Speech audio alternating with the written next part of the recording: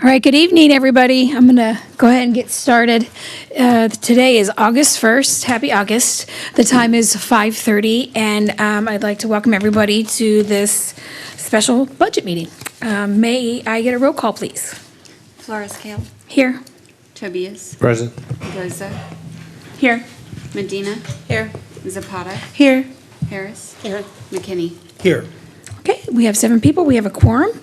Next, I'd like to stand up to do the Pledge of Allegiance.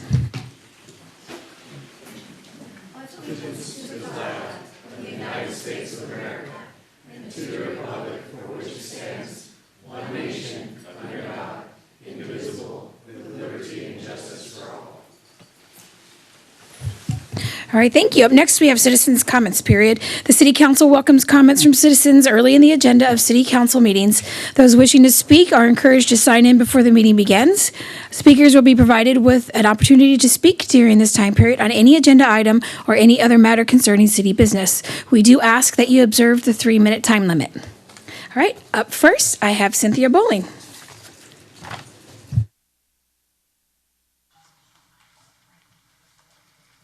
Good evening, Mayor and Council. I do appreciate this opportunity to share my thoughts with you very much. Let me begin by stating that I most certainly believe in Jesus' teaching that tells us the greatest commandment is to love the Lord with all our heart and to love our neighbor as ourselves. I also believe in what we just stated in the Pledge of Allegiance, liberty and justice for all. That being said, I am happy to see that page 61 of tonight's packet states that the budget does not include funding for Pride celebrations or events in 2027. Ms. Zapata, you made a post on social media stating, "Yay, we did it. The City of Kyle is hosting a Pride event in 2027. Your statement is inaccurate and misleading. That was not Mr. Tobias's motion, which was most definitely an olive branch to lower the temperature in the room and was a directive for you to work with nonprofits and bring back a plan to council as to what a Pride event might look like in 2027. You labeled those of us who responded with corrections to your post as corrections to your inaccurate post as bigots. We're not bigots. Those of us my age, the baby boomers, grew up in an era of horrific injustices and intolerances. It was not until 2003 that being gay was thankfully decriminalized. As we have aged, thankfully, we have gracefully learned that inclusion is a much better way to love our neighbor, and that working together as a community is a much better option. Let's not label each other. Let's work to make the great city of Kyle even better. Thank you. All right, thank you. Next, I have Larry Golick.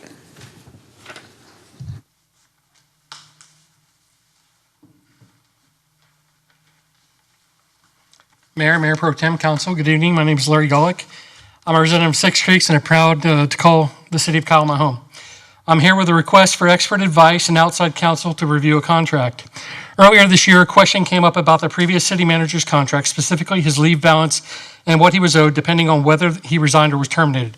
Because the city attorney's own employment contract is structured in the same way, the council and the interim city manager rightly decided she couldn't objectively advise on the question and brought in outside counsel, Frank Garza, to answer it. Mr. Garza has represented this city's interest well in the past, serving as the city attorney from about 2011 to 2018, including the period when the Six Creeks contract was drafted and signed.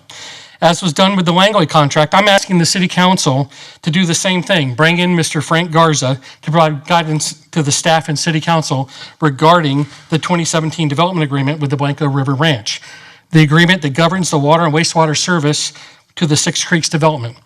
Mr. Garza isn't a stranger to this document. He is listed as the city attorney during this period, and his firm represented the city's interest when this agreement was created and signed. If anyone outside the current city attorney office understands the council's intent when this was approved, it's him. That matters right now because the current city attorney is applying a level of ambiguity to this agreement that the plain text just doesn't support. Section 401 and 701 say the city will provide Six Creeks with the same service at the same rates as customers inside the city's limits. Section 102 defines those homeowners as the customers. And Section 12.12 speaks directly to who that promise was made to. My position is, and has been, the council's legislative intent is not in question. It's written in the agreement.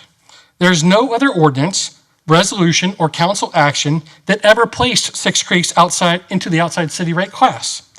The failure is administrative. It is how the utility billing department implemented or failed to implement what the council agreed to. That means this doesn't require a new policy or a new vote to fix the substance.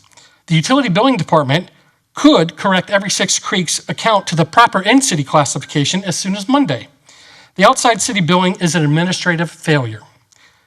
But to avoid further legal wrangling, I do agree this body should formally reaffirm the position and put in writing that was put in writing in 2017. So there's no doubt what this council intended and what it expects the city's utility department to do. So my ask is twofold. Reaffirm what the agreement already says. Second, bring Mr. Garza back to answer this council's questions about implementation and about the city's legal and financial exposure if that correction doesn't happen. Time is ticking. This council could resolve this now on its own terms, or the city may end up facing far more than a regulatory proceeding. Thank you. All right, thank you. Next, I have Brian Shockley.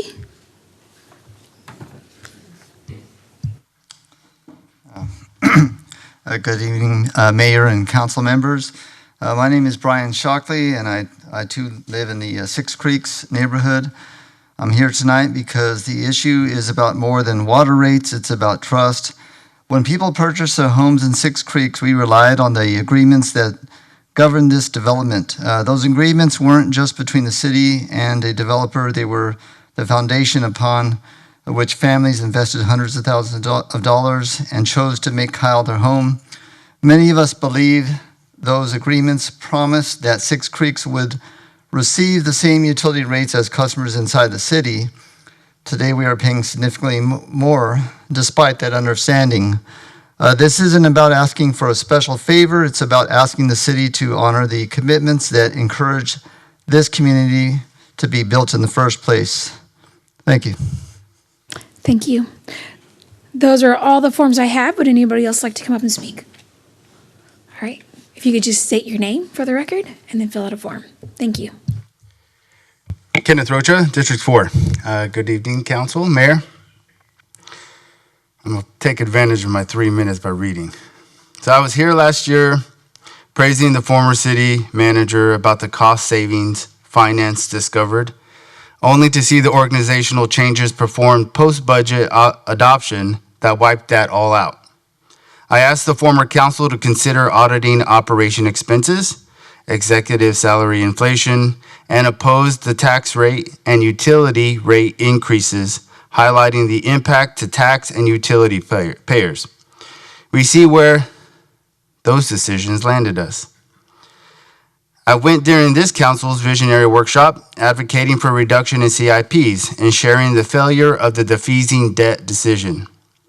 Looking at the proposed budget, I will applaud the interim city manager, finance team, and the department heads for identifying the cost containment. I know it isn't easy.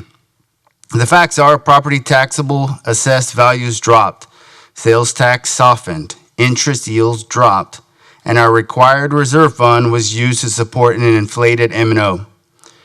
Thank you for making the course correction. I understand that it is a balance to make sure that on paper, the funds support the reality of effective service delivery. That's why I would ask if the city, interim city manager and council may consider an increase to city employees' wages.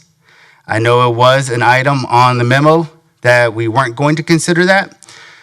With the surplus that we may be gaining if the collection of taxes turn out to be what they are, we can reward, I say reward, but it's not a reward. Our employees do need a cost of living increase. As a public servant, I will advocate for that. It may be 1%, it may be 2%. We may be able to squeeze in what other cities have with a 3 or 4%. I thank you for applauding, or applaud you for continuing to support our KPD and our officers in meeting their meet and confer agreements and supporting the technology that's important for them to do their job. Thank you. All right, thank you. Those are all the forms I have. Would anybody else like to come and speak? All right, seeing none, citizens' comments is closed. Next, we have consider impossible action.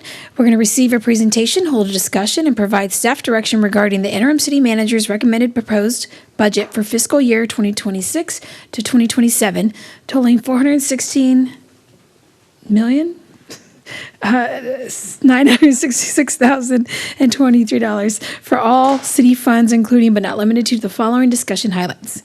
I'm just going to let you guys say that. You guys don't want me to hear me talk, so I don't want to repeat things. So item presenter is going to be Perez Mohit. So, Mayor Pro Tem, Mayor, council members, good evening. For the record, I am Pervez Mohit, city's interim city manager. Before we begin the formal presentation this evening of the city manager's recommended proposed budget for fiscal year 26-27, I would like to provide some context regarding the budget that is before you this evening. The recommended proposed budget for fiscal year 26-27 is more than a financial document. Speaking of financial document, you should have a beautiful proposed budget document in front of you. We made sure that y'all had a detailed line item budget. It's over 200 pages, and it's got everything that you want to know about the city's proposed budget. It's more than a financial document because it is a financial plan for the city of Kyle for the upcoming fiscal year that is based on the city's current budget priorities and is a reflection of our commitment to responsible stewardship of public funds.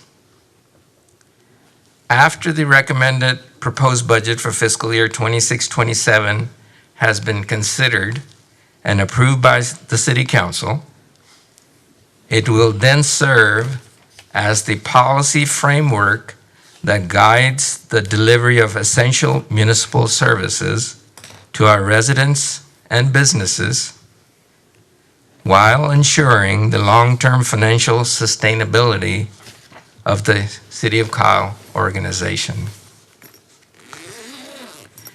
Before I go any further, for the record, I would like to introduce the members of our executive team and the finance team who have been instrumental in the development of this proposed budget and who will be assisting me this evening for the budget presentation. So starting to my right, Holly Hall Torres, Assistant Director of Finance. You can wave.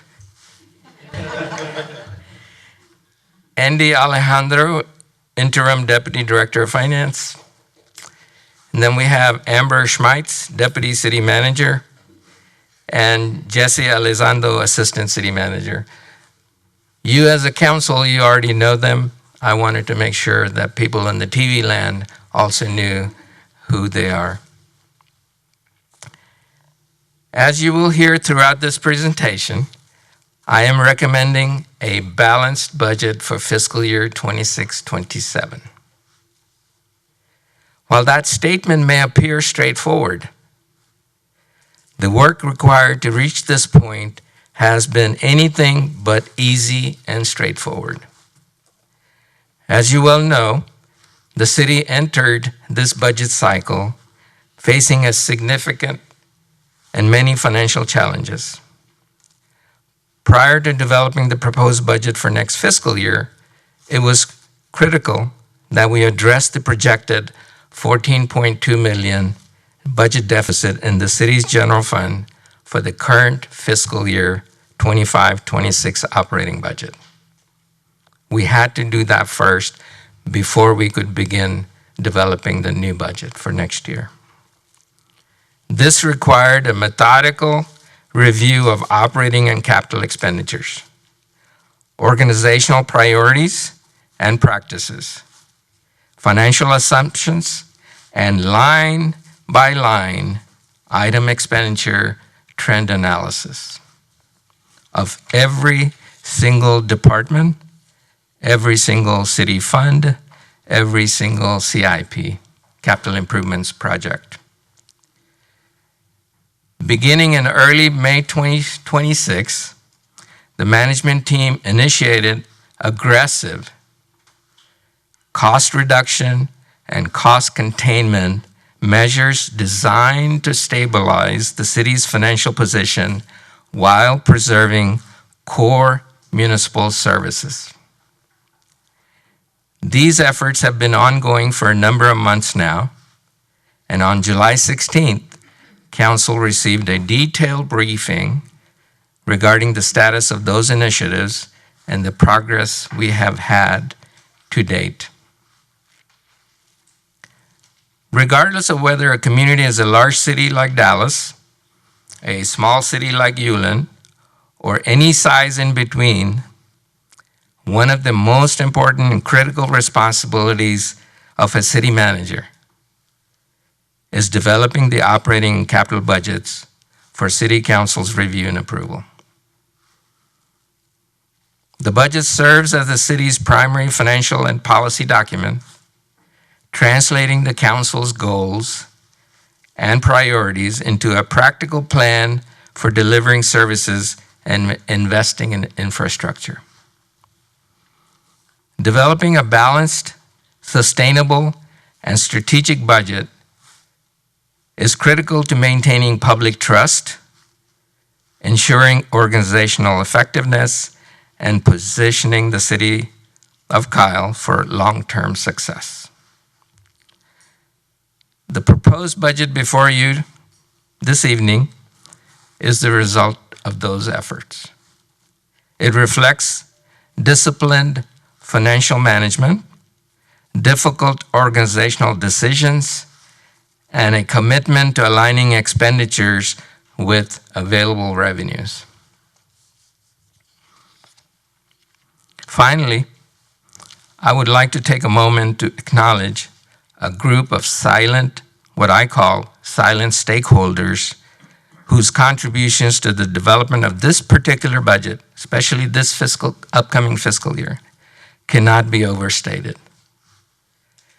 This group of silent stakeholders are our very own city employees. Throughout the budget presentation this evening, you will hear repeated references by me to a balanced proposed budget. However, it is important to recognize that achieving a balanced proposed budget also required significant sacrifices across the City of Kyle organization. To reduce recurring operating expenditures and to protect the city's long-term financial position, the proposed budget includes the suspension of several employee benefits for fiscal year 26-27. And I'll give you a few examples, including pay increases and cost of living adjustments for all civilian employees. None of us is budgeted for a pay increase or a market adjustment or a cost of living adjustment for all civilian employees. The leave buyback program has been suspended temporarily. The tuition reimbursement program has been suspended temporarily. The city paid 12-week parental leave program has been suspended temporarily. Employees can still take this leave, this very special leave, but it will have to come from their accrued leave balance. These decisions were not made lightly. As the interim city manager, I fully recognize the impact of these actions on our workforce. Our employees are the city's most valuable asset. They are the individuals who deliver services, respond to emergencies, maintain our infrastructure, support our residents and businesses, and help move this organization forward every single day. Despite these financial challenges, our employees stepped up and have continued to demonstrate exceptional professionalism, resilience, and commitment to public service. Their willingness to adapt during a period of fiscal constraint has played a critical role in helping the organization navigate these financial challenges. To every city employee, I want to express my sincere appreciation and gratitude. I want all our employees to know that their dedication to this organization and to the residents and businesses that we serve has not gone unnoticed, either by me or by the City Council. I also want to emphasize that the actions reflected in my recommended proposed budget for fiscal year 26-27 are intended to address current financial and economic realities. It is not to define our future as a city organization. This is temporary. We're going to get out of this. The objective of my recommended proposed budget for next fiscal year is to restore structural balance, strengthen the city's financial foundation, and to position the City of Kyle organization for long-term financial stability. While the budgetary decisions before us are difficult, I am confident they are necessary to address the financial challenges we, as the City of Kyle, are facing today. I'm equally confident that through disciplined financial management, managed budget priorities, and continued focus on organizational improvements, the City of Kyle organization will emerge from this challenging period. And it will, stronger, more resilient, and better positioned to meet the needs of our community. This evening, we plan to provide a detailed overview of the recommended proposed budget for fiscal year 26-27. I estimate that it will take us about 5 to 6 hours this evening. I wanted to be forthright with you. It's a detailed budget. You need to know complete information. We don't want to skimp on it. We don't want to shorten that discussion. We will give you the detail on that budget. With that, Mayor and Council, I will take my seat and begin the presentation.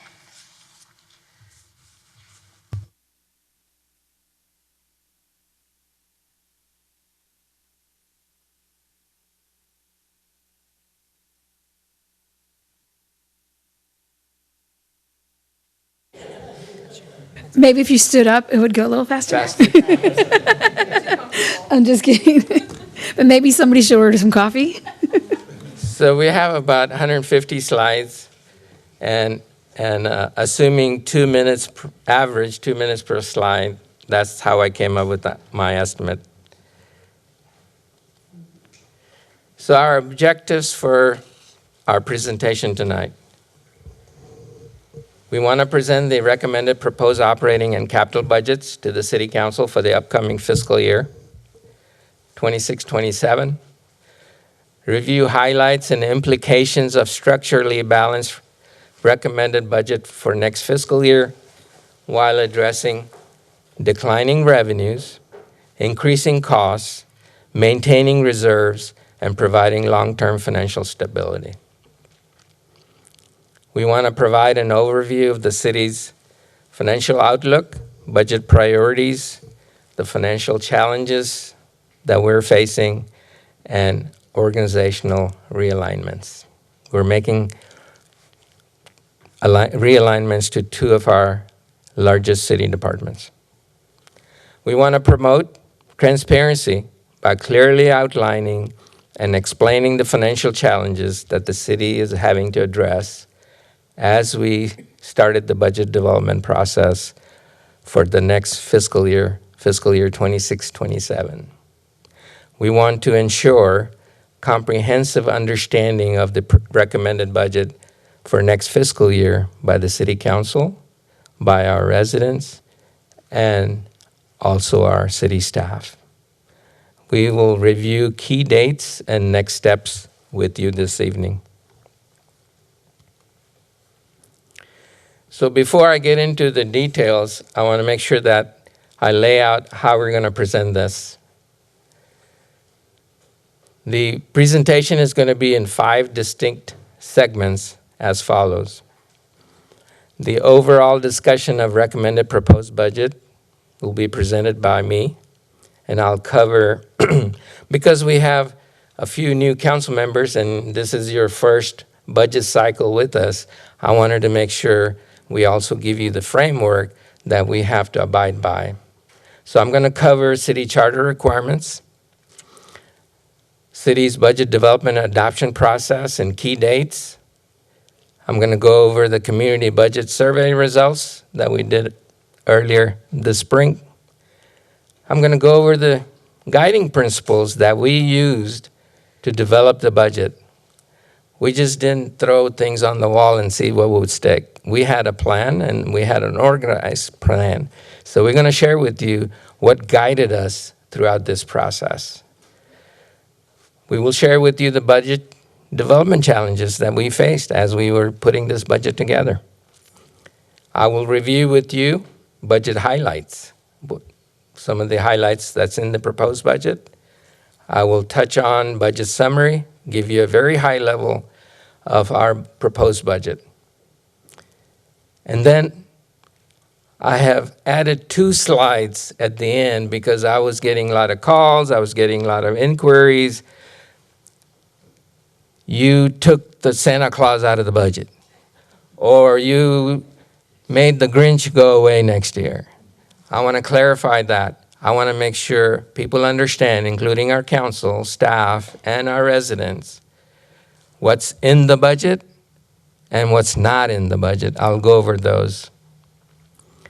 And then I will cover the process for budget amendments, that council, if council chooses to amend anything in the proposed budget that I am proposing, there's a process that we follow. So I'll go over those. So that's first segment. The second segment, we're going to talk about organizational realignment of the Transportation and Public Works Department. This will be presented by our Deputy City Manager, Ms. Amber Schmeitz. She will review with you the restructuring strategy, why we did what we did, the key benefits and efficiencies that we're going to gain, and then she will walk you through the new organization structure. Similarly, in the third segment, our Assistant City Manager, Jesse Alonzando, will do the same for our Parks and Recreation Department. He will review with you the positions we are eliminating in the proposed budget.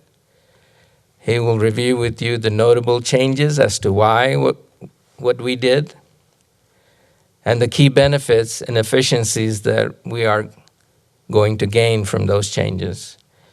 And then here again, he will review with you the before and after of the organization structure of Parks and Recreation. In segment 4, we will review the recommended proposed budget in detail. This is where I'm going to cover the high level at 50,000 foot level. Holly and Andy are going to get in the details.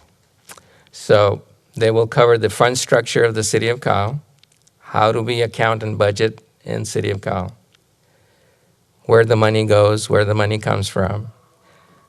We will update you on the financial forecast for this fiscal year and next year.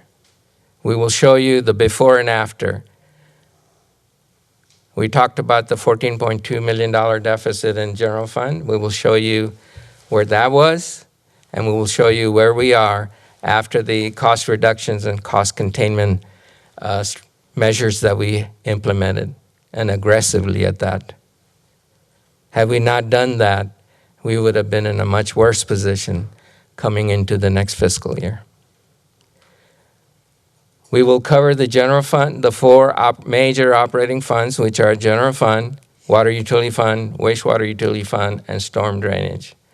When we talk about general fund, we will also review with you the three primary or main sources of revenues for the general fund: taxes, property taxes, sales tax, and development revenues. And then we will also cover, as part of this part of the discussion or presentation, we will cover the 5-year CIP spending plan, and we will also show you how we intend to pay for that 5-year CIP funding plan. We will cover the existing debt, how much do we owe, city as a whole. We will show you the principal and interest payments due by funding source for next fiscal year. By funding source, I mean how much will have to be paid from property taxes, how much of that debt service or principal and interest will have to be paid from water rates, wastewater rates, and storm drainage fees. Then we'll review briefly other rates, fees, and charges that the city has. And then finally, we'll touch upon all other city funds that are not the primary operating funds. We'll give you a broad overview of what makes up those other funds and how much is budgeted in those funds. And the last segment is going to be for City Council. This is where, if you have any questions or comments or direction from City Council to staff, we'll cover those at the end. So that's the format of this evening's presentation. So with that, I'm going to go over quickly what the city charter says about the budget development process. So Article 8 and Section 8.05 specifically speaks to budget process and adoption.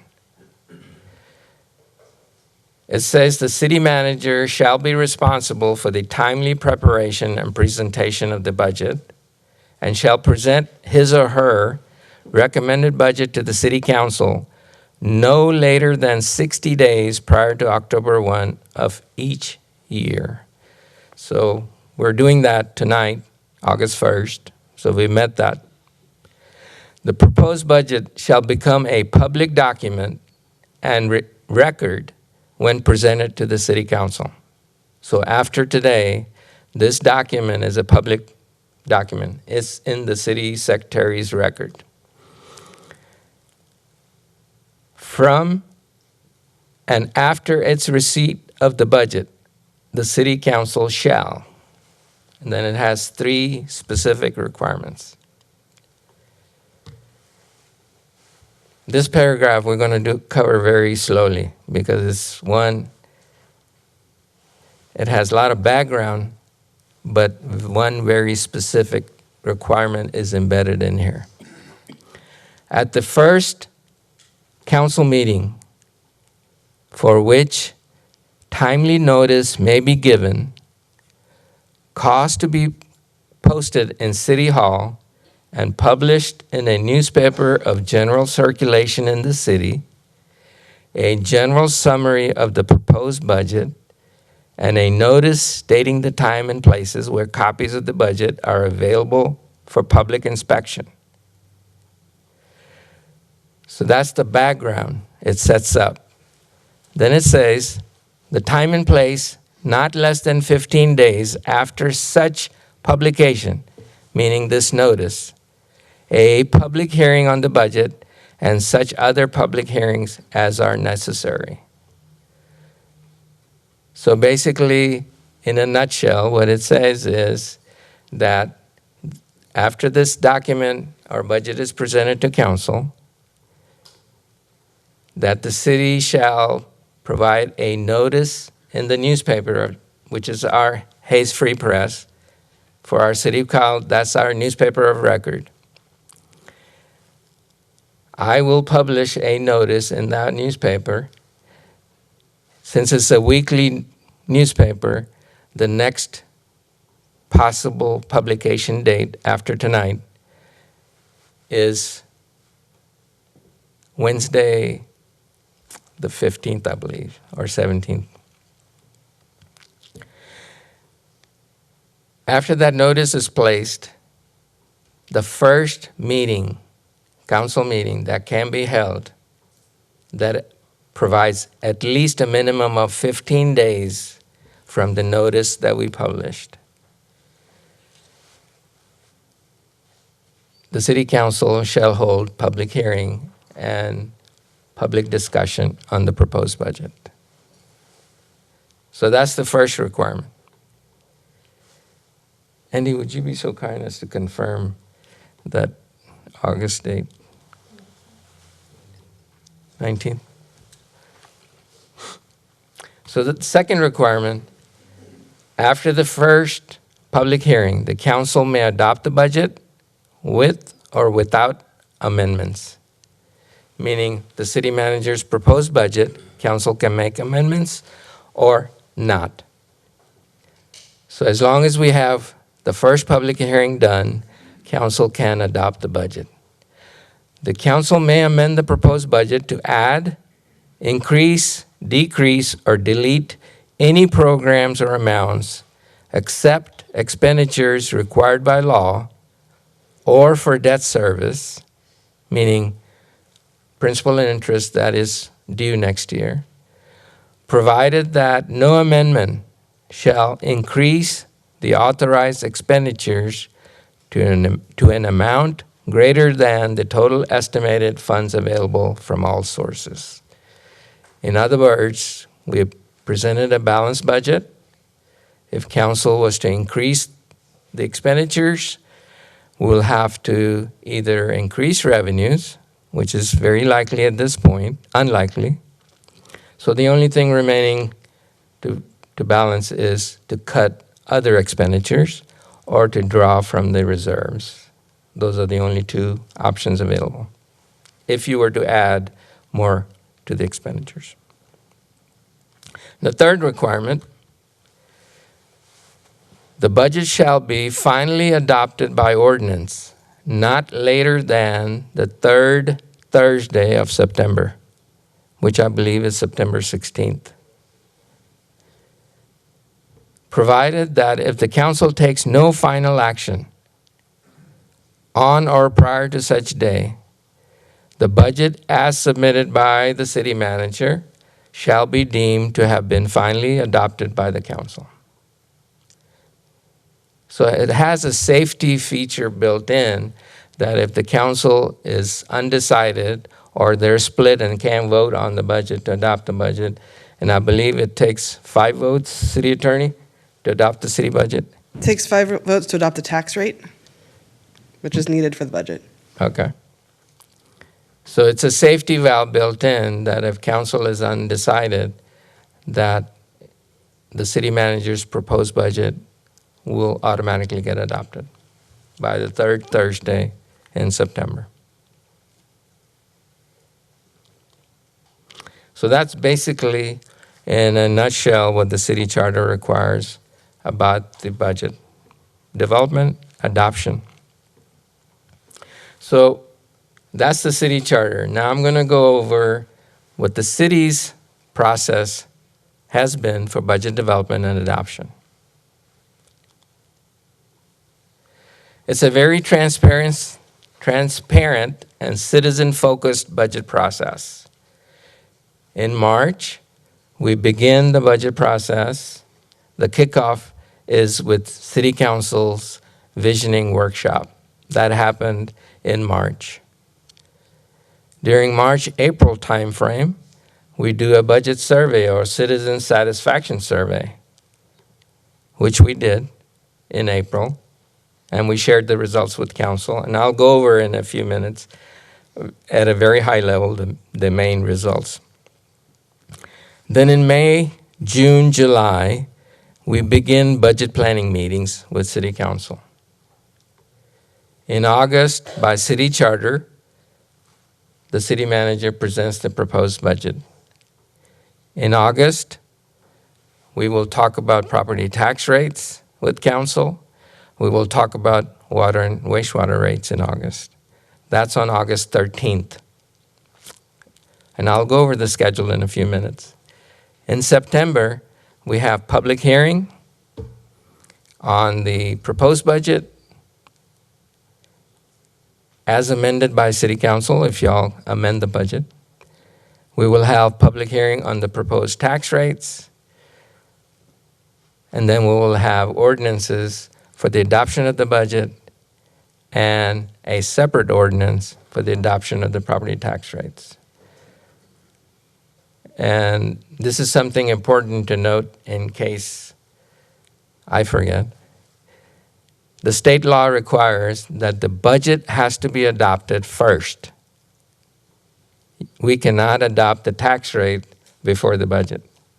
So the budget has to be adopted by City Council first before City Council can adopt the property tax rates. So that'll happen in September, and the tentative schedule is September 5th is our first set of public hearings and the first reading of the ordinances. And then on September 15th is our final and second public hearing on proposed budget and proposed tax rates. September 5th is a Saturday, and September 15th is a Tuesday.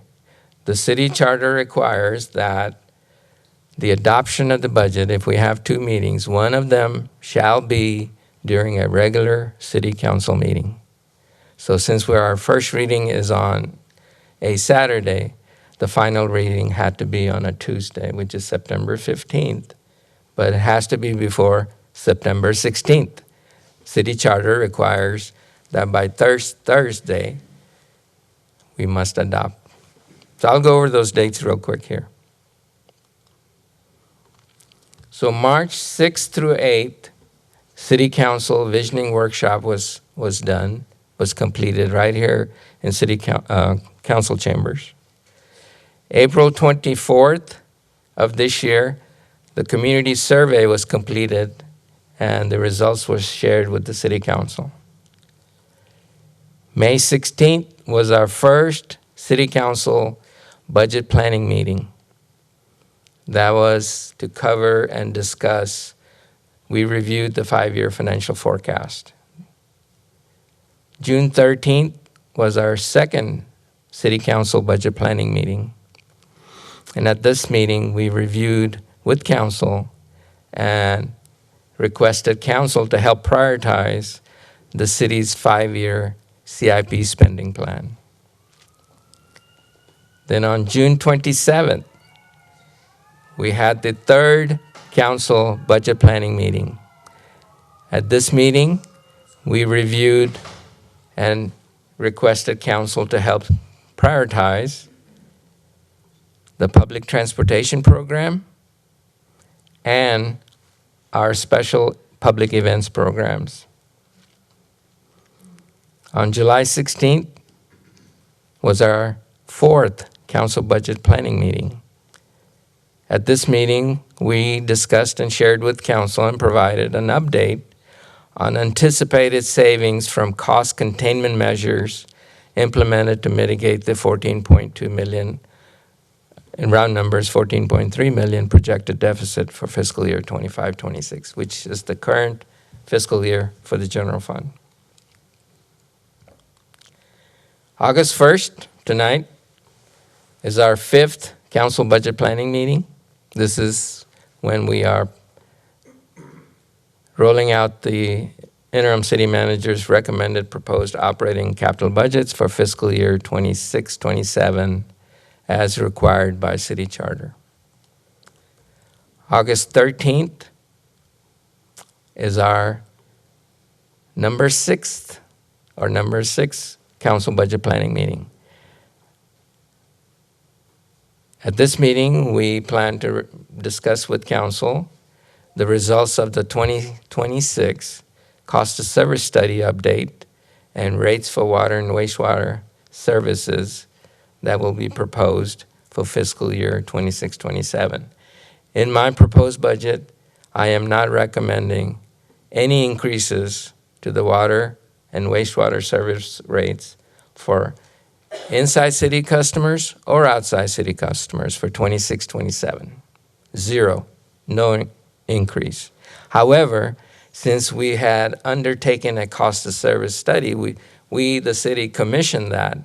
I want y'all to see the results of that study, what it shows. That will happen on August 13th. Also on August 13th, we will show you the 2026 certified property valuations.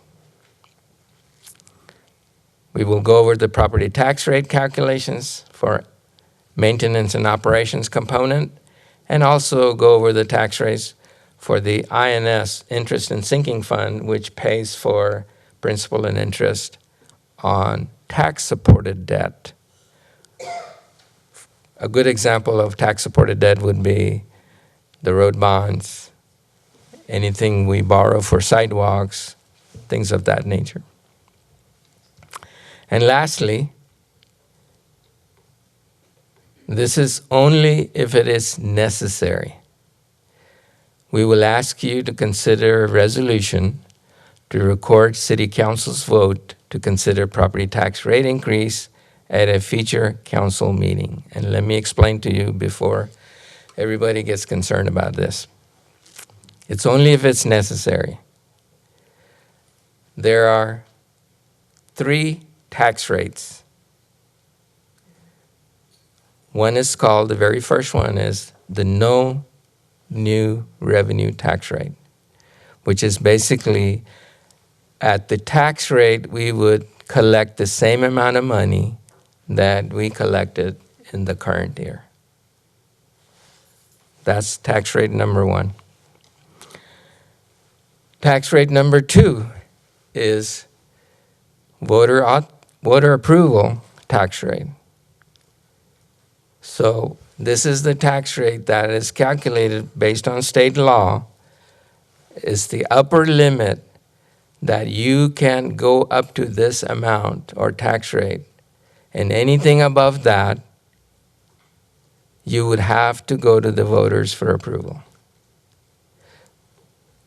And the third tax rate is what the city council and the city manager are proposing for next year. So the law says, the state law says, that if you adopt a tax rate, any tax rate, whether it's the proposed tax rate or anything higher than the no new revenue tax rate, is considered a tax rate increase. And if you do that, the law says you must present a resolution. Your governing body must consider a resolution ahead of adopting that tax rate. You will have to vote on it. You would have to take a roll call vote on it as to your intent. You're basically declaring your intent that at a future council meeting, you will consider a tax rate increase. Remember, anything above no new revenue tax rate is considered a tax increase. So if you were to go above that, this resolution has to be voted on. And the law further states that it must be published in the newspaper how each member of the governing board voted. So I would have to, in the newspaper, I would have to declare that mayor voted, how Mayor Pro Tem voted, how District 1 through 6 voted. I want to make sure that I explain that clearly. It is only if it is necessary, because we may, once we go over on August 13th, council as a body may direct us to propose a tax rate that is equal to or less than the no new revenue tax rate. If that's the case, then we don't need this resolution.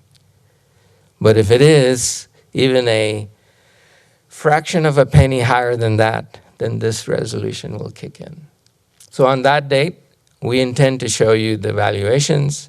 We intend to show you what each one of those tax rates will raise, estimated revenues for maintenance and operations, which is basically paying for our police officers, our parks employees, our public works employees, city manager's office, city attorney, all of the regular standard operating expenses of the city of local government.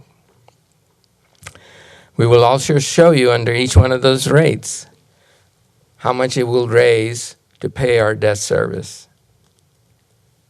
And if that is not enough, we will have to raise the INS portion of it, but we can adjust the M&O piece to manage the total tax rate.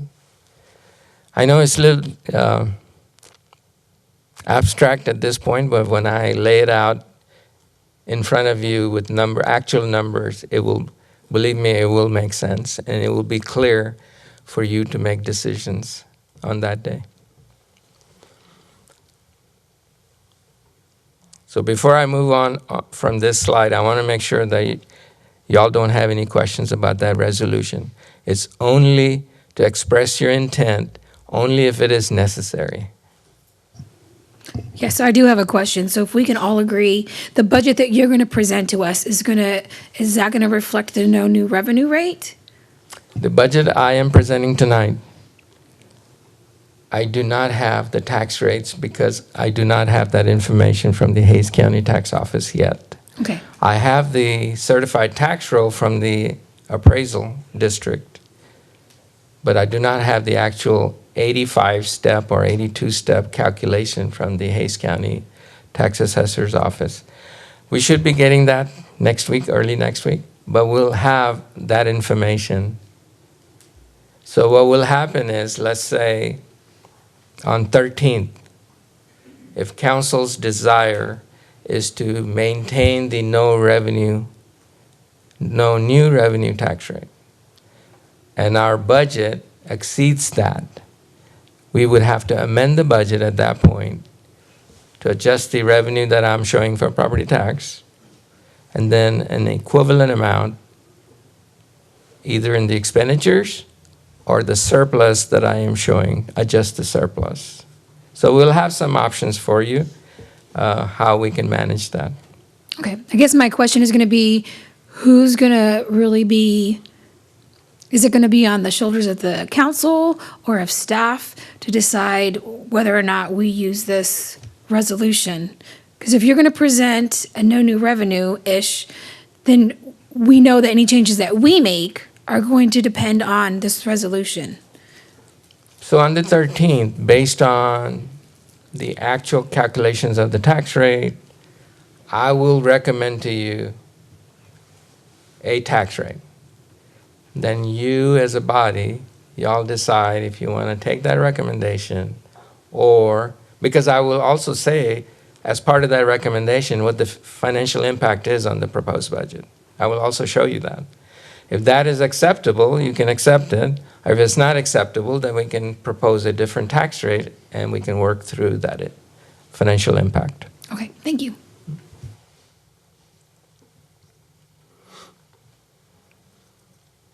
We are listening to our residents, and I'll show you in a minute on the survey. I intend, if I can make it happen, I would like to propose a tax decrease, or at least maintain the no new revenue tax rate. That is our objective and goal, but I don't know what the final numbers will look like. September 5th is our 7th council budget planning meeting. At this meeting, we'll have the first public hearing on proposed budget, fees and utility rates. We'll have our first public hearing on our proposed tax rates. first reading of the budget adoption ordinance, and these have to go in this sequence.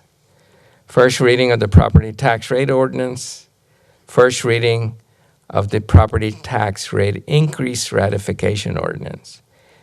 So this is just like that resolution. If we have a tax rate that is higher than the no new revenue tax rate, then we will need that third ordinance. Otherwise, we won't. On September 15th is our number 8 council budget planning meeting. Didn't seem like it's going to be that many, but it adds up. On September 15th is our final second public hearing on the proposed budget, city fees, and utility rates. Second public hearing on proposed property tax rates. Second reading of the budget adoption ordinance. Second reading of the property tax rate adoption ordinance. And if we needed, second reading of property tax rate increase ratification ordinance. Any questions on the schedule? If not, I'm going to briefly go over the survey results. This is more to refresh our memories, what the survey, budget survey results indicated, whether or not the city manager or interim city manager and his team listened to the survey results and incorporated those feedback into the budget or not. And we will show you tonight how we did. So the survey results were shared with City Council on May 4th, 2026. We had 403 survey respondents. 6 recurring budget priority items for upcoming fiscal year showed up in the comments. Personally, I went through 200 plus comments. This is where you get the real sense of what our residents and respondents are saying. Because when they answer the questions, they're all boxed in. They have to fit in those responses. But when you read the comments, you can really see what those respondents are saying. And these are not listed in any priority order. I listed them. The more I saw the topics, I listed them in that fashion. So the 6 recurring themes that I read in the comments of the budget survey. Our residents want roadway improvements. Water supply capacity is important to them. They want us to maintain our existing parks and recreation facilities before we build more or invest in more facilities. They want us to afford to fix our playgrounds, our park benches, our public restrooms before we start building new facilities. That's a very important message. They want to see the property tax rates managed better. They want to see a reduction. They want to see a reduction in water and wastewater service rates, or at least not go up anymore. They want to see a reduction in cities' overall costs. So these 6 themes, as I describe them, kept repeating in the comments. 200 plus comments. So here's a question that was posed to our residents in this survey. If the city had additional funding next year, which areas should receive the highest priority? If money was not an object or concern, where would you want the city council to invest public resources? Water resources was number 1. Transportation and public works was number 2. Parks and recreation was 3. And then police and emergency management services, number 4. Sorry, Marco. information technology. Was it?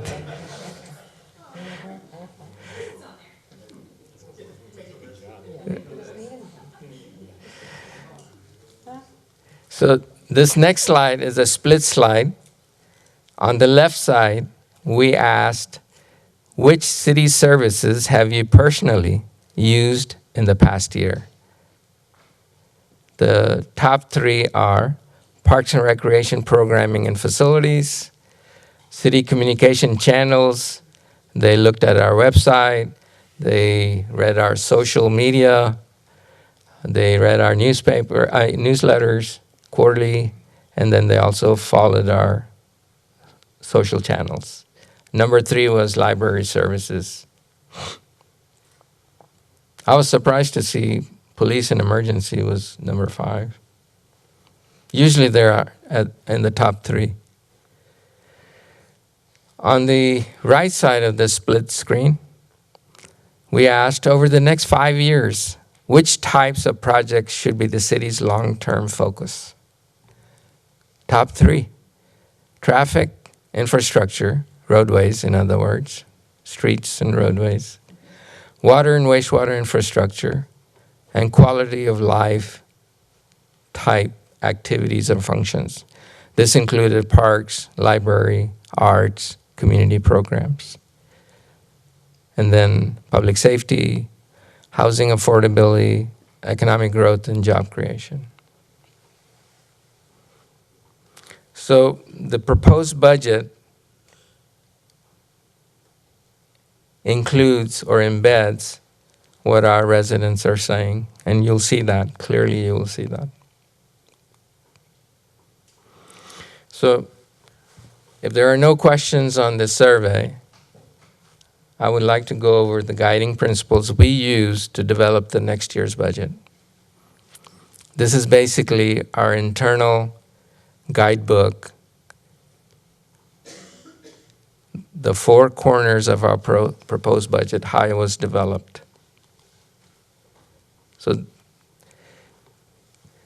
number 1, we said we want to preserve and maintain core city services for our residents and businesses in Kyle. We want to make sure that whatever we propose does not eliminate any essential basic city services for our residents. Number 2, we want to make sure we minimized monthly and annual financial impact of those essential services on our households and businesses in Kyle. So we wanted to maintain the essential services, but we also wanted to make sure that those essential services do not become a financial burden on our residents and our businesses. Number 3, we wanted to make sure we did it in full transparency for City Council, for our residents, our employees, and all other stakeholders, including our auditors, bondholders, credit rating agency, and regulators like TCEQ or PUC.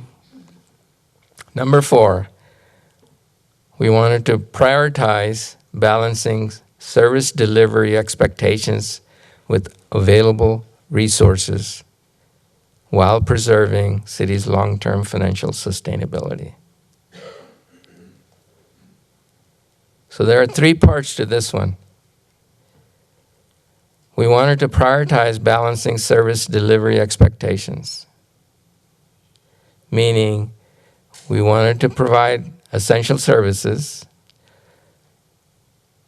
but those that were optional, or we could maybe just trim back a little bit to match the available resources. The third part of that is, at the same time, we want to make sure that we do not harm the city's long-term financial sustainability. Number 5, we wanted to ensure that one-time revenues are not to be relied upon to support ongoing operations. In other words, if there was a one-time source of revenue coming into the city and it was not going to reoccur again, ever again, at least in that fiscal year, we would not rely upon that to support ongoing operations. Ongoing operations are those that are recurring in nature: personnel, salaries, wages, fuel, electricity, office supplies, cement, sand, things that we need every day, every month, every year, that we were not going to use one-time revenues for that. Number 6, we would develop a structurally balanced budget to mean that planned recurring operating requirements must not exceed projected recurring revenues available. In other words, if we had $10,000 in recurring revenues, we would not spend more than $10,000 in recurring expenditures, period. That was a must in the proposed budget. Number 7, the proposed budget must comply with all city charter and city's financial policy requirements, that we were not going to waive or skip or skimp on any city charter requirements, any city financial policy requirements. And this includes state law, federal law. Those are given. We're not going to break those. But when it comes to city's own financial policies, we wanted to make sure that the proposed budget complied every bit of that. Number 8, and this is a very important one. We wanted to plan our budget in such a way that it would sustain economic downturn-related financial implications for at least 2 consecutive fiscal years. We didn't want to balance the budget right on the bubble and call it a day. That we've solved the problem, everything is good, back to spending the way we want. We wanted to build in a small cushion in the proposed budget that if the revenues were to slide some more, either in the middle of the fiscal year or things got worse at the end, that we would have some cushion built in for the following fiscal year 28. Y'all recall my briefing to council on May 16th? We said that this didn't happen in 1 year. It happened over multi-fiscal years. And we would have to solve it over multi-fiscal years. So this is in direct response to that. We want to be prepared, not just this fiscal year, but the upcoming fiscal year as well. Because we're not out of the woods. Just because I'm presenting to you a balanced budget does not mean it's over. We still have to deal with some more. And I'll show you in a minute. Number 9. Absolutely no drawdown of reserves to cover or pay for recurring operating expenditures. That this budget must live within our means. And we did that. Number 10, we will plan and aim and hopefully achieve to restore and maintain our required reserves. And we have done that. We'll show you how we got there, what it took to get there. Number 11, this is for our most valuable asset that the city has, our employees, to preserve essential jobs and positions within the city organization. We didn't want to leave our employees out of this set of guiding principles. They were part and parcel of our planning process. As part of this exercise, we wanted to review methodically each city department's organization structure to maximize operational efficiency and eliminate duplication of efforts and other organizational redundancies. So tonight, in segments 2 and 3, when Amber and Jesse go over the changes we're making to the 2 of our largest or biggest city departments, we will show you what we did and why we did. Is because of this specific guiding principle. We required of ourselves to review each budget line item. There's a little over 10,000. Each budget line item for every single city department, and realign the proposed budget based on actual expenditure trends. None of this BS, guesstimates, estimates, all that was tossed out. We looked at it and we questioned every single line item. We asked the departments to justify how they got those numbers. No more carryover because we've had it for 5 years, we're going to have it for another 5 years. We scratched all that. We looked at their actual expenditure trends. We looked at their mission. We looked at their business requirements, and we aligned them, their expenditures with those. And Holly will show you that in a few minutes.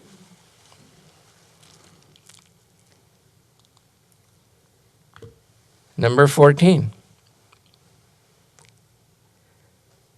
We wanted to avoid, at any cost, if we could, layoffs, reduction in force, salary reductions, furloughs, and other severe cost-cutting measures that would negatively affect our city employees. That was one of our tenets from the very get-go.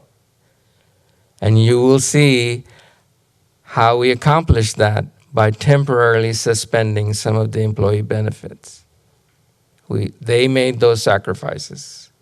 We made those sacrifices together to save jobs, to save having to reduce salaries. Because it's not just our city employees that are going to be affected with layoffs and furloughs and other major cuts. It's their families as well. And the last tenet, we said, we will honor the city's commitment that the city made in its 3-year meet and confer agreement with its Police Officers Association, CHI Law Enforcement Association. The current year is year number 1. Next year is year number 2. We wanted to make sure that we honored every provision in that contract, and you will see that in a minute. So these were the 15 guiding principles that helped us program the proposed budget and stay focused what our mission was.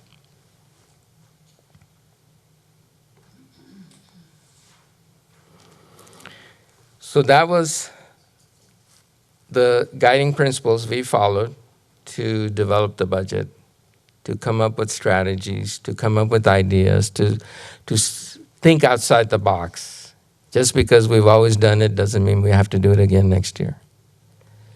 So before I go into the next part of my presentation, which is the challenges we faced as we were developing the budget, do y'all have any questions on the guiding principles? Are there any in there that just doesn't make sense or shouldn't have been there? No, I do want to note, so when people have questions about the budget and how we came here, that we can guide them to these slides, because sometimes people aren't able to watch or they forget, but it's very clear as day how you and staff made your decisions for this budget. So I know it ends at slides 24. Can you go back to the beginning page so we can kind of memorize and provide these slide numbers to anybody who might have questions?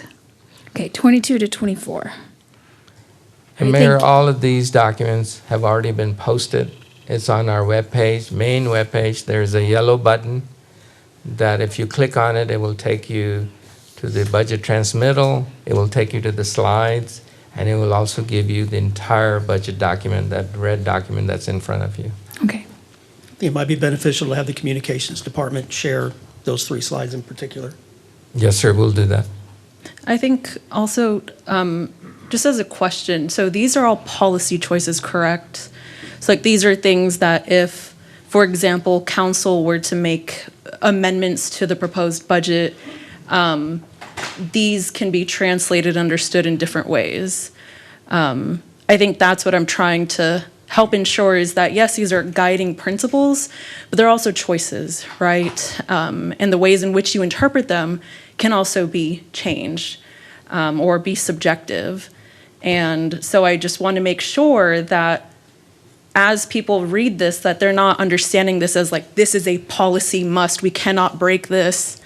These are just choices that are being made as we enter this process. But in no way does it mean that there aren't allowed to be subjective differences in how those are interpreted. These are by no means an adopted city policy. These are simply guiding principles that we as staff internally use to develop the budget. Yeah, I was going to say that, like on top of the slide, it says guiding principles. And so when people are referred to that, pages 22 to 24, if you, maybe we can highlight it so people understand this is not set in stone. Because I don't think we've seen anywhere where it says policy. So I do appreciate that clarification. Certainly. Okay, thank you. So the next part of my presentation is to kind of review with you some of the challenges we faced as staff putting this budget together. So I want to start with the discussion I had with council on May 16th. This is when we presented the 5-year forecast. We went over the current deficit. But what I want to highlight is the key takeaways I shared with council on that date. So the key takeaways and strategic implications that we shared at the end of that presentation was the nature of the city's current budgetary and financial challenges. We were talking about the current fiscal year and how it was going to impact the next fiscal year moving forward. So I clearly laid out that it was multifaceted. It had at least 4 parts to that deficit, what caused it. It was due to structural imbalance. It was long-term in nature. And that those budgetary and financial challenges had developed over multiple fiscal years, beginning in fiscal year 23-24 budget cycle. And I also reminded council as a takeaway that the recovery, the financial recovery, will also require a multi-year effort.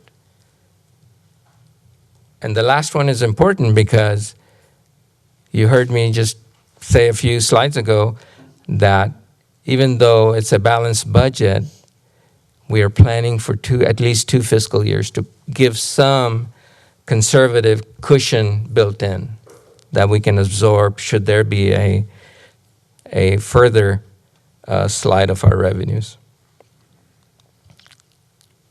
As part of that set of key takeaways that I shared with council on May 16th, I also went over how we could move forward. So the path forward I discussed with council that day, I asked for city council's direction and support on the following items, but I also assured you that those problems were solvable. We could together solve it, and which is what we're going to do and show you in the proposed budget. It would require, for us to solve it, it would require refocusing management culture in the City of Kyle organization, which we've already started. Alignment of organizational priorities, we've already started that. as of May 6th. Consolidation of overlapping functions to eliminate redundancy and duplication of efforts. It would require strengthening emphasis on budgetary controls and fiscal discipline. Re-examining planning and development process, we've already started that. Reevaluating economic development strategies and incentives, we have started that. So all of those 6 things are in play now and have been since May 6th. You will see in our proposed budget almost all of these being addressed. We also said going forward, or path forward, was to realign our CIP spending plan based on affordability and council direction. You'll recall our CIP spending plan was $1.3 billion. There's no way on God's green earth we can afford that and pay for it without raising taxes. You will see how we trim back to reality, practical levels. I also shared with you that our path forward must advance our efforts to stabilize water and wastewater service rates.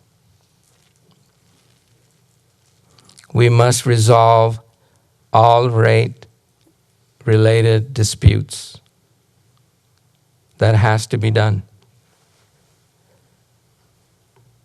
Number 10, going forward as part of our strategies, we must implement sustained cost control initiatives, which we have started, aggressively started, and that we will show you on a monthly basis. I made a promise to you on May 16th, and we have done that. Holly comes before you every month, second meeting of the month, and gives you a budget status report, where we are on the budget, on the revenue forecast, which departments are spending more, which departments are spending less, how the general fund is doing, how the general fund reserves is looking, and she also covers the other 3 operating funds of the city: water, wastewater, and storm drainage. So those were discussions on May 16th. I kind of laid out a roadmap of moving forward, what we'll have to do to structurally balance our budget and close the gap. So moving forward in the proposed budget, the challenges we faced are almost the same challenges we were talking on May 16th. How do we preserve essential municipal services while balancing the budget and restoring cities' reserve balances? That's a huge undertaking. You got 3 competing initiatives going in opposite directions. We got to keep the services, essential services, that the taxpayers are paying us and expect. Not optional services, but keeping the lights on, picking up the trash, water's coming out of the faucet when they open the faucet, and it goes away when they want that dirty water to go away. Keeping all that and balance the budget and restore the reserve all at once. 3 very competing interests and objectives. Creating a budget, a proposed budget, that will result in long-term financial sustainability. That was another big challenge. At the same time, while we're doing this, inflationary cost pressures, the effects of inflation was nipping at our front door. at the national and state economic levels. These inflationary pressures made it worse. It intensified the budgetary and financial challenges that the city was facing today.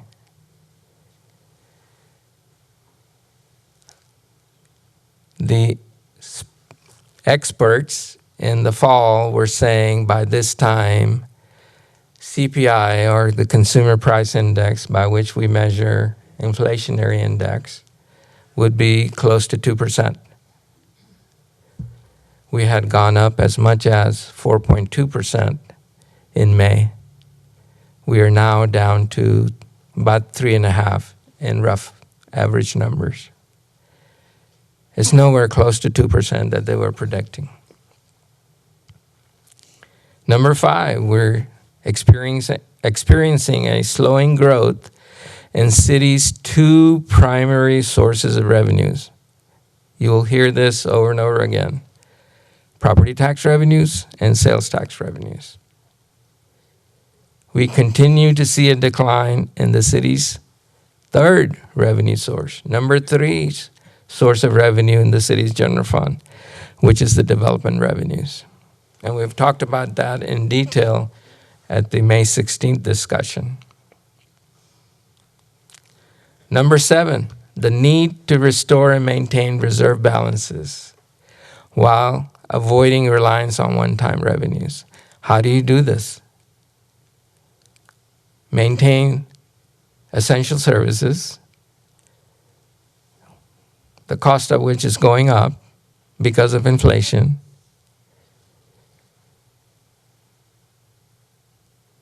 You cannot rely on one-time revenues, so that's set aside. And now you have to maintain or bring back or restore the reserve balances. It was quite a challenge. Number 8, we have significant long-term capital funding requirements. Road bonds, water infrastructure, wastewater infrastructure. We're undergoing a almost $200 million wastewater treatment plant expansion project. We have sidewalks to build. We have roads to build outside of the road bond program. We have drainage projects that we have to build. We have park system infrastructure that needs money. So we have a huge capital funding requirement for the city. Because it's a growing city, you're going to have just as much you have operating pressures to add more police officers, to add more street maintenance folks, right-of-way maintenance folks. You have similar pressures on infrastructure. We have to balance that. Number 9, rising operating and capital costs. I briefly touched on that. Personnel cost is going up. We'll show you in a minute. Almost $1 million increase in health insurance. We're not skimping on our employees. We're covering that. We made room for that. And their families. Public safety cost is increasing. Construction material is going up. And all other support costs, from electricity to fuel to office supplies, coffee cups, all of that is going up. Nothing is staying the same or coming down. And the last one, this one really baffles me personally. The base budget expenditure requirements is forecasted to exceed, right? Costs are going up, so we know the $10 for office supplies this time last year is not going to be $10 next year. We know that. Similarly, all our other support costs is going up. So we know the base budget is going to be higher if we keep business as usual. We know our forecasted revenues are coming down. But there seems to be an increasing expectation and pressure from stakeholders, whether it's from council, whether it's from residents, whether it's from businesses, whether it's from the Trail Coalition. There seems to be this disconnect to continue doing business as usual we've done in the past. They don't want any reductions in personnel. They don't want any reduction in operating costs. They don't want any trim backs in services or programs. How do we do that? You can't be doing the same thing over and over again and expect different results. We have to intentionally control the cost. We have to intentionally prioritize our spending. That's what I meant, that it baffles me a little bit, that people know we are struggling to balance the budget. People know, it's not a secret, it's everywhere. People know and understand that we're having difficulty and challenges to pay our day-to-day operating costs, but yet they want us to continue the same.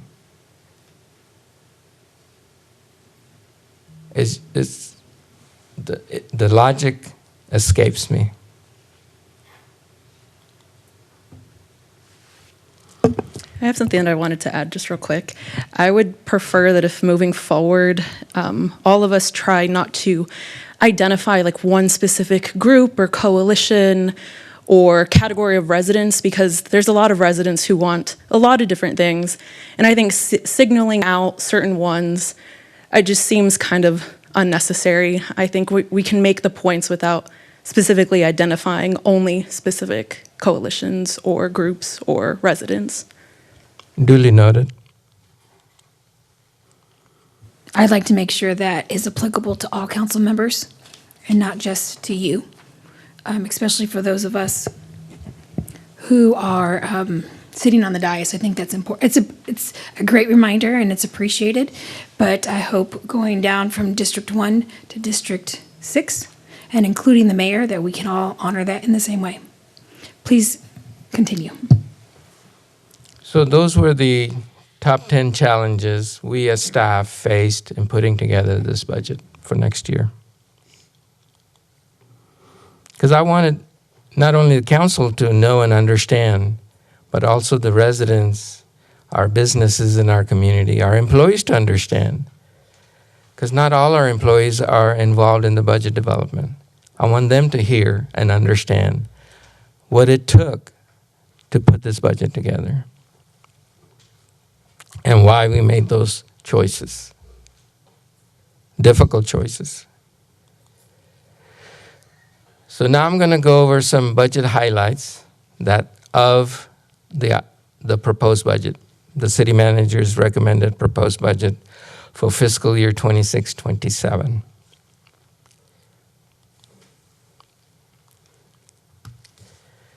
The recommended proposed budget for fiscal year 26-27 that will be presented today is a structurally balanced budget. The proposed budget funds all essential city services, operations, and maintenance. The proposed budget focuses on core city services. By municipal services, I mean city services, because we are a municipality, which includes public safety, emergency services, street maintenance, sidewalk and right-of-way maintenance, solid waste and recycling collection services, water supply services, wastewater collection services, parks maintenance, library services, and 311 customer service support services. There are a lot of other services or subparts to these major categories. I've just listed some of the main ones that our residents and businesses rely on. The proposed budget, the balanced proposed budget, maintains responsive service levels for all essential, not optional, essential city services to effectively serve our residents and businesses in Kyle. The proposed budget supports continued operations and maintenance of all city facilities, including our public safety building, our emergency center, our parks, our playgrounds, our library, and other public infrastructure. This proposed budget, balanced proposed budget, does not propose closure of any city facility. And that's important to note. We're not closing any public restrooms. We're not closing the library. We're not closing the emergency center. We're not closing the public works building. We're not shutting down the parks facilities, playgrounds, splash pads, swimming pool. Santa is coming to town. All of that is included.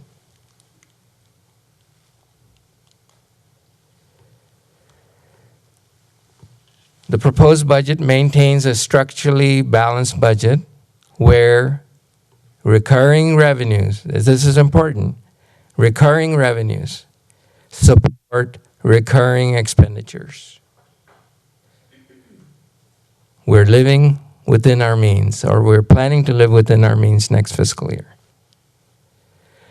Revenue and expenditure estimates have been carefully examined in the proposed budget and analyzed to maintain a conservative, this is what I was talking about earlier, a conservative margin to absorb some level of decline in economic conditions. So we balance the budget. We have built in some extra cushion to absorb should the economic conditions worsen. And if it doesn't, it gives us a head start for the following fiscal year. And we don't know what 28 is going to bring. The proposed budget provides for continued capital investment in critical public infrastructure for mobility, for sidewalks, for water supply and distribution, wastewater treatment and collections, parks, and other major city functions and activities. The budget provides for the continuation of construction of new roads and intersection improvements under the road bond program.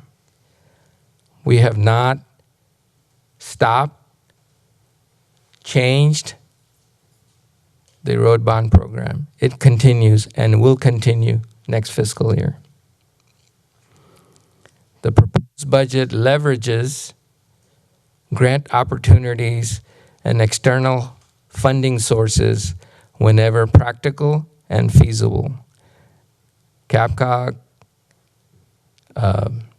Texas Water Development Board, Wildlife, Texas Wildlife, we're looking at every possibility for funding.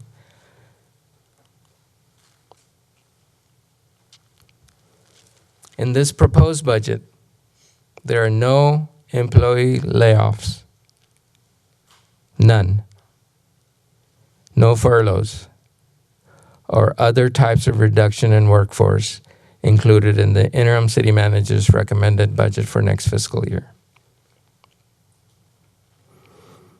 The budget fully funds the continuation of contributions by the city for employee and family coverage for health insurance. Even though the cost is going up, we are absorbing that to help our employees and their families. The budget provides funding for city's financial obligations agreed to under the 3-year meet and confer agreement with the Police Officers Association, the Kyle Law Enforcement Association, or CLEA. And as part of that, all sworn civil service city employees, these are our police officers, all sworn civil service city employees will receive an average 4% pay increase as part of their step increase program that the city agreed to in the meet and confer. In addition to that, all police officers who are corporal will receive an additional 2%, a peer city-based pay increase per this agreement. And let me explain that to you, how that works. So in the meet and confer agreement, the city agreed to do a compensation review of the 10 peer cities every May. And if the results came back that any class of our officers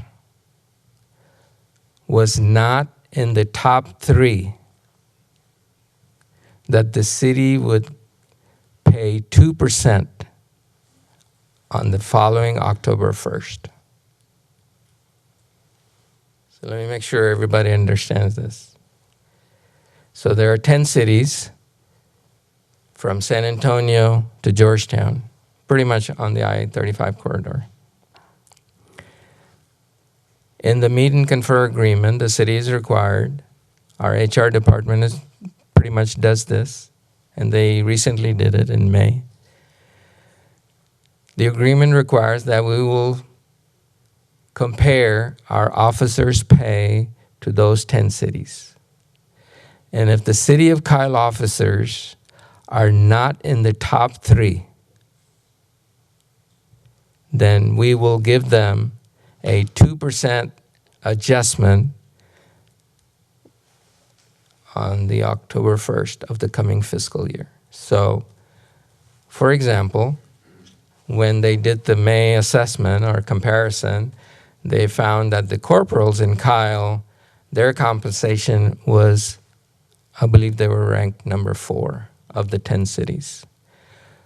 And everybody else was within the top 3. So we have to adjust the corporals' pay and give them a 2% on October 1st. So the proposed budget incorporates that funding that is required to honor this requirement.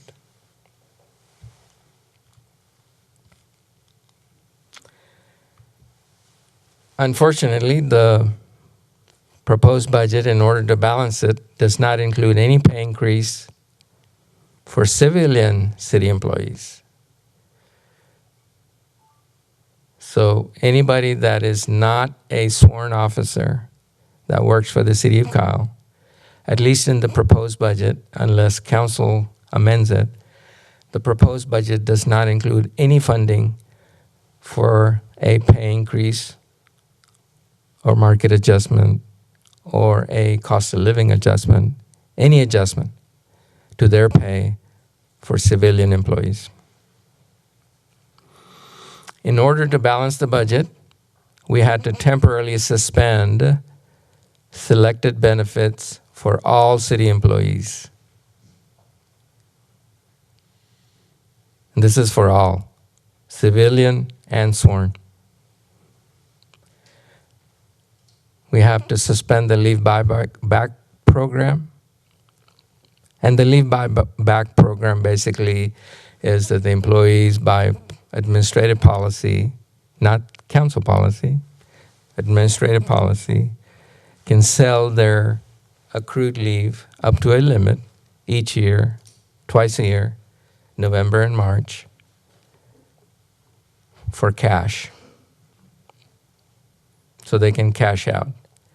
It helps the city, it helps the employees. It helps the city because it reduces the liability city has on its book of unpaid but accrued leave. Because the longer you wait for that employee to take that leave, it gets expensive because they're getting raises each year. So sooner that liability comes off the books, the better the city is. And in the same token, the other side of that coin is it's good for our employees if they wanted to use the cash. But it costs cash to buy that accrued leave. Likewise, we have temporarily suspended tuition reimbursement program. We have suspended 100% city paid 12 weeks of parental leave program. Like I mentioned earlier, this leave is still available to our employees. Instead of city paying for it, they will have to use their accrued leave. And we have temporarily suspended the cash contribution to Health Reimbursement Arrangement Account, or HRA. I want to take a second to explain what this is. Every January, the city adds $1,000 to each employee's HRA account. This was created some years back when the city did not offer a reasonable family insurance for our employees. It was very expensive. So to help our employees, the city started giving $1,000 as a contribution to help towards medical expenses of our employees. They could go to Walgreens, get their prescriptions, eyeglasses, anything that was prescribed, they could use that $1,000 towards. That's how it started. Now that we have a very robust health insurance premium for our employee families, we needed to re-examine this program to begin with, but for right now, we're temporarily suspending it. I mean, you can do the mental math, $1,000 per employees per year times 470 employees. The last one is something that I want to propose to City Council to consider approving. We have asked a lot of our city employees. You'll see that in the budget. You've already heard me say what we have asked our employees to sacrifice. I'm asking and requesting respectfully of City Council to approve my proposal to add an additional paid holiday for all city employees to observe Good Friday. It will not cost the city an additional dollar because we're paying our employees, they're on the payroll. It's just that they will be off that day.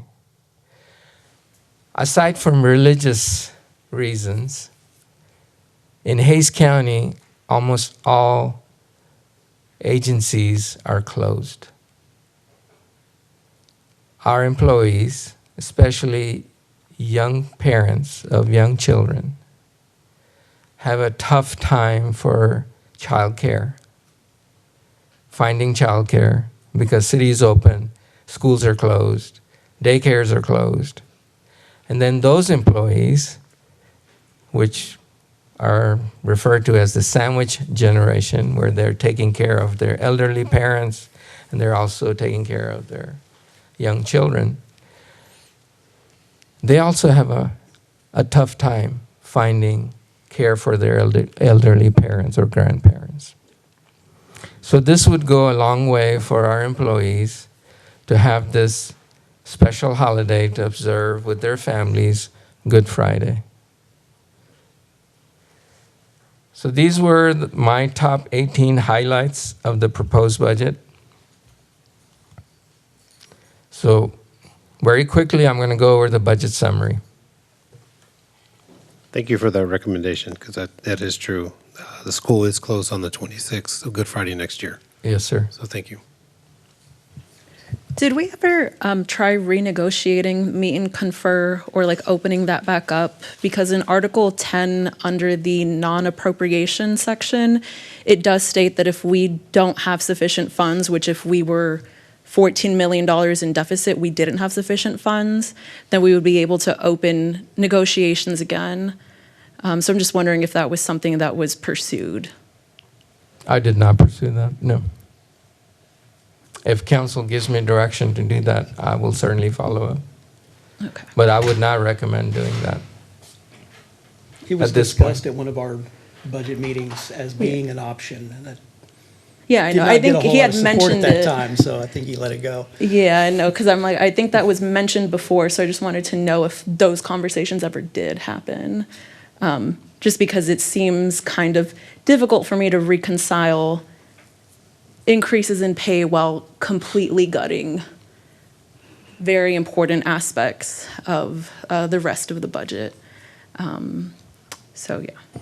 With that said, I would hope that you would not proceed on doing anything of that sort until you got direction from council. So I'm glad it was brought up. And if council so sees as they want to have you go back and negotiate because of that clause, I think that can be a topic of discussion, but I do appreciate you not taking that upon yourself to try to renegotiate without direction. Not without council direction. Right. no. Thank you. So here the budget summary at a very high level. The proposed budget, recommended proposed budget, totals $416,966,023. In round numbers is $417 million. If you'll recall, the current budget, approved budget, is $603 million and some change.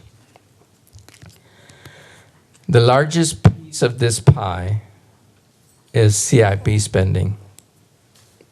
This is for road bonds, water infrastructure, wastewater infrastructure, sidewalks, things of that nature, park improvements. That is 69.2%, or $289 million.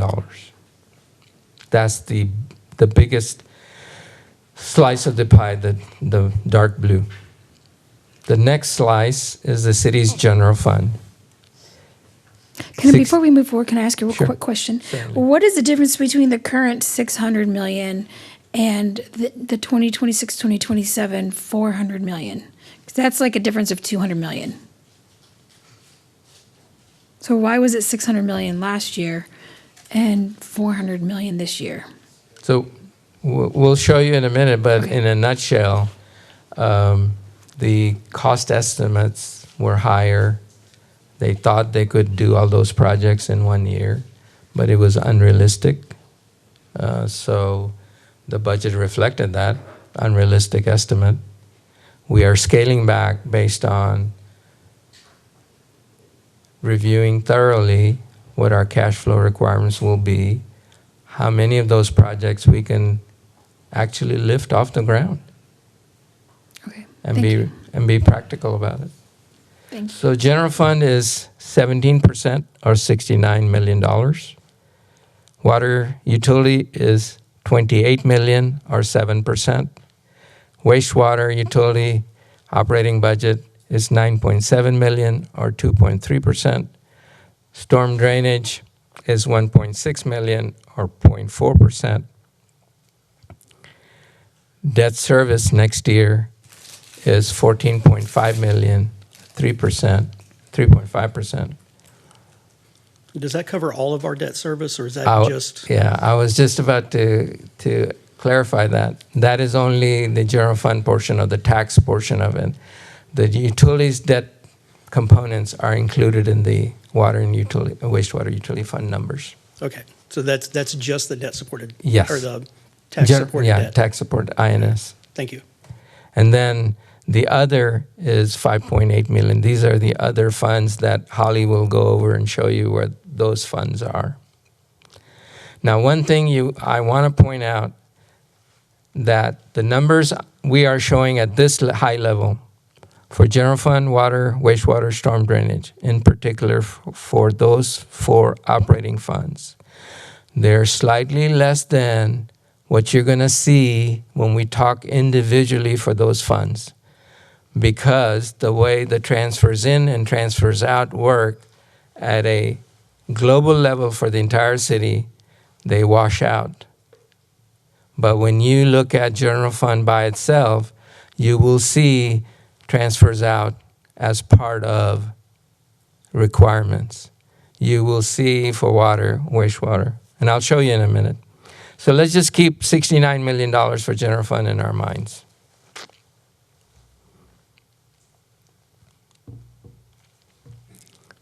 There we go. We are so proud of our balanced operating budget for next year that you're going to see this headline in every slide. Balanced operating budget for fiscal year 26-27. Each one of us lost about 30 pounds during the budget process.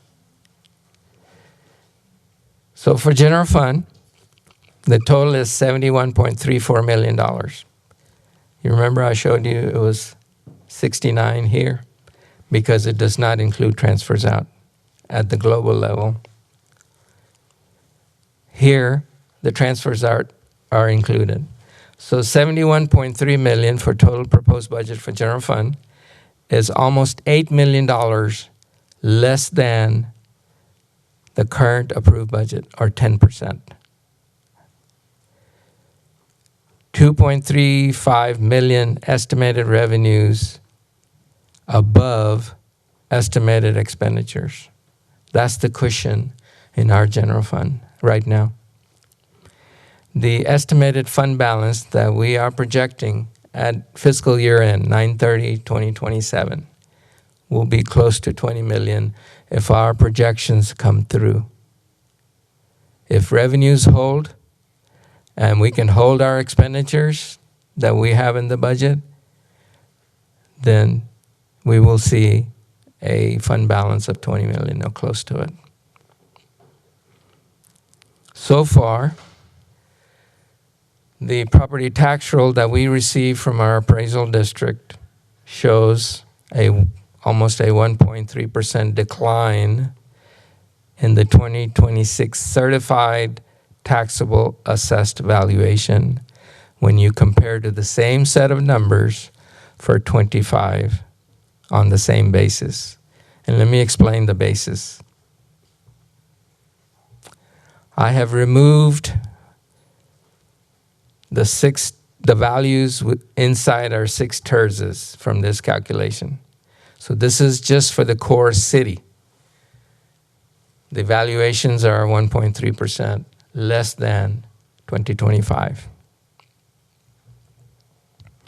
As I mentioned before, we're waiting on our 26 certified property tax rate calculations.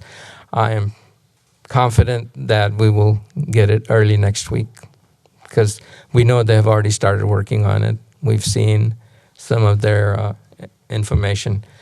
Everything that we need to provide to them, we have done so.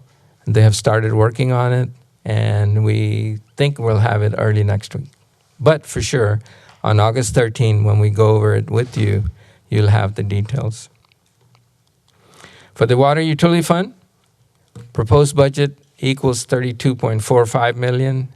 This is $1 million or 3% less than the current approved budget. There's a $2.6 million revenues are above expenditures.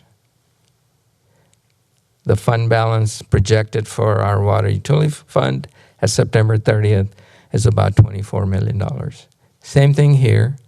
If revenues hold and we are firm, follow our strict discipline on financial budget, we should see a $24 million fund balance. In the proposed budget, in my proposed budget for next year, I am not proposing a rate increase for water service for inside customers or outside customers. No rate increases whatsoever, 0. Regardless of what the cost of service will show you. because with a $24 million estimated fund balance, we can defer a rate increase, at least for next year. If you recall, the last cost of service study had projected 20% rate increase next year. So we've come a long way. We have scaled back on CIP spending levels to a realistic level. We have pushed hard on operating expenses. So all of those things are culminating into a good, solid financial position for our water utility. Councilmember Zapata has a question. How much of that number is due to the fact that in the reorganization of TPW and Parks and Rec, it looked like the way that we accounted for those was kind of spread across different funds. So it was like 0.2 or 0.33% was in like water utility fund accounted for like paying for the FTE or wastewater. And then when we did the reorganization, they all got reconciled completely under the general fund. So I guess I want to know how much of that is the reason that we have that 23.96 million estimated funds. Most of the $24 million is going to be based on rates, and the parks has nothing to do with the water utility department. There are some adjustments to the indirect cost recovery, but that does not include any benefit to the water utility from Parks Department, any reductions in Parks Department. And we'll For show you that. Transportation and Public Works then, because what I saw happening in the budget book was that the FTEs were spread across some of these, so that way it was absorbed by some of the fund.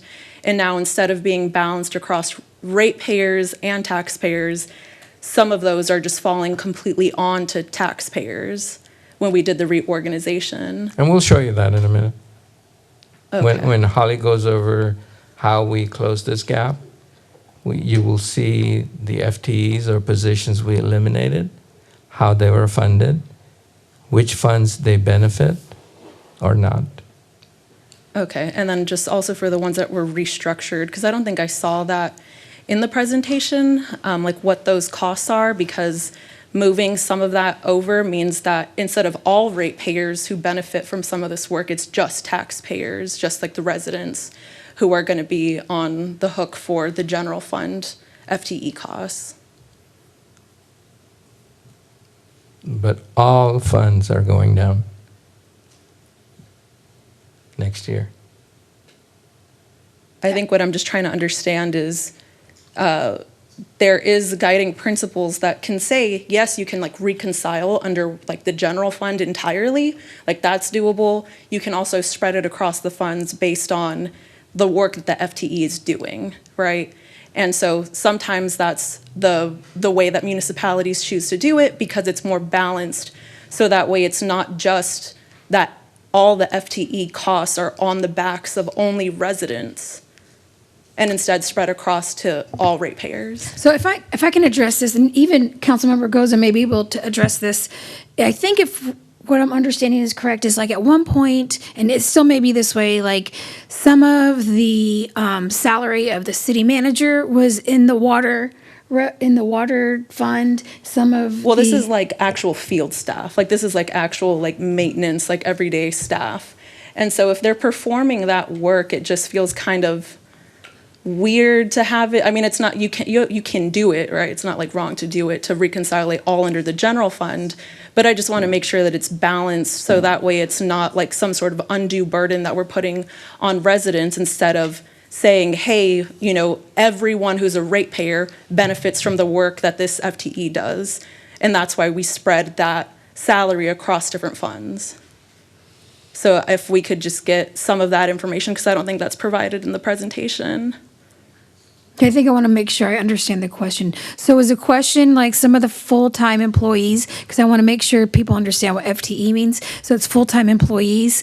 You're saying some of them what came off of the water utility or one department and then was put on the general fund? Yes, and the reorganization. And so because of that accounting method, that means that in the general fund, residents are going to be absorbing like 100% of those full-time employee costs, when accounting-wise, municipality-wise, we have the option to actually spread that cost across, so that way it properly reflects ratepayer usage.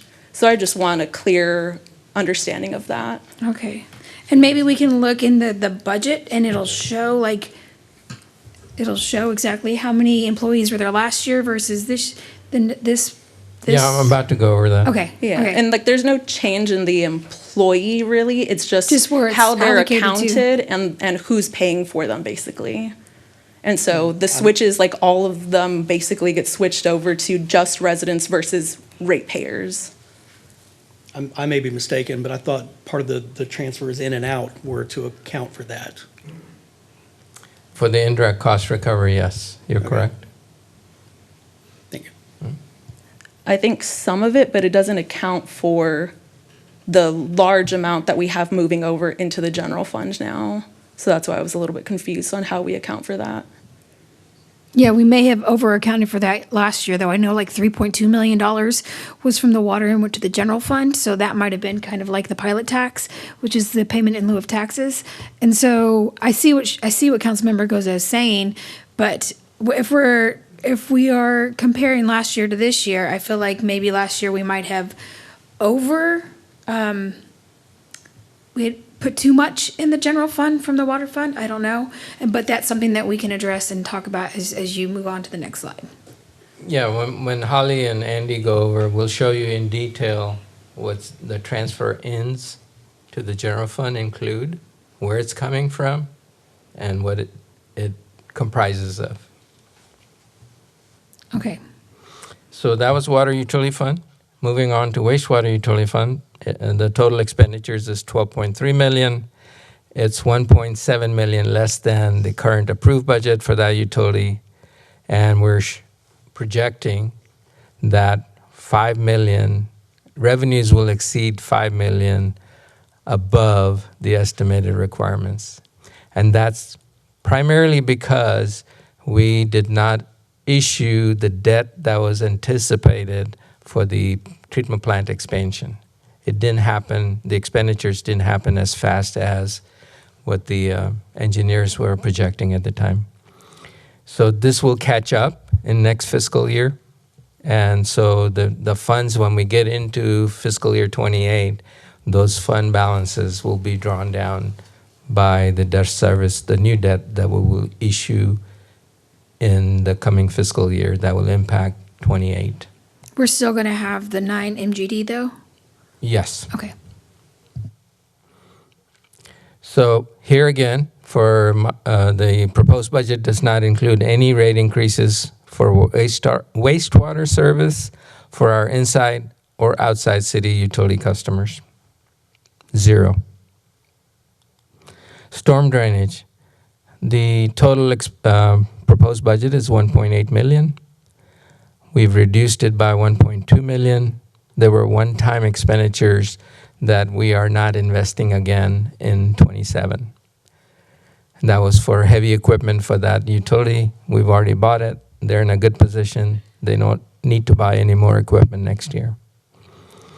There is $500,000 cushion between revenues and expenditures in a positive way. The estimated fund balance is about $1.5 million at 9/30. Here again, no fee increase is being proposed for storm drainage, either for our residential customers or commercial customers. Drainage fees only apply to inside city customers. It's not applicable to outside city customers. So none of our residential customers or commercial customers will see a fee increase for drainage next year. This is one of the items on your utility bill. It will be the same fee going into next fiscal year.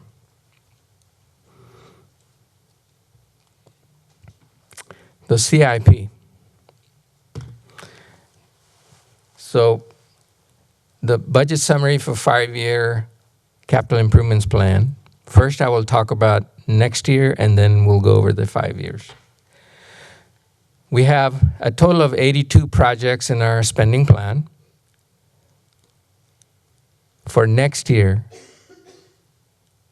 our cost estimate provided to us by our engineers after they went through rounds and rounds of scraping and re-examining which projects are moving faster, slower, what they will need for survey, for design, for construction. The total is $289 million next year. Most of it is for road bonds. When you look at the 5-year spending plan, which is also at the bottom, you'll see a little table. It adds up to $839 million. You recall a few slides ago, I said the current year's approved 5-year spending plan was $1.3 billion. We have scaled that back to 838 by using practical estimates that we can actually do these projects, not just think we're going to do it and just throw a number out there, because it impacts our bond sizing. Because if these numbers are not close to accurate, we may end up issuing bonds that we shouldn't have. We didn't need to. So what I'm doing now, and will do next year, I'm holding back on issuing debt until such time I actually need it and the engineers have spent the money. So we've gone into a reimbursement mode rather than drawing down in advance. So if they spend 10 million, we're going to sell 10 million. If they spend 5, we'll issue 5, not based on preliminary estimates.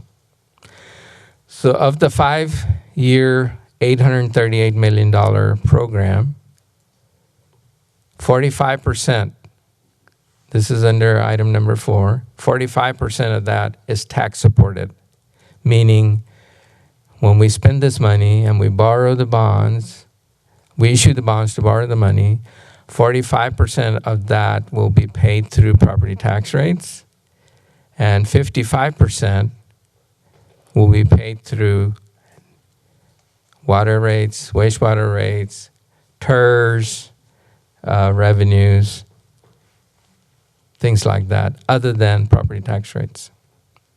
So what I want to draw your attention to is the table at the bottom. Even though it adds up to $838 million, when I said we went round and round and round, reviewing the numbers with our engineers and our financial team, it still looks a little strange and odd.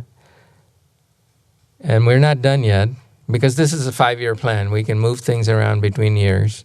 What matters the most is the first year of the 5-year. What looks odd is that we are going to do $300 million a year, at least in the first 3 years, and then tapers off to 60 and 50 million. The last 2 years are not quite finished yet. Our engineers have a lot more work to do, because based on my experience and my review of what we are spending on an annual basis, even the 288 is on the high side for next year.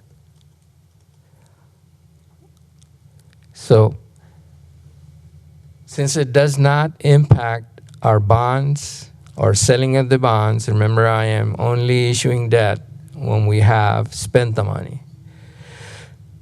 I'm going to sit down one more time with our engineers to scrub these numbers before we adopt the final. And if these numbers change, I will come back before you to amend the proposed budget. And if they don't change, it's fine. We can keep going. But we won't issue debt until we have spent the money. So that's the safety net built in, that even if these estimates are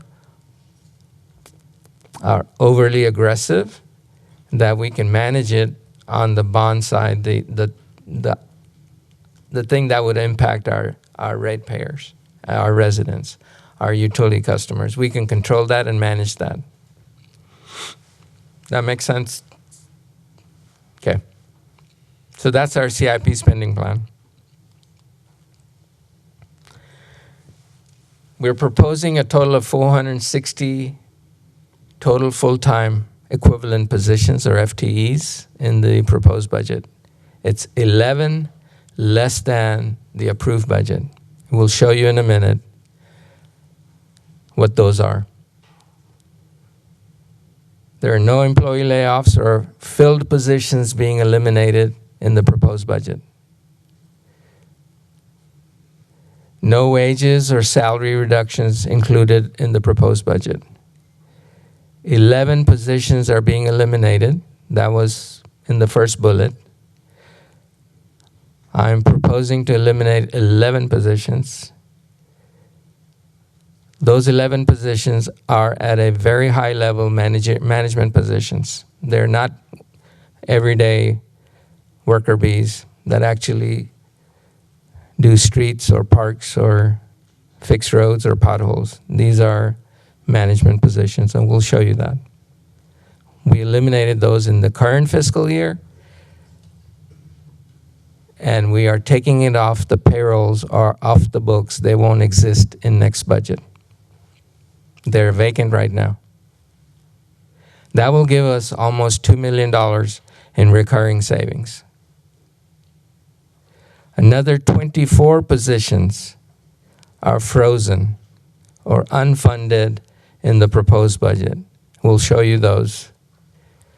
By freezing those positions, we're saving $2.5 million, recurring $2.5 million.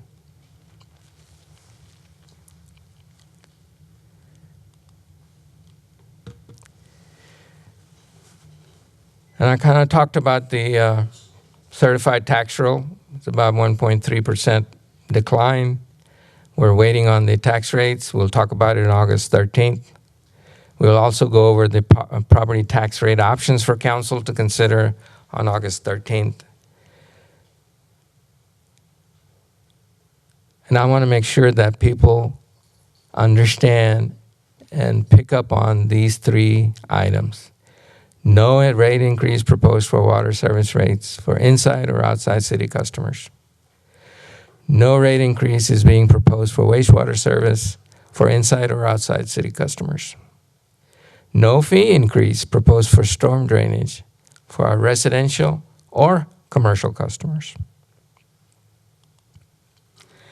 There is, however, a 2.5% rate increase included in the proposed budget for solid waste, recycling, and composting services, basically our trash collection.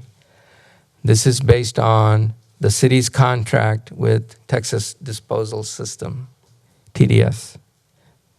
So that's built into the contract, and the proposed budget includes that. There is an addition of one new fee for our water utility department.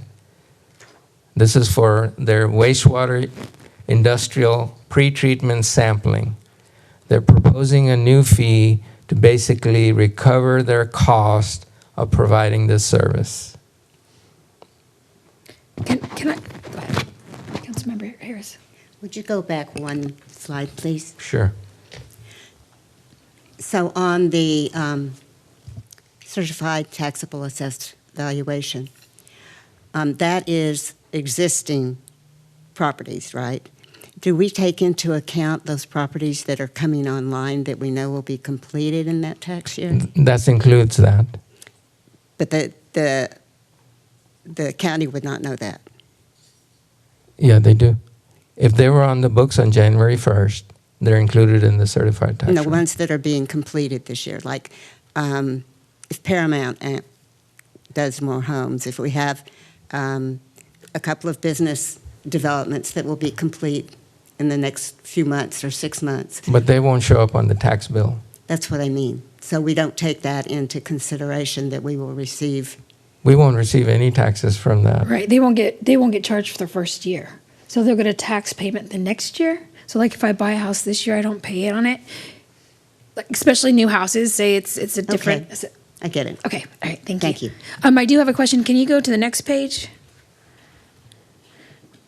Okay, I want to make sure that the residents understand because their garbage is on their water bill, and that's going to be an increase. And I hope that we can find a way for them to understand this is not a water increase. This is a TDS garbage increase. So if we could just maybe put something online when they pay their bill online, or if we send it to them in the mail, that they understand that this rate increase is not due to the city. It's, well, technically it's TDS, but it's the agreement with the city from years ago.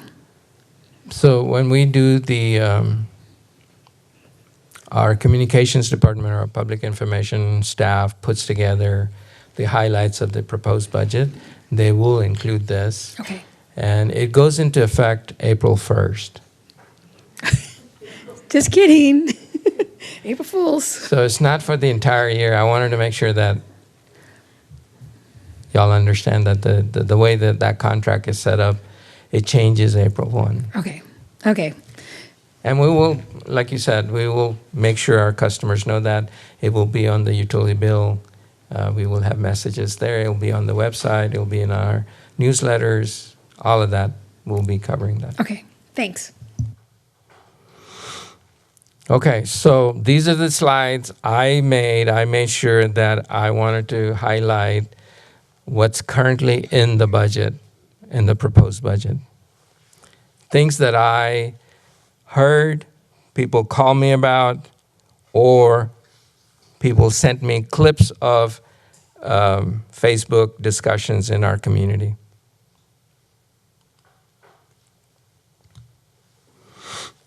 So Santa Claus is top of my list.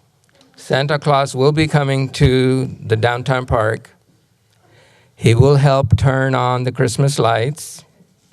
He will take photos with children of all ages. So Jesse can go take pictures. And ride along through our neighborhoods.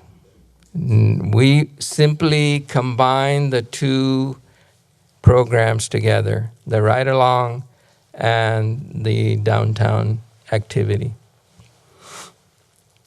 There are no changes in Santa's plans. The Grinch will also be there. No change in his plans as well. Councilmember Harris. But we're not doing Grinch Fest.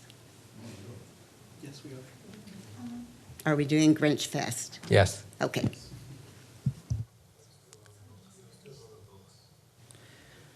And I'll add too that there's been some discussion in the nonprofit world for trying to fill the gap on the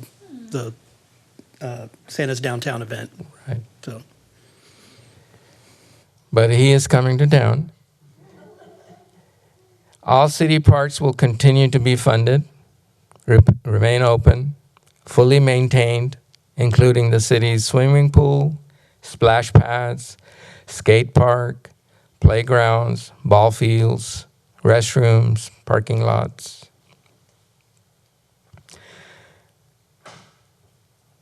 Also in the budget is 4% average pay increase or step increase for all our sworn police officers.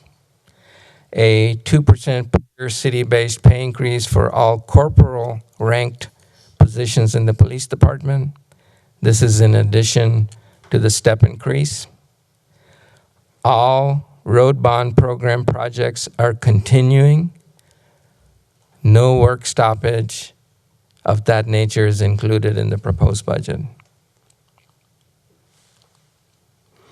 All essential city services are funded, including, because I didn't list all of them, just the major ones, including but not limited to public safety, emergency services, code enforcement, building permitting and inspection services, solid waste, recycling collection services, 311 customer support service program, streets and roadway maintenance, public transportation program, right-of-way maintenance, water supply services, wastewater collection services, storm drainage services, parks and recreation services, library services.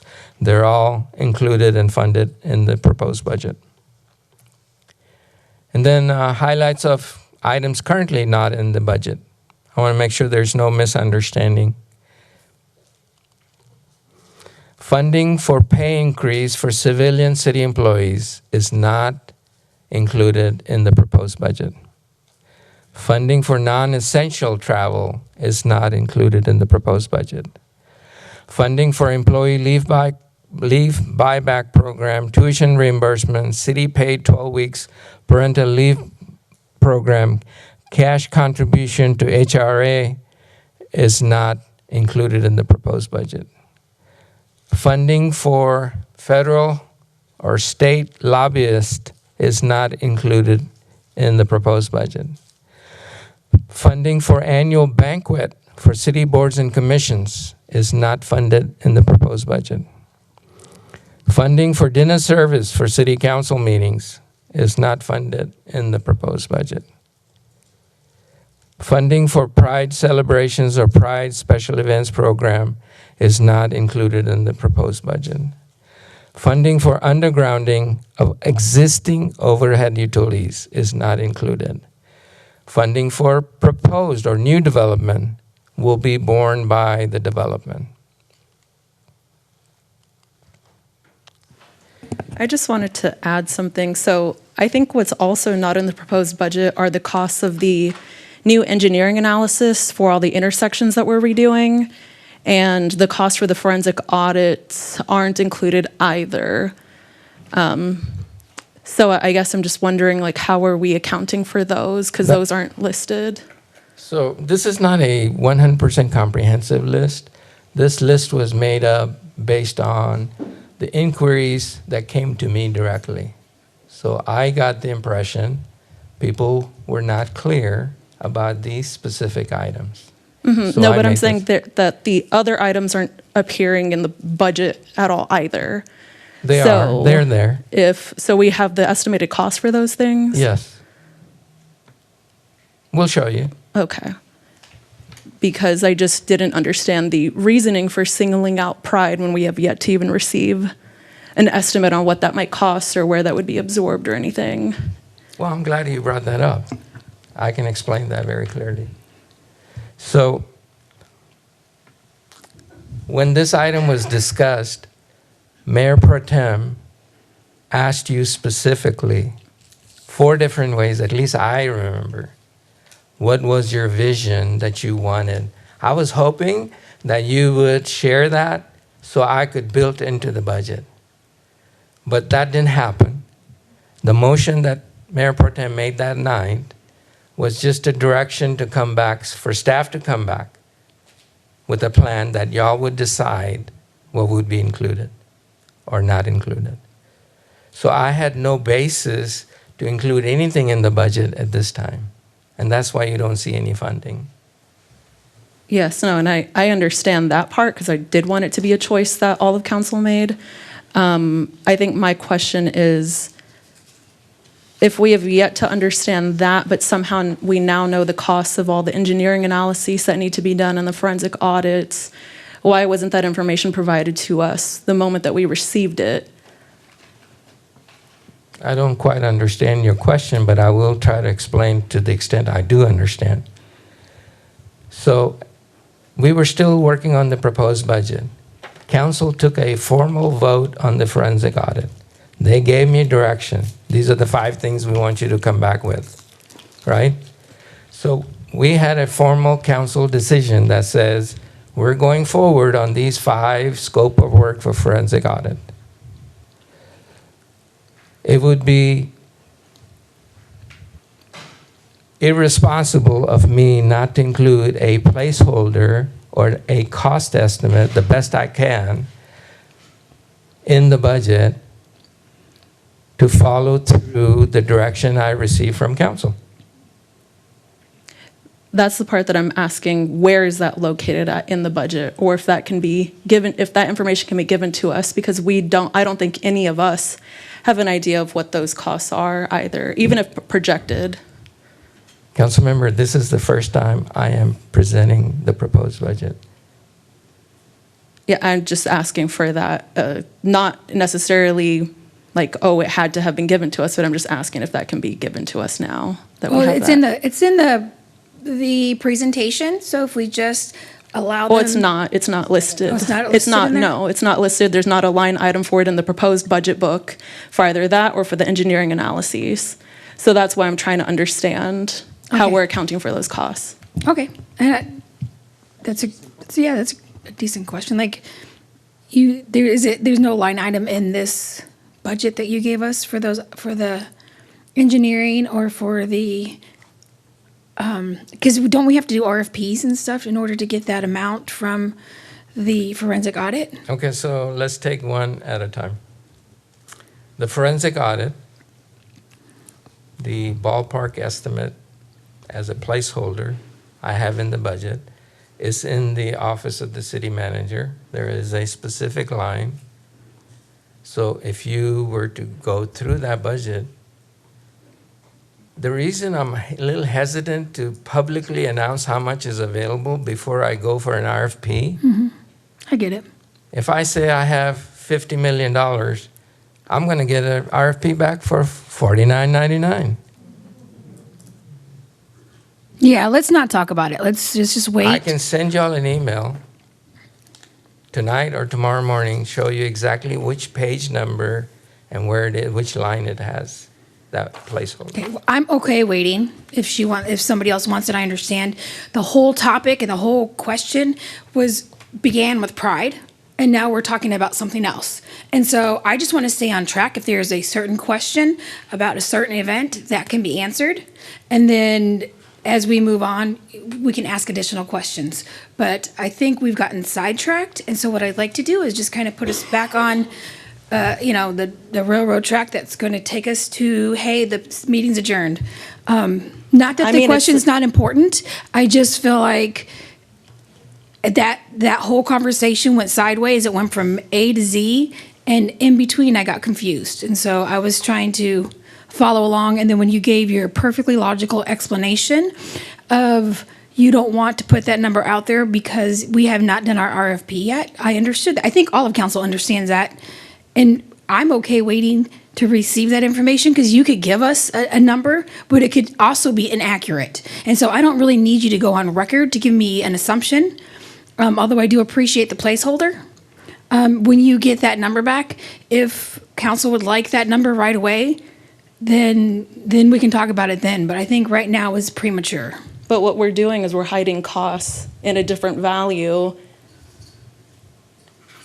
And residents deserve to know how much these things cost. But he doesn't know how much it costs. Even the estimated, I mean, people deserve to know how much it is that we might spend on it instead of it being hidden inside of a value in the budget book, because there's no specific line item. I mean, as we were just told, it's kind of absorbed somewhere in the city manager thing, but there's not like a specific line item for it.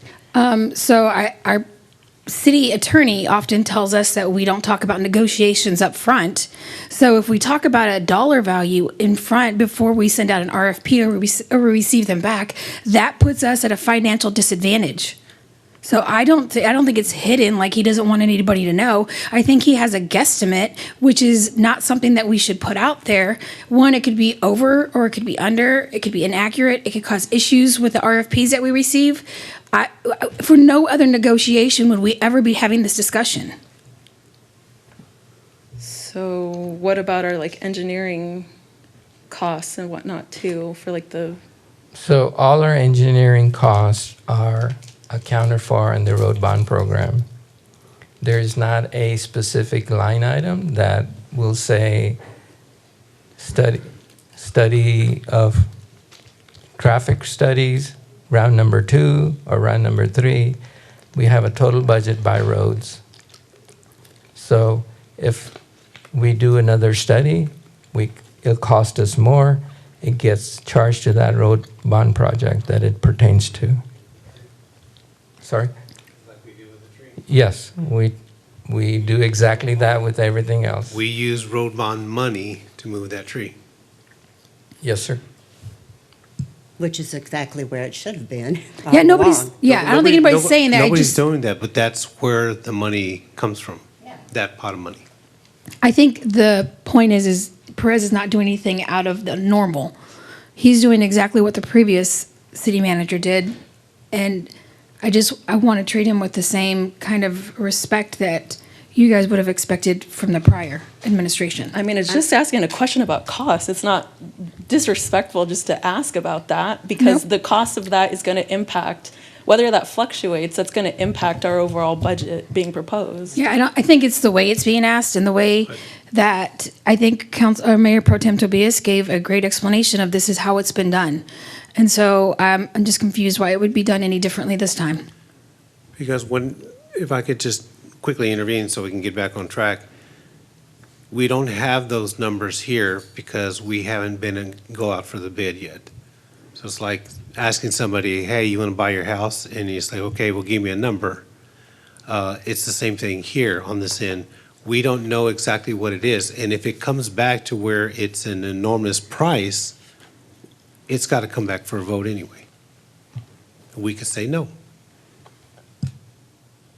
I would like to know just between the council, I would like to know the placeholder amount. For the forensic audit, No, please don't say that here. We can take a vote on that. No, Yeah. I said just for Yes. the council. If you can have Amy send that as client attorney privilege, so it doesn't, your estimation does not get published as fact, that would be most appreciated. Yeah, that would be appreciated. I'll work with the city attorney to get that information to you. Thank you. Thanks. So I'm almost to the end of my first segment. It's 8 o'clock. So there's a process that we have followed that works really well, and I want to emphasize this for our new council members, how we go about making amendments to the city manager's proposed budget. If there is an item that y'all want to amend, this is what we've done in the past. So recommended proposed budget, since the recommended proposed budget as submitted to the city council is a structurally balanced budget, any amendments to the proposed budget resulting in a net increase to total expenditures will require a corresponding expenditure reduction to maintain that balanced budget, as recommended by the interim city manager for next fiscal year. If there is an amendment, a motion describing the budget amendment, including the amount for the amendment, is made by the sponsoring council member. It is seconded, and then a roll call vote is taken. If the motion passes, then city staff will make the changes to the interim city manager's recommended proposed budget, and the specific amendment is then included in the city's final budget for adoption by city council. So it's a very straightforward process. A motion is recommended by the sponsoring council member describing what that amendment is. It describes or specifies the amount, and then a roll call vote is taken. But the important thing to keep in mind is if we're adding $1, we have to subtract $1. So that sponsoring council member and the person or the council member seconding that motion should also recommend where they would like that money to come from, so staff can follow that direction from council. Whether we're cutting another expenditure or we're taking it from the reserve, because we cannot create a new revenue at this point. Any questions on the amendments or the process? If not,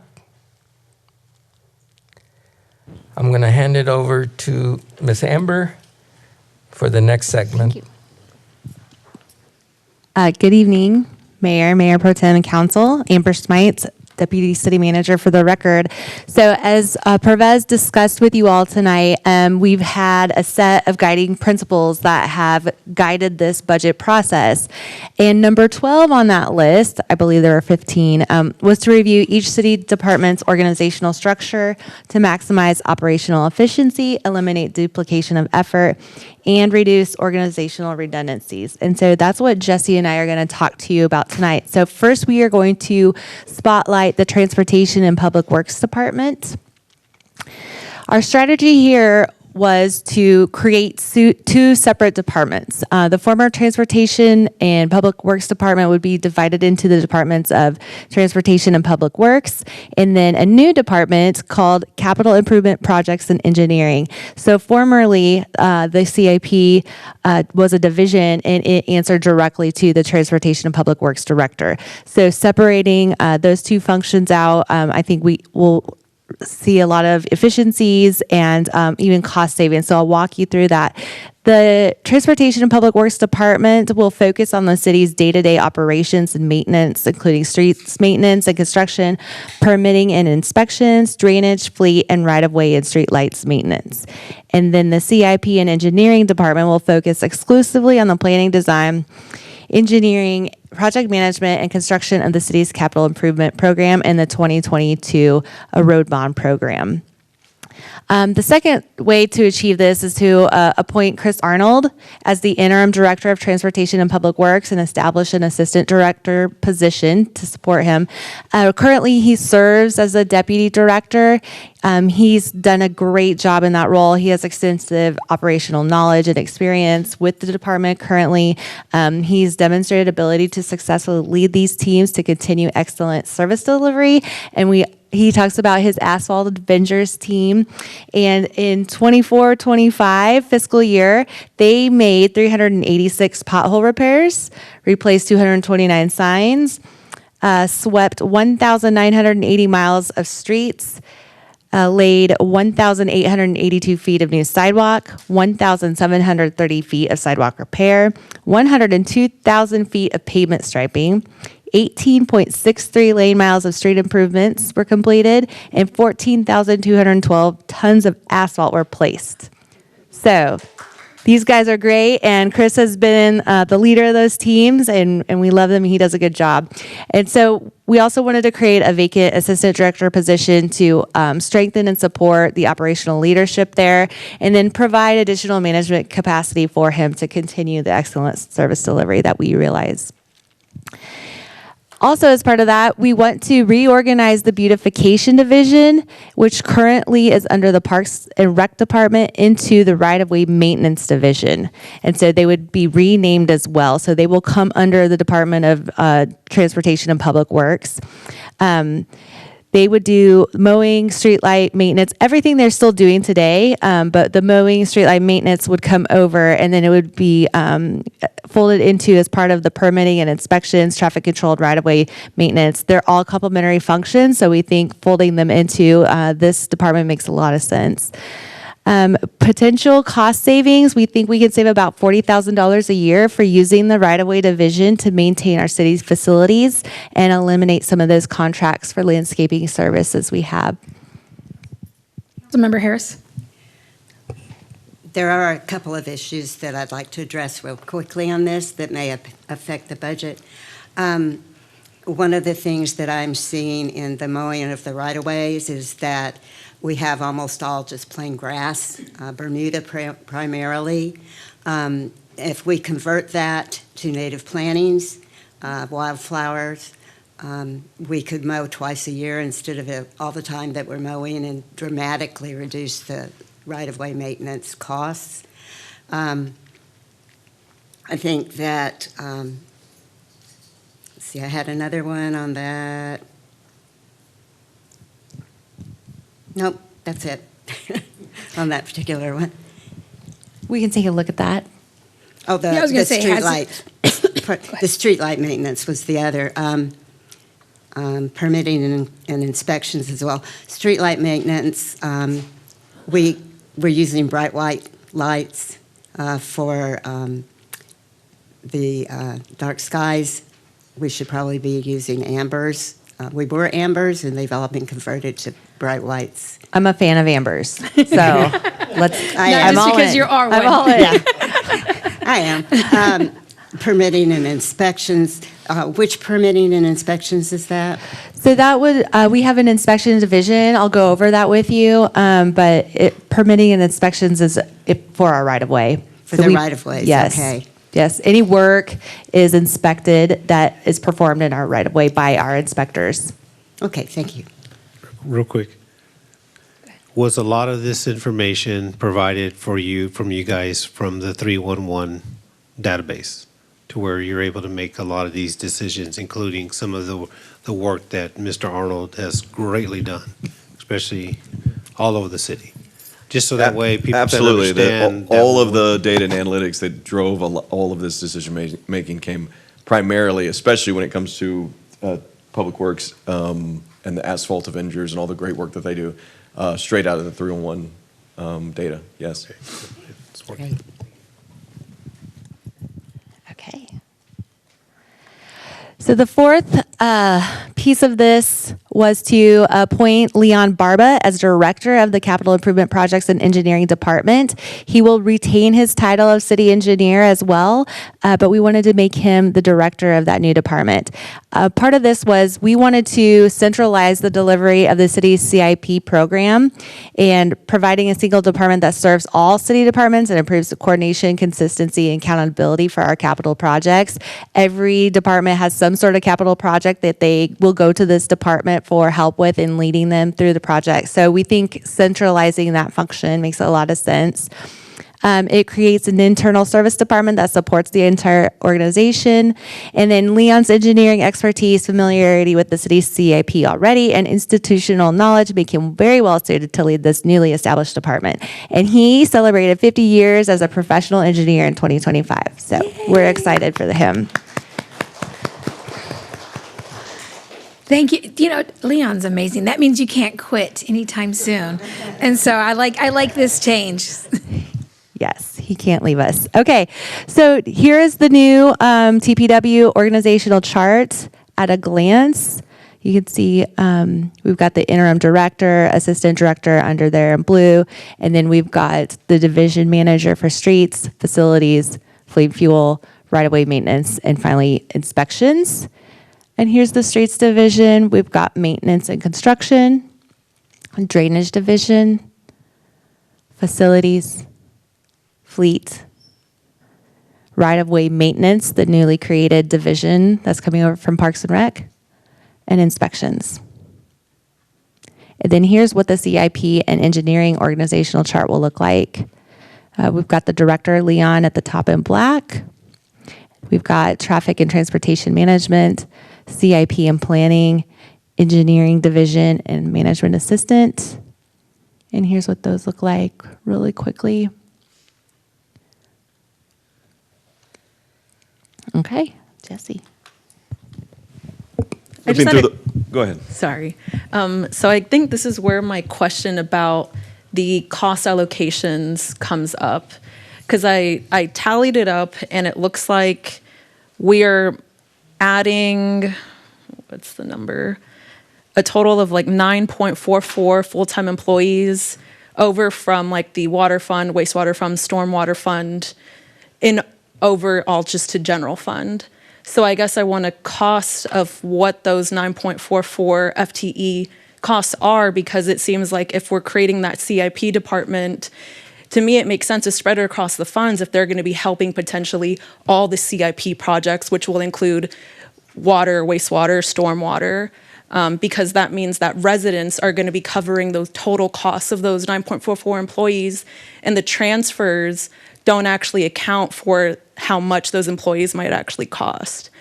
So if we could get a better understanding, because I think the reorganization makes sense, but what I'm worried about is the cost allocation. Could we do it by job? Because are all these people, the reallocations, were they all from water? And were they doing double jobs before? And were we charging the water people for stuff that they were doing over here for the city? They're Nope. Go ahead. they're literally moving as a unit a general fund unit in Parks and Rec, moving to Transportation and Public Works Department as a whole unit. We're not deleting, we're not moving, we're not changing their jobs. The right-of-way maintenance is currently residing in Parks and Rec. We're moving that entire unit in its entirety to now reside within Public Works. I think her concern Yes, though but was the CIP salaries. was the CIP one. So, and I see what she's saying. Because we have a CIP department now, right? And where did those employees come from? They came from the general fund. Andy Alejandro, interim deputy director of finance for the record. Those were previously in the budget, in the current year we're in, those were budgeted in the general fund. Those were already in the general So we fund, didn't so make we're any not changes to doing. the engineers. Okay. And the engineers, the ones that are in water and wastewater, most of their projects are done in water and wastewater, so that's why we allocated those engineers to those projects, but nobody else was changed. So they're still the same. But the same- budget book doesn't state that. So like I'm looking, for example, at a Transportation and Public Works inspector, and I went through it, and it was 0.2% of that FTE was supported by water fund, 0.2 supported by wastewater fund, 0.2 supported by stormwater fund, and now it's all being reallocated And to those general inspectors, fund. they were, I have to double check on our spreadsheet to make sure it's correct, but for fiscal year 25, 26, they are 100% in the general fund. We have that division for them, I don't know what color the inspectors are. Or wait, no, green. Green. So they were in there in 25, 26, and they're going to stay in the general fund in 26, 27. But that is literally the exact opposite of what is in the published budget book. It says No, for FY 25, 26. We can double check those numbers to make sure those are correct. I mean, it's all of it then, because for FY 26 or 25, 26, you look at like, I'm looking at page like 36, for example, under water administration, and it says like Transportation and Public Works Inspector, 0.2, supervisor, 0.25, management assistant, 0.5, division manager, 0.5. And those are now all being changed to zero, like zeroed out, because the costs are being given over to the general fund. Yes, ma'am. So I just want to make sure That is correct, that, but this document, we've made changes since then, and all these inspectors are coming out of the general fund. So these numbers are not correct. 25, 26 should have them all as zero, but like I said, we can go and double check those numbers to make sure everything's correct, but I do know that those positions are being allocated to the general fund currently. when did that change happen? October 1st, 2025. So then why isn't it correctly labeled in our proposed budget then? That's something I'll have to double check, and we'll get That that. just makes me Yes, ma'am. a little I understand. nervous, Yes. because that's a lot. Yes. So if we could just verify those numbers, because like I said, I want to make sure that the cost allocations aren't changing, so that way we're not moving away from some of the cost allocation being on all ratepayers and then moving it over to all residents. Yes, ma'am. No, so, we'll, yeah. we'll double check those numbers and we'll get them back to y'all. Okay, thank you. I wonder if that's in, transfers out of those funds?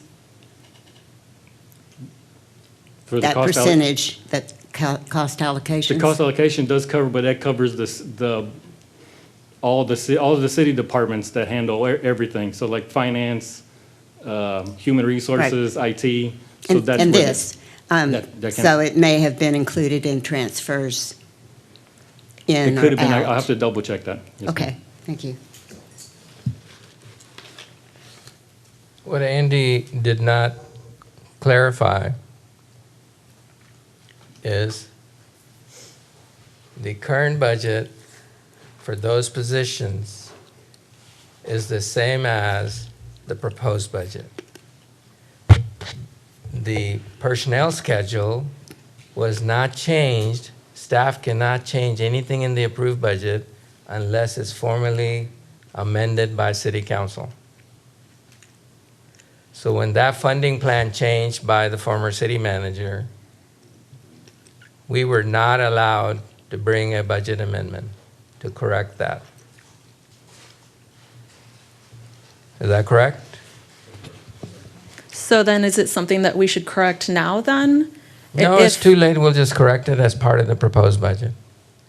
So with all of these FTEs that are currently 100% covered by general fund, we'll split them between the utility funds No, as we're- applicable per position. No, we're not touching the funding side. The listing of that position in the approved budget is incorrect. Just the listing. The dollars and the expenditures are all identical as we are doing today in the 26 budget. Will be done exactly the same way in 27. Yes, but what I'm saying is that may not be the best then if you have an employee who is doing work that is for the water, wastewater.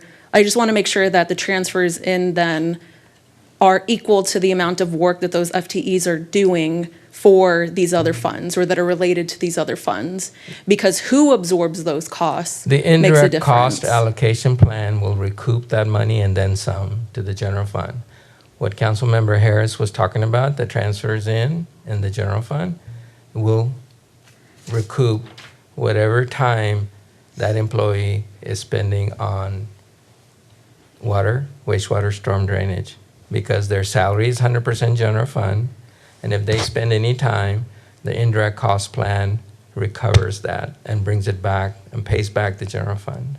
Okay. Yeah, I think once we get the updated, I guess, budget book, because that's like 30 pages incorrect, that I think that'll help clarify some stuff.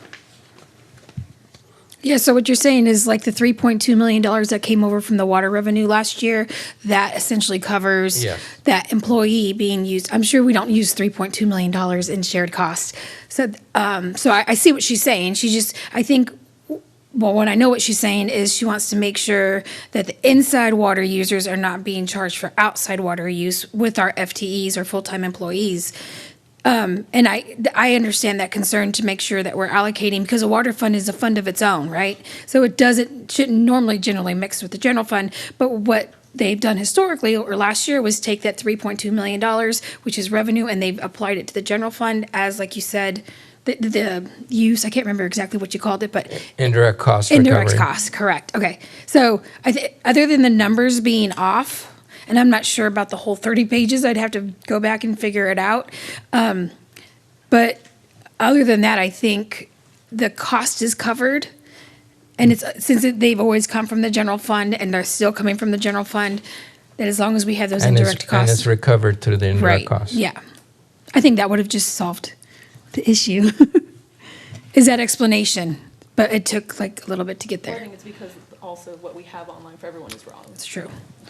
Yeah, can we kind of, because is page 36, and I guess I didn't really understand the inconsistent, like what happened in, So all of FY 25, 26 right here, it's supposed to all say 0 is what they're saying. All of these that say Be zero. 0.5 or 0.2, 0.25, they're all supposed to say 0. okay. Did you guys just use the book from last year? Okay. Yeah, I'm just wondering if it was incorrect last year and we just brought it over. No, we just didn't bring it over just for the sake of bringing it over. The approved budget is what's in the book. Staff cannot change willy-nilly without amending the budget document. Okay, so you get that? Okay, so what you're saying is the numbers that you guys brought up, you had to bring over because, and you probably went and double check, because that was passed and approved by council and the city manager of last year. Yes. So we couldn't change this even if we wanted to without a vote. But, Without a formal amendment to the budget document. okay. I'm glad I asked because that's important information to know. Because the difference is not the fault, but the responsibility being on Andy versus the responsibility being on previous administration and council. Okay. Andy always gets blamed. Andy, it's all your fault. No, thank you. And thank you for being graceful about that. You were just very like, okay, I'll fix it. I did it. But it may very well be accounted for in transfers in and transfers out. It is. We just don't have a list of everything that's included in that line item. Perez, you have a very active council, so I appreciate that, but I also understand you're going to get a lot of questions, so I do appreciate it. No, I expect that. Okay. Thank you. Go ahead. Thank you, Mayor and Council. I'll continue following up where Amber left off. I will say a bright spot as she went through all of those org charts, we probably got closer to the 2 minutes per slide because we picked up about 15 as we clicked through there. So that's good. Yes, That's you get positive. half a minute per slide. That's fair. If I go any longer, it's Andy's fault. Okay, so I'm just going to talk about the other side of that, which is what changed, what happened in the Parks and Recreation for realignment. And while I won't repeat the guiding principles that Amber mentioned, we also looked at it from that standpoint, as well as the fact that the parks, as Pervez said at the beginning of the presentation, is one of the largest general fund departments, and so they did a tremendous job this year. The Parks Department did, of scaling back, of cost containment, and doing a tremendous amount of things to not only help with the budget deficit and into future years, but also as we looked from some of these changes, the reorg and the realignment in TPW, in CIP, it left beautification, which I believe the council just had a discussion on, was a whole division in itself under parks. So that entire division has now moved, leaving what was a large administrative staff and then split divisions under that staff in parks. So as we looked at what took place as we realigned in TPW, we wanted also to realign parks to be much more efficient and have kind of an umbrella where they have all of their different divisions are centralized, and then they can also utilize a lot of the different positions that we moved around to help each other and the different divisions as we move forward. So that's how we looked at it, and that is what we did as we went forward. I want to outline it for you guys as we go through this slide. So the actual eliminated positions, the positions that are no longer in the budget, those 11 that Pervez pointed out a little bit earlier, one of them is the Parks Deputy Director. That position went away and is not in the upcoming budget. The other one is the Business and Strategic Planning Manager. That was a management position that was under the administrative section of the Parks Department. The Assistant Director is being eliminated, but it's not being completely removed. It's being repurposed into what we're calling a Parks Operations Manager, and I'll walk through that and show you. And then the Recreation, we had 2 division managers, one over Recreation for all of our Parks Recreation and one over Special Events for all of our Parks Special Events. We have combined and merged for multiple reasons that into one division manager. So it'll be one division manager over Recreation and Special Events that will help utilize and run both special events and recreation, with the help of the other divisions and employees under parks. The notable position changes, like I said, we created the new Parks Operations Manager to oversee the division managers. You'll see that, I think, visually when we look at the organization chart. Again, recreation and special events have been blent into one division manager. Our parks planning and project manager, which reported directly to the administrative side of Parks and Rec, we're moving that position to development services. So that was mainly looking at high-level CIP projects and projects within parks. That position we felt fit better, especially once you see how we're aligning the Parks Department, looking at how to make their organization more efficient, but also how to utilize the different divisions across the Parks Department. That position stood out as kind of just hanging off on its own. And we felt like it would work better with not only helping the Development Services Department as we move through with projects, but also that department working directly with the CIP department on the projects that they're looking at. This is a nuanced position, but given all of the conversation about pools and splash pads, I think it's very important to point out the aquatics maintenance tech, which previously reported to the recreation division, will now be moved and report directly to the parks maintenance division. It fits more aptly in that division because they inspect and look at the splash pads and the pools, and it will also help tremendously to make sure that those stay not only properly maintained, but up and running. And then, like Amber outlined, the entire beautification division is moving under Transportation and Public Works. I want to outline, before we look at the org chart, some of the key benefits and efficiencies, because it wasn't just about cost cutting. It was really, once we better utilized all these divisions and put them under one umbrella, how it was better utilizing what the divisions could do to help each other as they move forward with different operations. We restructured the department itself from 64 positions to 45. Those are not eliminated positions. We didn't get rid of positions. That is this restructuring, but it shows you the large amount of positions that were not being as efficiently utilized, I think, under the old organization than that they will be with this new budget. It creates a leaner organization in parks, but it helps them maintain their core mission and services that really we looked at that came out of those that budget survey that Pervez walked through of what the citizens and what we've heard from council, what they want out of the specific focus and mission of the Parks Department. We created this Parks Operation Manager position to align the division priorities, because without this position, the divisions kind of are working independently under their division managers, and it will help coordinate, that position will help coordinate the resources and strengthen their day-to-day operations. We've consolidated many management layers to streamline decision-making and improve accountability across the entire Parks Department. And then we've improved cross-divisional collaboration between the recreation, parks, conservation, aquatics, and special events.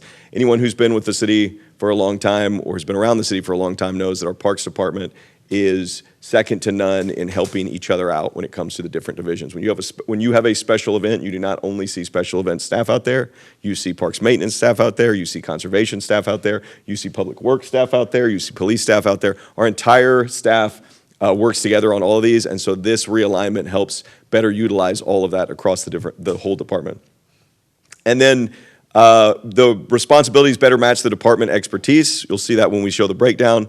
And it enhances the organizational flexibility to support current operations while we prepare for the measured growth of the city as we move forward and new parks facilities that'll be coming online, like our 1500 Daisy facility and some others. So I just wanted to show, when we're talking about the realignment and the efficiency of the department, this is the old org chart. You have the executive team. I know it's small, but you have the executive team on the left, and then all those different divisions that are split out. Now, while all those divisions are very strong and do a very good job, they weren't truly centralized under one umbrella for parks. So we're moving the beautification division over and then realigning them all to have a director, a parks operation manager that oversees all the three major divisions, and then of course our management assistant as well. So this is the 64 positions that have been realigned and repurposed into a more streamlined parks department. So hopefully that helps from the park side, and then I'll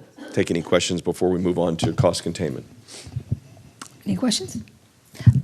I do want to give a shout out to our parks team, who has been phenomenal. The way they were able to do the fireworks show, the way they've been able to do the splash pads, just be able to move forward in a time where they've lost a lot of staff. I say my hat's off to them. Specifically, I've talked to Benito, and he's been such a ray of sunshine. His positive attitude, I think, is what keeps his division really strong. That department, thank you. I'm sure they very much appreciate that. That department and the other departments that work with them. We don't ever do anything across the city that they don't all help each other with. So We're very proud of it. Yeah, thank you to the parks team. They have done a phenomenal job. I do have a question. We're creating a new park superintendent role. Do we have that filled already? Are we promoting from within? That is the Parks Operations Manager. So that is just being created in the budget, and then we'll have to do a hiring for it. Okay. All right, let's talk cost containment. Holly Holt Torres, for the record, Assistant Director of Finance. I've been with you all many times before speaking about the budget for FY26 and now components of that and components of 27. And tonight we get to pull all of that together for you all. Council will recall that throughout the budget development process, staff communicated several times that the city was facing significant structural financial challenges. Rather than relying on one-time solutions and reserve funding, I've said this multiple times, interim city manager directed staff to identify recurring operational savings that would permanently improve the city's financial position. This next slide is going to summarize the results of that effort. So again, when I briefed you all on the budget each month, we most recently talked about the cost containment for 26. We did not talk about 27. Now we're going to talk about 27 tonight, which contains all of those items that Interim City Manager Pervez has mentioned multiple times throughout the presentation already tonight. The recommended budget incorporates approximately $11.91 million in recurring cost containment measures across all four major operating funds. These savings were developed over several months through a comprehensive review of departmental operations, staffing, contractual obligations, operational practices, and employee benefit programs, as Pervez has mentioned. The largest category we begin with at the top, of course, is personnel strategies, representing approximately $5.87 million in recurring annual savings. These savings were achieved primarily through position funding adjustments, elimination of selected vacant positions, organizational restructuring, and personnel-related efficiencies, as Pervez has mentioned. Importantly, I just want to note this again, as Pervez mentioned, the recommended budget does not include layoffs of filled positions, nor does it include a reduction to staff salaries. Instead, staff focused on vacancies, organizational redesign, and natural attrition wherever possible. The second category, approximately $4.81 million, is in operational efficiencies. These savings reflect hundreds of individual decisions made throughout the organization, as Pervez mentioned. Departments reviewed software subscriptions, for example, fleet utilization, operating budgets, the transportation program, you'll remember we had a council meeting on, special events, same, lobbyist services, council meeting expenditures, boards and commissions activities, and countless other operating costs. Each expenditure was evaluated to determine whether it directly supported the city's core mission and strategic priorities. The third category reflects approximately $1.23 million in employee benefit changes. These have been reviewed, but I just want to give, again, a summary across all four major funds. These include, again, the temporary suspension of HR contributions, leave buyback, tuition reimbursement, and paid parental leave. These recommendations were not made lightly. Staff carefully evaluated every option with the goal of preserving jobs and maintaining essential municipal services while addressing the city's long-term structural imbalance. Collectively, these recurring savings allow the city to present a structurally balanced budget that relies on recurring revenues to support recurring expenditures. Perhaps most importantly, these actions improve the city's long-term financial outlook. Rather than balancing one fiscal year through temporary solutions, these recommendations permanently reduce the city's recurring expenditure base, providing a stronger financial foundation for future budget cycles. Okay, I do have two questions, if I may. Of course. Because I really want to encourage time off, so the leave buyback I'm okay with, but when was that implemented? Because it's kind of a fairly new program. Leave buyback? 2 fiscal years ago, Okay. says Andy? So it's only a 2-year program So far. so yeah, far, it's been- okay. This is the second fiscal year. When was the 12-week paid parental leave program created? You know, same time? Around the same So time. 2 years ago. These, okay. Who was qualified for the 12 month? Like, for example, if somebody started work next week. Okay, I That's an think HR. Julie's coming. Yeah, we'll get Julie to come. She can best Yeah, it speak was to that. implemented too, but my question is, do you have to be, do you understand my question? All right. Good evening, Julie Beggs, HR Director. So your question, as I understand it, is who is eligible for that benefit? Under the paid parental leave, you must meet the eligibility requirements of the Federal Medical Leave Act. So you have to have at least 1,250 hours that you've already worked in the last year. You have to have medical receipt and documentation that it is that qualifying event. And then once you get that 12 weeks, you have to use that within 26 weeks. Okay, so when you give me the hours, could you give that to me again? It was 250? 1,050. Okay. So after. And then you get 480 hours paid leave. Okay, so that's 31 weeks. So you have to work here for 30, I took 1,250 divided by 40 hours. Yeah, it varies because some of our officers, for example, they work an 84-hour week. Okay, that's important to know. So after 31 weeks, 31 weeks is not even a year, they could qualify to have 4 months paid off? No, you have to have, I'm sorry, you have to have at least 1 year with the organization. Okay. And then you have to have at least worked 1,250. So it could be that someone is here a year, they meet that eligibility, but maybe they've taken time off. Maybe they haven't worked that many hours. Or if they're part-time, they would not qualify. Okay. Because part-timers do not work more than 1,000 hours a year. Okay, perfect. Okay. I was just curious, and do we know how many times that was used? It's popular. It's a popular program, and we have a lot of families who find that very beneficial. It's a very generous benefit, and we'll see often that our employees will use it intermittently. So it's not as frequent that we will have an employee out for 12 straight weeks. Often they will use it intermittently and take a couple days a week so that they keep the workload up and operations back at the city going. Okay. All right. So 2-year program, usually you have to be there, you have to be here for a year. That's and correct. And you have to you have to have 1,250 hours. That's correct. Okay. That's correct. Any other And it questions? was approved, I think, June of 2024. 2024. Okay, so barely 2 years. That's correct. Okay, Councilmember Zapata? Does that account for the like FMLA standard of using all of like your accrued leave before you start getting the payout? So is it that the city just covers whatever the employee doesn't have covered? Or is it that they use some of that and then they get 480 and they can choose to use that however? Under this benefit, the city pays for all 12 weeks. You do not have to use your sick or vacation. Okay, all right. All right, any other questions? Councilmember McKinney? Just want to get some clarification, because we said earlier that we didn't change anything from meet and confer, but it says meet and confer adjustments factored in that 5.87. Yeah, it's a great question. I'm glad you asked. The reason it says that is because $1.2 million was budgeted for the year one, right? Which is this fiscal year. But for fiscal year two, we don't need all of those funds, because approximately $343,000 is the steps at the anniversary date for the meet and confer agreement. And then another approximately $16,000 is the corporals that get the 2% increase October 1. So there's savings there from the original 1.2 budgeted to what we actually need is about $360,000 for year two. Okay, thank you. Yeah. Okay, any other questions? Thank you. Oh, Councilmember Harris. I am concerned that we're not giving raises at least in any amount to our current employees.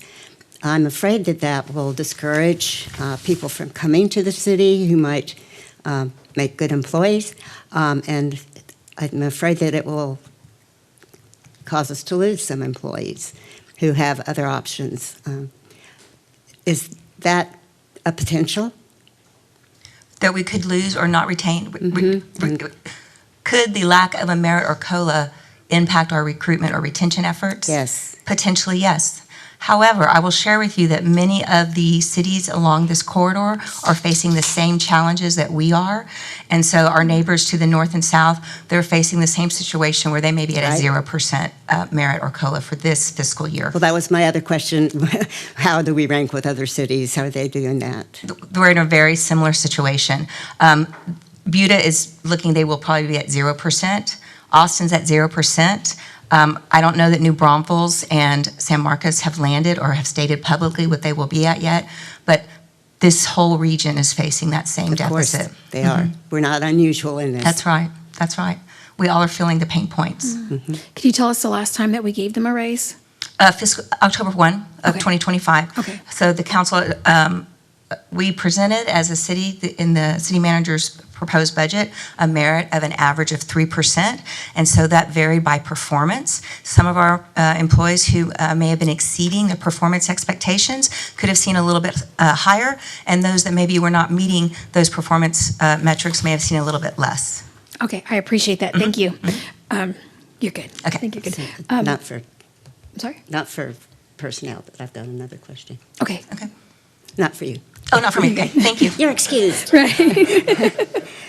This is on reserve fund. The state has no requirements for city reserve funds at all. We are using 25%. How many of our funds, of the 60 funds, have a reserve fund? Do they all? Just the operating. No, I saw several that had reserve funds as well. Does the charter require more than? So what do our comp cities use for reserve funds? Because 25% is very high, I think. That reserve requirement comes from the city charter. I know that. But what do our comparable cities use? I don't know off the top of my head. We'll have to do a 25% survey. is quite high. Some of the reserve fund balances that are in the budget are almost 100% of the expenditures. So that seems to me to be very high. It's not a requirement, council member. I know, That's a balance in that fund. Right, and it's way more than 25% of the reserve fund in that fund. And So, I mean, I'm just pointing that out. Do we know what the total of all those reserve funds is? I don't think it's a reserve. I think we could spend it if we needed to, right? Well, Yeah, that's Like, there's a correct. difference between a balance and a It's reserve. being carried as reserve in all of those. And looking at the. Does it what's state in the- reserve? Yes, it shows reserve fund balance. Would you give me an example, council member, so we can look it up? I'm sorry, I can't without taking 5 minutes to look at each one. We would be glad to look it up if you give us the page number and the fund. I can email that to you. Sure, thank But you. it did occur to me as I was looking at that those reserve funds, some of them were 138% of expenditures, and that seemed very high. And I don't know what the total is of all reserve funds that were listed. I also know that the state does not require reserve funds, and I'd like to know what our comp cities are using, if they're using 25%. Councilmember, I think there is a misunderstanding in what you're saying. There is no requirement of reserve funds other than operating funds. I know that. Well, if you know that, you're asking me to justify or explain. I'm trying to explain to you that's just the fund balance. If you look at the all fund summary at the front of the budget book, it will show you the fund balance of each one of our 60 funds. So I just did a search for reserve in our budget online PDF, which I appreciate. And it's only in there once. So I don't know if it's in there as something else, but Yeah. the word reserve is only in there once. I do want to say if, Councilmember Harris, if you have an issue with the 25%, that's something that could be placed on a ballot. And then, as we can let the residents decide what they want, but I mean, to get kind of frustrated or to share your concerns with even council or the interim city manager, I don't think is quite fair because none of us control that at this point. We just have to do. I'm not asking for control, I'm asking for, what do comp cities do? Is that, do they do 25%? If that's been in our charter, was that arbitrary? Is that something we need to look at? Is it realistic for us to have a 25% reserve fund? Those are just questions, but I think they relate to the budget. Yeah, if you- Dramatically relate to the budget, in fact. It would help to have an answer to some of those questions. Yeah, if you guys could, and next time we could just send an email before and say, hey, these are questions, because I don't know if anybody's going to know off the top of their head. I know I've Googled it a couple times, and you literally have to go into a city's, I think I did Buda's, a city's charter or city's ordinances, and it'll say that in there, and so. Mayor, what we'll do on Monday morning, we'll have one of the budget analysts call all our 10 peer cities. Okay. And That'd be find out good. exactly what their reserve requirements are, if there's one, and which funds are those applicable to. Okay, I appreciate that. And Thank then you. when we have that compiled, we'll send it by email to the entire council. Okay. Excellent, thank you. That'll And we will answer my also questions. start posting Q&A from council related to budget, where the budget is filed. That'd be great. Okay. May I ask, Councilmember Harris, what would you do with that information? Say if for some reason there was just a 10% reserve in Buda, how would you like the city of Kyle to proceed with their reserve? Well, that's the same with using our comp cities for any of our other budget items, like payroll. I think we'd have to look at, is that realistic for us? It may or may not be, but it seems like it's a high amount Okay. that I we're mean, that's- setting aside. Well, I think it's 25% is high depending on how much we have as far as a budget. Because, if we had a $2 million budget, 25% would be peanuts. So, I think because we have a high budget, and a lot of that, I think, if I remember correctly, that amount that we have also includes non-tangible things like we can't cash in, like real estate and other things. The $400 million budget, I remember reading it somewhere, like, what we own everything that we own is included in that. So meaning real estate or, things that we can't change into for cash Am I not remembering that No, right? you're remembering from the audit discussion. Yes, okay. Okay, that's for restricted funds. That's a very different thing than what we're talking here about the budget. The budget reserve is cash equivalent. Right, I understand What the that. city charter wants to make sure is if the revenues dried up, we were at least covering 180 days worth of expenditures. Oh, So 25% typically equals to about 180% of our general fund operating expenses. With everything disappearing all at once. It's possible. yeah. We were pretty close. No, we're not. I mean, at Nowhere one point, near we had close to that. $9 million in our reserve. That's kind of scary because it's for an emergency. And for example, if a pipeline burst and Our people, payroll every 2 weeks is $2 million. So you can judge from Every that 2 how weeks? long. But Every that's 2 for the weeks. entire city. I'm just saying So what is- 25% may or may not be a realistic amount for us. And I would like to know what our comp We'll do cities that. use. We'll compile that information for you. thank you. Okay, sorry, we got sidetracked. Go ahead. Oh, wait, yeah, I asked you for that. So just to be clear, those two programs are like 2 years old? The buyback and the paid parental leave? June Okay. 2024. Yep. Okay, I just want to make sure. Thank you. All right. Good evening, council. For the record, again, I'm Andy Alejandro, the interim deputy director of finance. Before reviewing the budget itself, I would like to spend a few minutes discussing how the city's finances are organized. The city uses a fund accounting structure, which is designed to provide transparency, accountability, and proper stewardship of public funds. This approach allows us to track revenues and expenditures separately based on their intended purpose and ensures compliance with state laws, grant requirements, city charter, and city financial policies. As you can see here, the fund accountability provides for accountability, transparency, and separation of funds based on their purpose and intent. Currently, we this year for fiscal year 26-27, we are going to budget for 60 funds.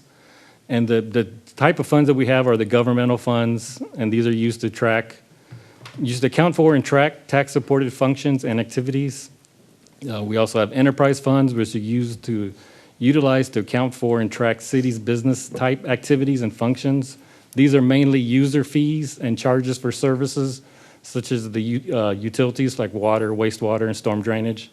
And then our third type of fund is fiduciary funds. And so that's our trust funds. This is our fund structure, which includes our 26-27 budgets. So we have all the governmental funds grouped together, as I previously stated. The proprietary funds are the enterprise funds, and then our fiduciary, and that's only our other post-employment funds. We have the four major funds, which is the general fund, water, wastewater, and storm drain. Those are highlighted and colored in blue. The CIP funds, which is the road bonds, the general fund CIP, those are all in yellow. And then everything in green will be the other funds, which we have a lot of. So when we look at the TERS's, that's how much money's in the TERS fund? Or that's how much money is we expense. get from That's the expenses that we have in those funds. like outstanding expenses? In the proposed I think budget. some of that's cash and some of it is debt. It'd be debt for some of the TERS. Yeah, TERS number 2 is going to have some debt expenses in there. Okay, thank you. Back to you. Thank you. Thank you very much, Andy. Okay, now that we've discussed the organizational changes, recurring cost containment measures, and the city's budget and fund structures, and specifically how each has shaped this recommended budget, I'd like to transition into the 5-year financial forecast now. The forecast is one of the most important financial tools because it allows council to evaluate not only next year's budget, but also the long-term financial implications of today's decisions. The next several slides will demonstrate how the cost containment strategies we've discussed this evening significantly improve the city's financial outlook over the next 5 fiscal years while maintaining structural balance and protecting the city's long-term fiscal sustainability. This portion of the presentation looks beyond the upcoming fiscal year and asks a much broader question. Are the financial decisions we are making today sustainable over time? A budget balance is one fiscal year, but a financial forecast evaluates the long-term direction of the organization. It helps us understand emerging risks before they become financial problems. It allows us to evaluate the affordability of future commitments and provides transparency regarding the city's anticipated financial condition. As we move through these next several slides, I encourage you to focus less on individual numbers and more on the trends that they represent. Every assumption has been developed conservatively using economic conditions, historical performance, and leadership's best professional judgment. The forecast is not intended to predict the future with certainty.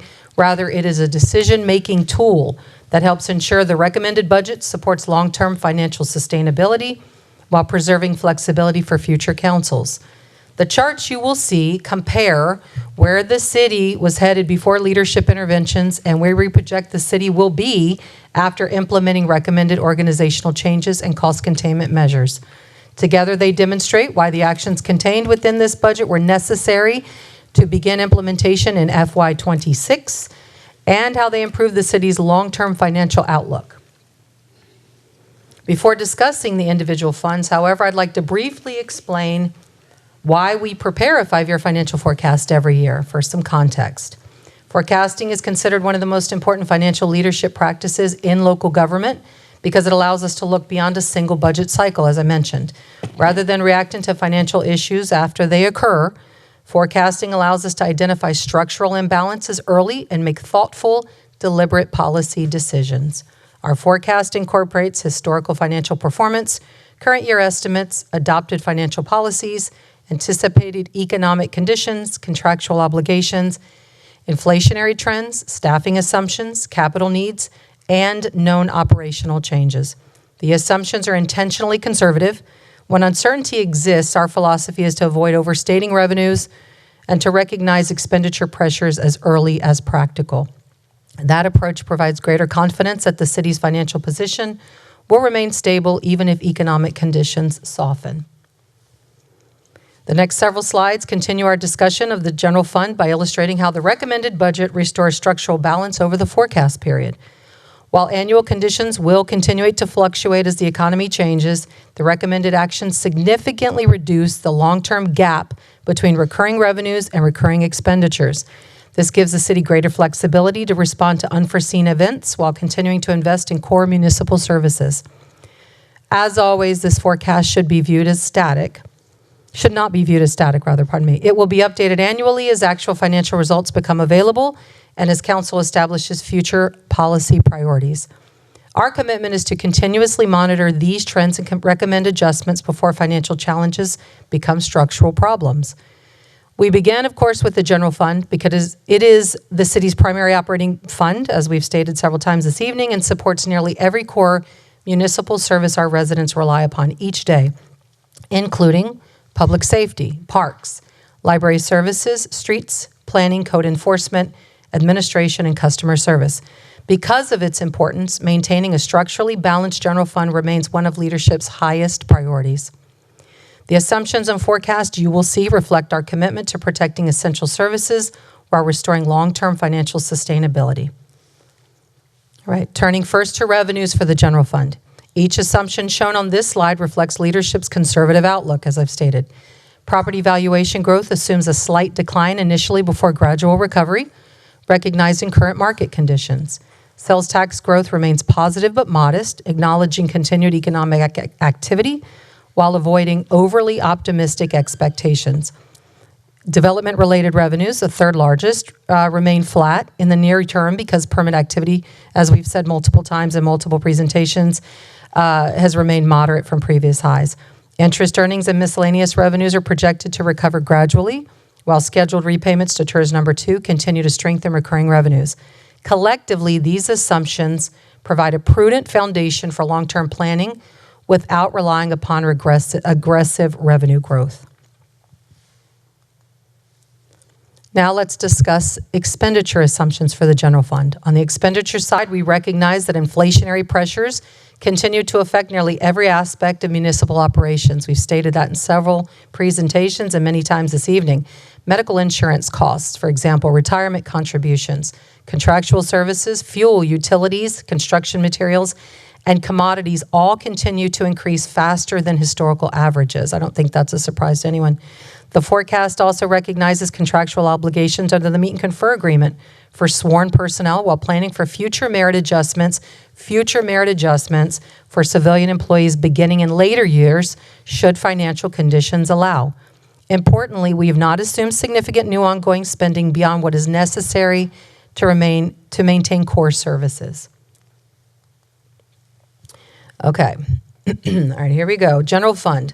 This chart illustrates where the general fund was projected to go before leadership implemented corrective actions. Now, you've seen this slide multiple times. We presented it May 16th. I presented it since that time. This is the same slide that you will remember brought us down to the 10.3 estimated ending fund balance. Okay, so I won't take you through each of those lines. I've done that countless times. But what we want to show you, what's very important tonight, and we'll do it for all four major funds, is this is going to illustrate, we want to emphasize here that this is the difference. So this is before cost containment measures, and I'm going to show you in just a second the five-year financial forecast after cost containment measures were implemented for FY26 and how that favorably impacts the five-year financial forecast. I want to emphasize that this is not the recommended budget. Again, as I stated, instead, this represents the financial trajectory that would have occurred if spending continued on its previous path. As recurring expenditures outpaced recurring revenues, structural deficits would have emerged, placing increasing pressure on reserves and reducing the city's long-term financial flexibility. This baseline illustrates why organizational restructuring, expenditure reductions, operational efficiencies, and other cost containment measures were necessary to begin in FY26 as we began and brought forward for you all in a previous presentation in detail. All right, let's talk about after. Same format, same formula, same layout here. This is after cost containment for FY26 and how it impacts 27 through fiscal year 31 now. This slide demonstrates the impact of those cost containment actions that we mentioned by implementing recurring cost containment measures, restructuring operations, eliminating redundancies, carefully managing vacancies, and reducing ongoing expenditures. The city's long-term outlook improves substantially. You can see the bottom line. You can see the estimated fund balance compared to the before slide. It's very important to understand the difference. While continued discipline will still be required, the recommended budget places the general fund on a significantly, did it move? No. On a significantly more sustainable path. Our objective is not simply to balance fiscal year 27. Let me be clear. We're not just looking at fiscal year 27, but to establish a financial framework that allows future councils to continue providing essential services while maintaining healthy reserves and adapting to changing economic conditions. Again, you'll see the current year estimate. We've talked about that. That is with cost containment measures. You can then see how the ending fund balance becomes the beginning fund balance for the next fiscal year up at the top. And you can see how much more favorably the forecast is for the next 5 years going forward for the general fund. So you can point out the fund balance line before and after. Right, so the estimated ending fund balance for current year estimate is here. It's 10.3. For year one, it would have been the 2.5, for example, for FY27. When we're looking at the after with cost containment measures for FY26, where our estimated ending fund balance is the 18 million. At year one, it's the 20.4 million. So it's important to note here, Council, that if we had stayed on the same trajectory without any cost containment measures in the current fiscal year that we did so aggressively, if you look at the forecast, year number one, we dropped down to 2.5 million fund balance. And every year after that has a negative fund balance that compounds from almost 7 million to 40 million negative in year number 5. And now look at the after forecast. If you would flip to the next slide. We have increased the fund balance in the current year from 10 million to 18 million.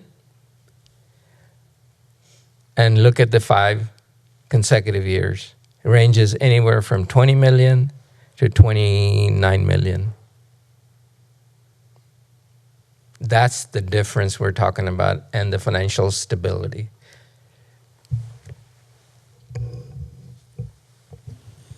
To follow up on Pervez's points, it is exactly why we were able to identify these challenges. I'm sorry, I'm too close to the mic. Make cost containment strategies, put them in place for FY26. It was most important to do it immediately as soon as we could, which is what we did. Waiting until 27, we wouldn't be having the same information, the same trajectory, the same outlook. Okay. Councilmember Zapata. I'm guessing that, because you see in year 4, like those projections, it starts to decrease a little bit. When are we assuming that we fund some of the frozen positions? Because I think one of the reasons why you also see that our reserves go up is because our operating costs sink, right? So that means like the minimum amount changes, right? It's not just one standard that we have to meet, it's a fluctuating number. So when are we assuming that we bring staff back online? So I would take you back to the growth assumptions, right, for the expenditures and also for the revenues. Yeah, so that you can see here sort of what we assume to be for each of the years 1 through 5 for all of those. I think what your question, though, is for positions that were frozen or unfunded? Yes, is that what you're asking? Yes, for positions that are unfunded right now, where in this forecast do we account for bringing them back, like funded? I think the answer to that is depending on operational needs, right? I'll let interim city manager give his full, more robust answer, but I would say what we were able to do in this budget is really look at redundancies and find efficiencies, right? So depending on operational needs, that's how that would be brought back in. Yeah, well, a lot of those unfunded positions aren't eliminated because they're not redundancies, right? Like they're kept because we do need them. They're just frozen right now so we can help balance the budget. So I'm just, because that was about what, 2.45 million in that cost. So when does that start reflecting is what I'm wanting to know. So when we do financial forecast, council member, we don't go by specific positions or amount of office supplies. We use general cost assumptions, growth assumptions, revenue assumptions. Those 24 frozen positions, we're not quite done with those. We don't know if we need them next year or not. We're still analyzing those. But for sure, we're not going to fund them next year. If a city department identifies one of those positions to be critical and they desperately need it, they're going to have to find money in their budget to pay for it. And if they can't, it still stays frozen. They have to have a business case why they need that position. I know you're going to that library's part-time position, but that's okay. Those positions will remain frozen next year until there's a business case to fund those. I mean, but I think there already is a business case. I think that's what I'm trying to say is that some of those positions are like direct service positions. And so those are the ones that I'm most concerned about because those do have an impact. Because essentially we're requiring our staff to be able to maintain operations with less staff to be able to support some of it.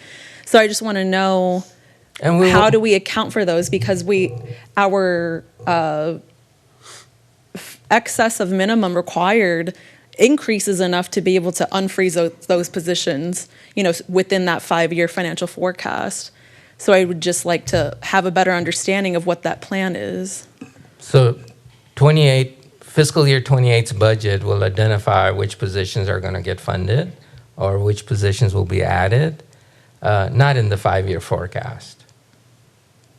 This is just a trend analysis based on general assumptions. Based on if we just kept everything the way it is right now. Not really. If you look at the growth assumptions we just showed you, there's a compounding increase built in. Yeah, but that's not including new projects. It's not any of that. That's just maintaining what we have now. That's what I'm trying to say. So I'm looking at the unfunded positions and I see like animal services, director of animal services, like we can't really say when we're gonna need that. So I don't know if it's fair to be like, oh, we're gonna get the assistant director of library in 2 years or in a year. I think, I think as we go I mean, but some through- of those are direct service. I agree. And as we go through this budget, he's just presenting it. And as we sit down and talk about it, you can always say, hey, I think we need this position. And collectively as a council, we can decide whether we move forward with that or not. So if one of those 24 positions is important to you, I would suggest bringing it up during a council budget meeting and having that discussion with the council. Well, what I'm just trying to say is that the 5-year forecast doesn't account for like any of that. It only accounts for maintaining what we have now. Okay, no, So like, I don't want us to look at this and think like, oh, this is for sure like the given about what'll happen, because if we decide that there are certain positions that are needed or certain projects that are required that we really feel strongly about, that is going to change. And it does look like there's flexibility in some of that beginning at certain years. So I just want to make sure that that is abundantly clear, that it's not that we have to keep solely what we have right now prepackaged, already said and done, simply account for growth, and then that's, that's No, it. and that's the beauty of these budget meetings. Like, this is my 4th one, and nothing in the first meeting is ever set in stone. I've seen Shane Araby, if anybody ever goes back and watches the video with Shane Araby and Travis Mitchell, and the way Shane like reallocated money like it was his job, it was amazing. And so it was the 11th hour, and usually at the 11th hour, there's always going to be changes made. We hope not. We hope collectively as a council we can direct our interim city manager to the right direction, hopefully by, the last meeting, if not prior to. But yeah, just to be very clear, this is very green. This is a budget that we're looking at. He's presenting, then we can come back as a council, make some changes or have a discussion or not make changes, depending on which way we want to go. But yeah, so yeah, for 5 years, Mr. Mohit may not even be here next year. So this, I feel like, the 5 years out, no, I'm not saying he's gonna, I'm just saying he might have been like, I'm done with this place. I don't know. But we're going to discuss an interim city manager coming up probably after the election. You guys will have to make that choice, or we'll have to make that choice depending on how it goes. But so 5 years, I see what you're saying. 5 years isn't set in stone. To be honest, at this point, next year is not even set in stone. These are recommendations. We take them or we leave them or we discuss them as a council. And so I don't want anyone to think that their hands are tied. And if there is a position that you want to look at for next year, that's worth a discussion. As far as looking out for 5 years, I don't even know who's going to be on the council. Then it'll change. It'll change next year. It'll change the year after that. We'll just be in a different place. Well, okay, also the reason why I was asking that is because I think I've talked about this with Holly before. I've mentioned it. I don't think, and maybe I'm just like not remembering everything that comes in the slides coming after this one, but I know that for cost containment wise, we've done 11.91 million in this fiscal year. I think what would be helpful would also be able to see what that reflects in a 5-year forecast with just the cost containment that we've done with like the different personnel, operational, employee benefits changes. Because I think that would also help us understand how much of it, if nearly 12 million of the, 18 million or how much did we bring it back up? Do you mean the ending fund balance? I'm sorry? Yes. Yeah, it was estimated at 10.3 prior, current year estimate, and then we brought it back to 18. Okay, so, and then, and nearly 12 million of that is just on cost containment that we've already put into place, purely from that personnel, operational, employee benefit changes, meaning that there's maybe about, 7 million or so, give or take, that is kind of those choices then on different projects and whatnot. So I think it would be helpful to see if we were to maintain the cost containment strategies of that 11.91 million, and then see a 5-year forecast for that if we funded the other items that were cut in order to keep or in order to meet that 18 million. Councilmember Harris. I'll send you an email on my questions. Yeah, I understand what Councilmember Zapata is saying. I had the same question about raises for the employees and the benefits for employees. Are those included in any of the projections of 1 through 5? They are. Again, if you look at, yeah, you can see the 3.5% that comes in. It doesn't come in until, it doesn't come in in 27. What line am I looking at? I'm sorry, merit COLA? Right, so Oh, we're, okay, that's merit raises. that's correct. Okay. Yeah, now, if not for 27, but for 28 and forward.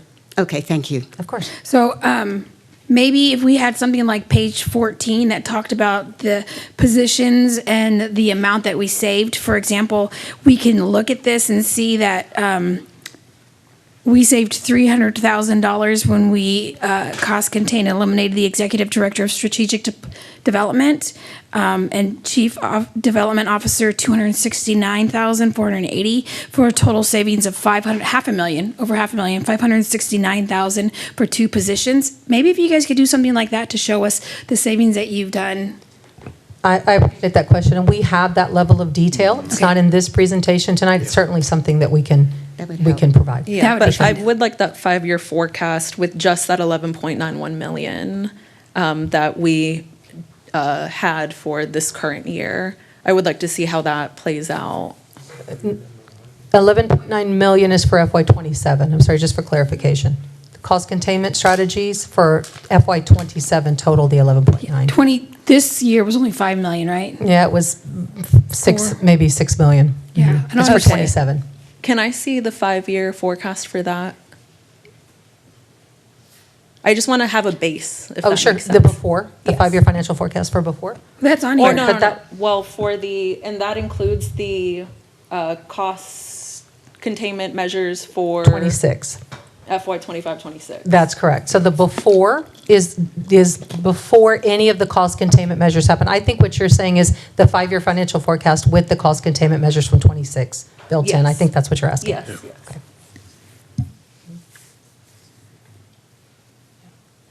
But that is the year after, because the current year estimate also includes cost containment that we did for 26 and cost containment for 27. That is the after. It is the combination of those cost containment measures. What we began in 26 and realized is in the current year estimate, that's how it was impacted. And then the rollover into 27 continues the additional cost containment measures for 27. So that is the 5-year financial forecast. Yeah, because some of it carried over. Right, that's correct, because some of it carried over. That's right. Does that answer your question? I'll send an email. Okay. Thank you. All right, of course. Move on. All right. We will now transition to the Water Utility Fund. Unlike the general fund, this enterprise fund operates more like a business with user fees supporting operations, maintenance, debt obligations, and future infrastructure investments. The long-term financial health of the utility depends on ensuring that revenues are sufficient to support the full cost of providing reliable water service while maintaining adequate reserves for emergencies and capital replacement. Water revenues are influenced by customer growth, seasonal demand, weather conditions, wholesale water costs, and future rate assumptions. Our projections assume continued customer growth while recognizing that annual consumption can fluctuate significantly depending on rainfall and drought conditions. Because of this variability, we have intentionally used conservative revenue assumptions rather than assuming unusually high consumption years will continue indefinitely. On the expenditure side, the water utility continues to experience inflationary pressures affecting chemicals, utilities, maintenance, contractual services, equipment replacement, and personnel costs. The forecast also recognizes that ongoing investment is required to maintain aging infrastructure and support future growth. These expenditures are essential to ensuring safe, reliable water service for our residents and businesses. Okay, again, back to water utilities before. The chart before you illustrates the water utilities financial position before leadership's recommended operational adjustments. Similar to the general fund, this baseline demonstrates why proactive financial planning was necessary to begin in FY26 immediately. By identifying long-term expenditure pressures early, We have been able to recommend operational efficiencies and financial strategies that strengthen the utility while minimizing future financial risk.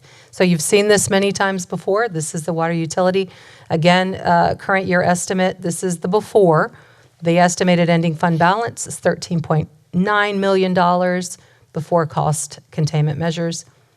And then again, after the estimated ending fund balance, you can see is a much healthier 21.3, and then on to years 1, 2, 3. You can see that that's much healthier. For slide 91, this slide illustrates the impact of cost containment actions on the water utility fund. Through careful review of operating expenditures, just like the general fund, disciplined staffing practices, and ongoing evaluation of contractual and operating costs, the financial outlook improves considerably over the planning horizon. These actions position the utility to continue delivering reliable service while preserving the financial capacity needed to address future infrastructure investments. Just as importantly, they demonstrate our commitment to making operational improvements before considering additional financial burdens on our customers. While future economic conditions and wholesale water costs will continue to influence this forecast, it's not static, the recommended budget establishes a much stronger foundation than the baseline did, than the before cost containment. We will continue, of course, with all major funds, reviewing utility operations annually to ensure expenditures remain aligned with revenues. We do it every month. I come before you all every month and provide a budget update. We will continue to do that into FY27, of course, and beyond. We'll continue reviewing utility operations to ensure expenditures remain aligned with revenues while maintaining the high level of service our community expects. Questions about the water utility? Okay. Next, we're going to transition to our third major fund, wastewater utility fund. Like the water utility, this fund is supported through user charges rather than property or sales taxes. The financial health of the wastewater system is equally critical because it supports public health, environmental compliance, and the city's continued ability to accommodate growth. Long-term planning for wastewater operations requires balancing customer affordability with the need to maintain treatment capacity, collection infrastructure, regulatory compliance, and future capital improvements. Wastewater revenues tend to be more stable than water revenues because billing is generally based upon winter averaging and customers' base growth, rather than seasonal irrigation demand. Even so, our forecast continues to use conservative assumptions regarding customer growth and future rate adjustments. As development continues throughout Kyle, we anticipate gradual increases in the customer base, of course. However, we intentionally avoided assuming extraordinary growth rates. This conservative approach helps ensure the financial forecast remains achievable under a variety of economic conditions. Turning to expenditures, wastewater operations continue to experience many of the same inflationary pressures affecting the water system, including chemicals, utilities, maintenance, contractual services, equipment replacement, and personnel costs. In addition, regulatory requirements and treatment plant infrastructure create ongoing financial obligations that cannot be deferred indefinitely. The recommended budget recognizes these operational realities while continuing to prioritize efficient service delivery and responsible financial stewardship. All right, here we are with the before. This chart, of course, here reflects the wastewater utility's projected financial position before implementation of the recommended leadership strategies, just as the other two funds we've discussed. Similar to the previous funds we reviewed, this baseline demonstrates the value of proactive forecasting, not static, proactive forecasting. By recognizing future expenditure pressures early on, leadership is able to recommend operational changes that improve long-term sustainability before financial challenges become more significant. This forward-looking approach supports Council's commitment to responsible financial leadership while protecting the reliability of one of the city's most essential utility services. Again, current year estimate, this is going to be before cost containment measures. You can see the estimated fund balance of 22.5, and on through years 1, 2, you can see the near decline as certainly it begins immediately, but by year 3, we're really looking at some challenges. This is the after. This slide reflects the positive impact of the recommended leadership actions on wastewater utility fund through disciplined budget development, careful review of operating expenditures, responsible staffing strategies, and continued monitoring of utility operations. The long-term financial outlook improves considerably. You can see the estimated fund balance. 25.6 after cost containment measures in 26, and on to just a much more healthy fund balance. Of course, by year 3, we're still going to have some challenges, but it's so much more stable than it was prior to. All right. As with each of our 4 major operating funds, our objective is to proactively address future financial pressures today rather than defer difficult decisions to future budget cycles. We will continue evaluating operating performance each year for all 4 major funds and actually all of our funds to ensure expenditures remain aligned with revenues while maintaining reliable service for our customers. Oh, can you go back? I'm looking at year 28 to 29. What's going on there?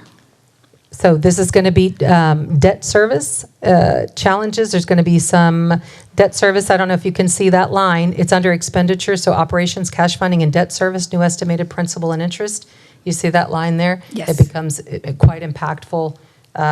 Year 2, actually, is what you're looking at. Okay. I just want to say, I know we talked about the reserves being high, but it cannot be high in, not reserves, the balance is high in a lot in the water and the wastewater, but the truth is we can't have enough money in those funds because that's where most of our CIPs are going to come from. And I think at some point it was like 600-800. I mean, it's incredible. So it's significant. It's either we try to save up for it and be able to at least afford the bonds out of that fund, or we CO bond it and we put our residents in deeper debt.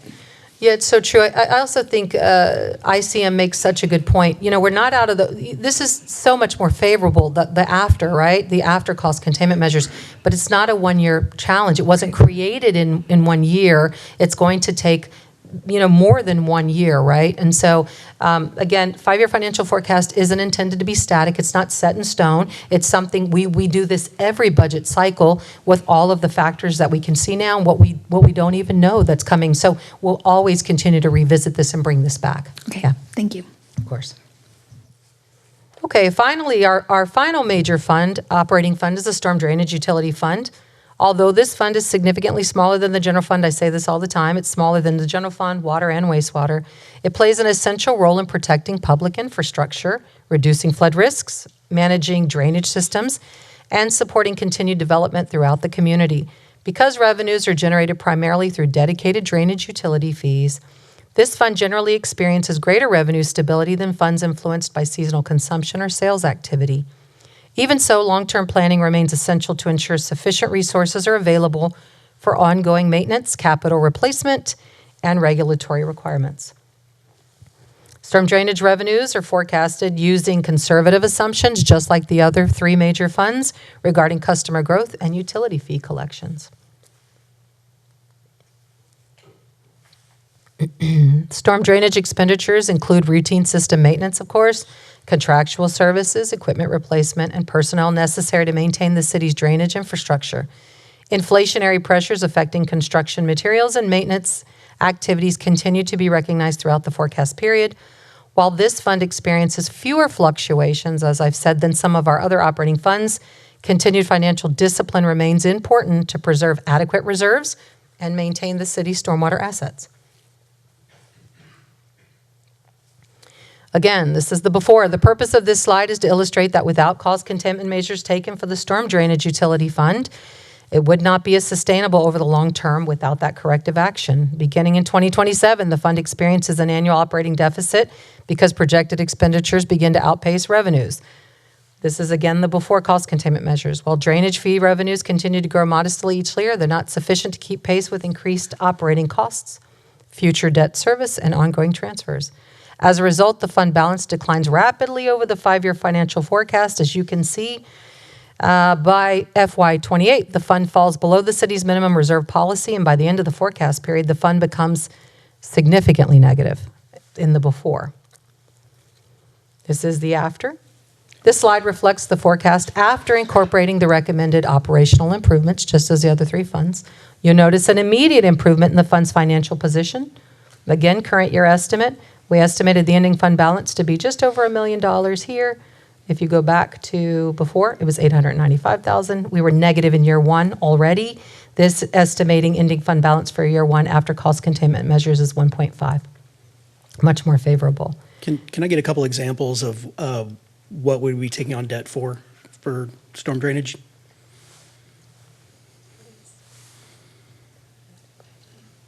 Sorry.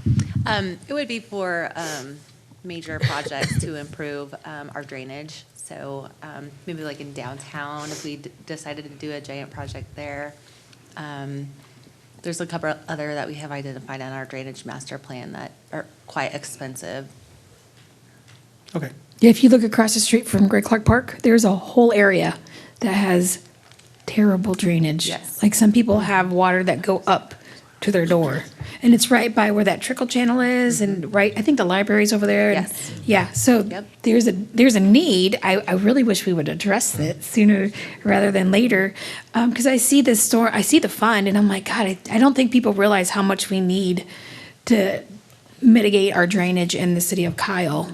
I wish we'd put a focus on it. Maybe reuse it, sell it.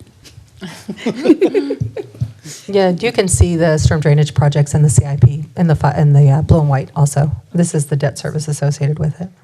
Yeah. Okay. No, great. Thank you.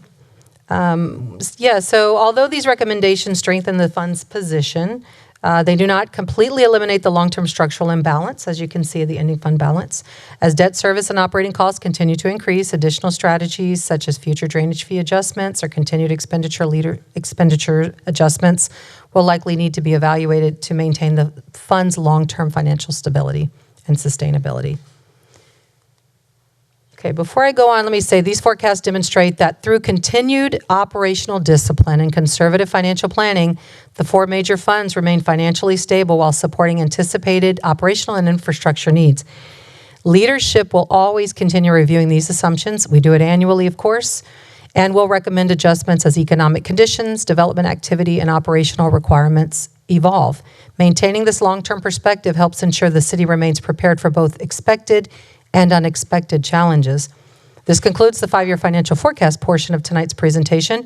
Collectively, these forecasts demonstrate that the recommendations included within the proposed fiscal year 26-27 budget are focused not only on balancing the upcoming fiscal year, but also on strengthening the city's long-term financial sustainability. Throughout this process, leadership has emphasized conservative forecasting, structural balance, responsible stewardship of public resources, and proactive decision-making. With future conditions undoubtedly changing, these forecasts provide confidence that the recommended budget places each of our four major operating funds on a more sustainable path than we would have otherwise recognized. We remain committed to monitoring financial performance throughout the year, updating these forecasts annually, and bringing forward recommendations whenever adjustments become necessary.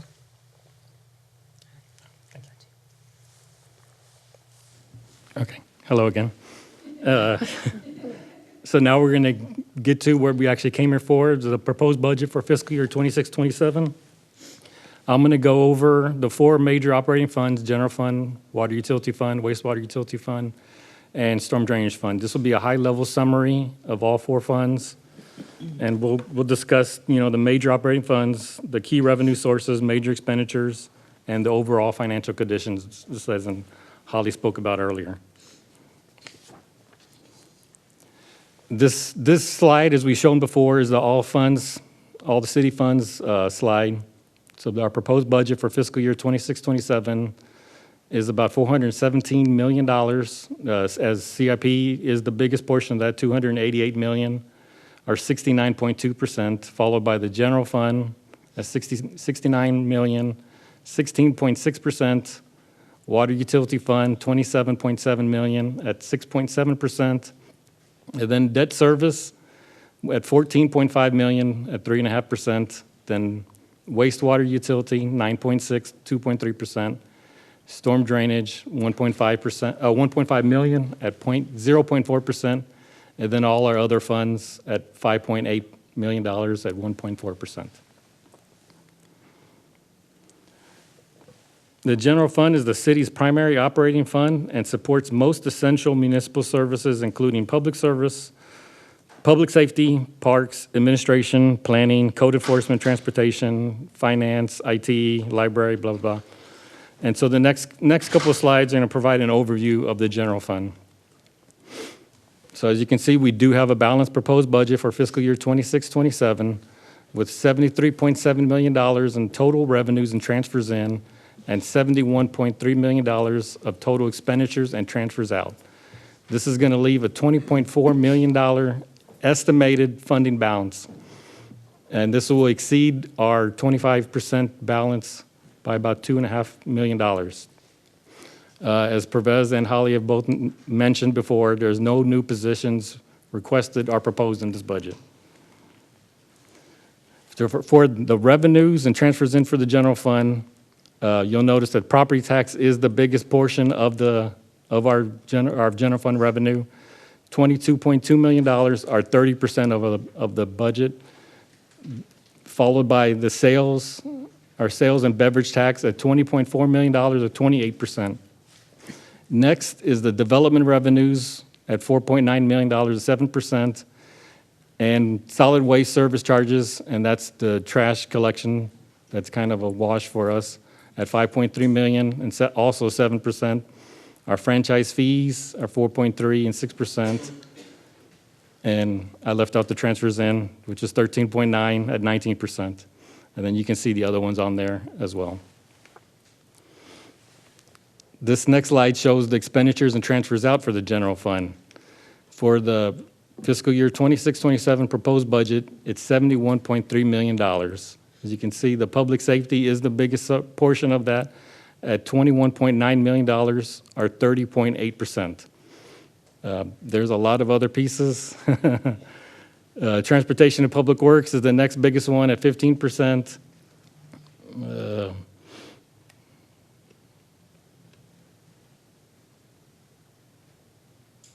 I like eggs.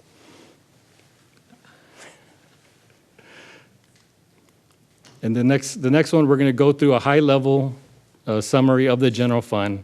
This does follow the city charter. As you can see, we have two actuals, approved budget, the year-to-date with encumbrances through May 31st of 2026, our current year estimates, which match the numbers that Holly showed you earlier, and then we have our ICM proposed budget for 26-27, and then our increase from the approved budget of 25-26 by dollar and percentage. Overall, you will see that our revenues have decreased by $4.9 million for the general fund. A big portion of that is the sales tax, our construction inspection fees, our land use planning and review fees, and our transfers in has also went down by $1.1 million. This next one is going to be the same setup as the revenue, but this is just going to be for the expenditures. You'll see the two actuals, the approved budget, the year-to-date, current year estimate, and of course the ICM proposed budget with the increase by dollar and percentage from the approved budget of 25-26. As you can see, the total expenditures and transfers out has decreased by $7.9 million or 9.9%. Most of the decreases was come from Transportation and Public Works. That was from the reorg, restructure. CIP and engineering had a decrease. And Parks and Rec was also another big chunk of decreases for this year. And now this is going to be just the fund balance for the general fund.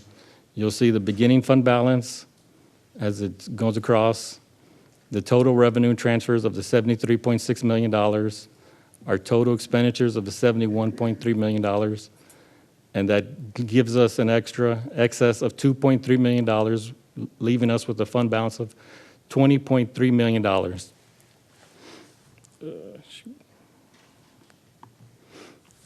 And that does leave us over our 25% minimum of 25% of the expenditures of about $2.5 million.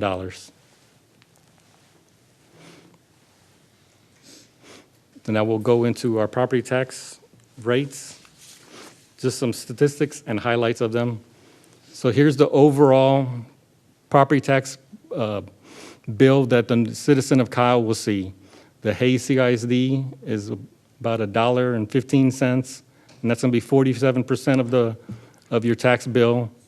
The city of Kyle as it is currently, is 0.5957, and that's about 24%, followed by the Hayes County, which is 0.3573 cents, or 15%, and then ACC, Hayes ESD number 5, Hayes County Road, Hayes County ESD number 9, and then Plum Creek Conservation District, and the Plum Creek Groundwater District.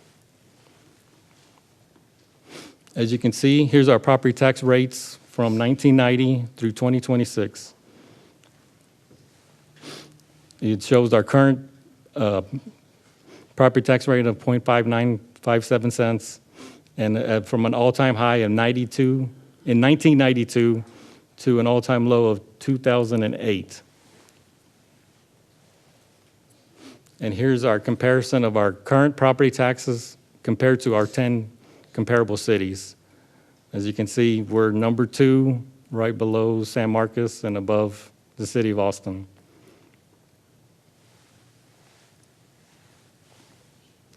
We're more than the city of Austin. Yes, ma'am.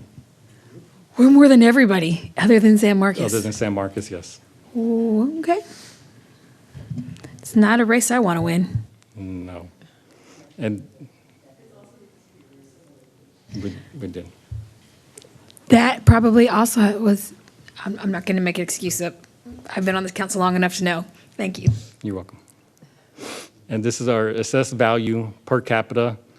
So we're at $107,871, which puts us near the end, a little above San Antonio and below San Marcos.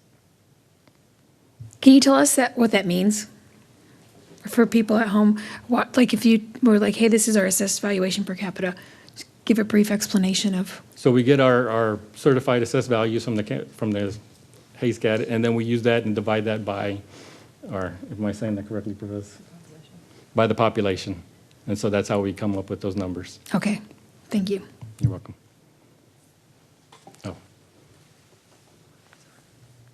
So we beat Austin in the tax rate, and we beat San Antonio in the per capita calculation. Okay, so let's talk about what the certified tax roll shows so far.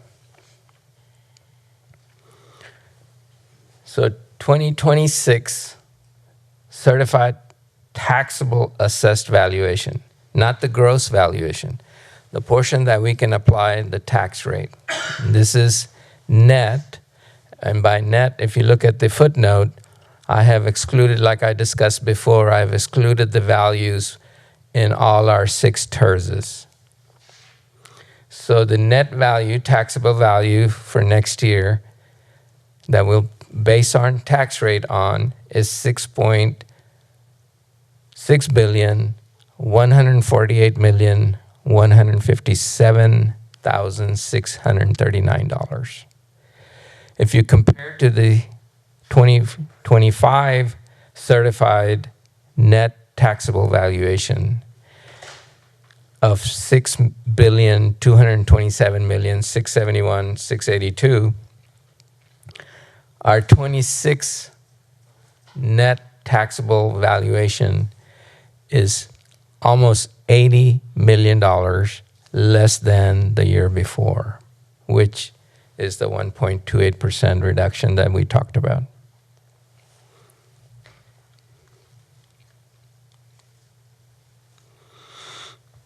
So based on our assessed valuation, the average home value in 2026 is $298,621.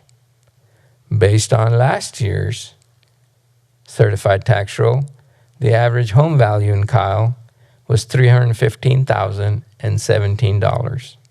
So there is a net reduction in the average home value of $16,396. Since we don't have the tax rates, I can't show you the tax levy or the average net tax bill. I can show that on August 13th and share that with you. But looking at 2025 numbers, based on average home value of $315,000 $59,017, and our current tax rate of $59.57, the gross tax levy was $1,876.56. That's before applying the homestead reduction. And the reason I separate the homestead reduction from the tax levy, because not all homes in Kyle are occupied by homeowners. So there are some rental properties, but the property owner will get the tax bill, but they will not receive the homestead reduction or exemption. So if a homeowner resides in the average value home of $315,000 last year, would have gotten a bill, net tax bill after homestead reduction would have been $1,638.28. Now, assuming that the tax rate stayed the same, just for discussion purposes, I'm not proposing that, just for discussion purposes, since the average home value has dropped by $16,000, $16,400, using the same tax rate, the tax levy and the average net tax bill will be less than what it was in 2025.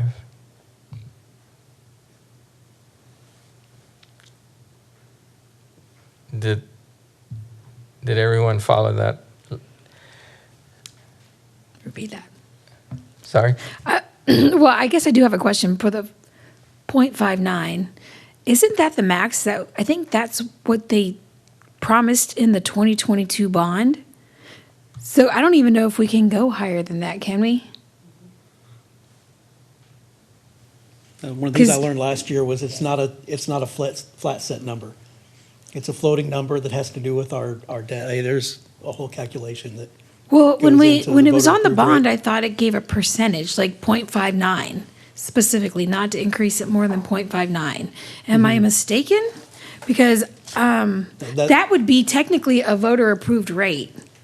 And I don't know if can we go over that? Yes, because when the bond discussions were happening and we were getting ready to go before the voters, it was estimated that if the bonds got approved and we spent that money, the tax impact would have been up to 59 cents, right? But in the meantime, there are other things that are moving around. There are more debt service for other things. Operating expenses are going up.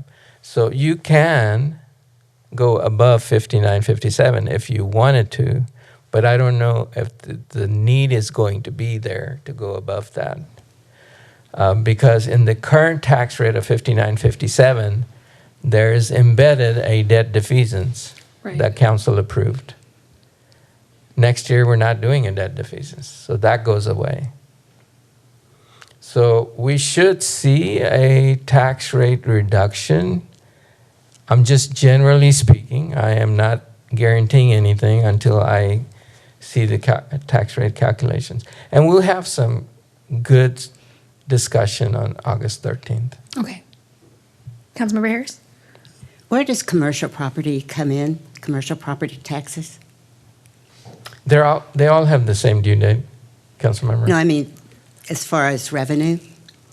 So we get about 97% of our tax revenues by February. Typically. We're talking about homes on here. The values, she's talking about the values. Are you talking about values or are you talking about revenues? I'm talking about the values. The values come in by July 25th. No, but where do they come up with the values? Where are we at? And where does it go in the budget? In the budget, we only estimate the revenues, not the values. Where does it come in the budget then? The revenues from commercial property tax? They will be in the property tax line that Holly showed you. That includes so both. That's residential and commercial? Yes, it includes residential, multifamily, farms. Okay. That answers my question. Okay.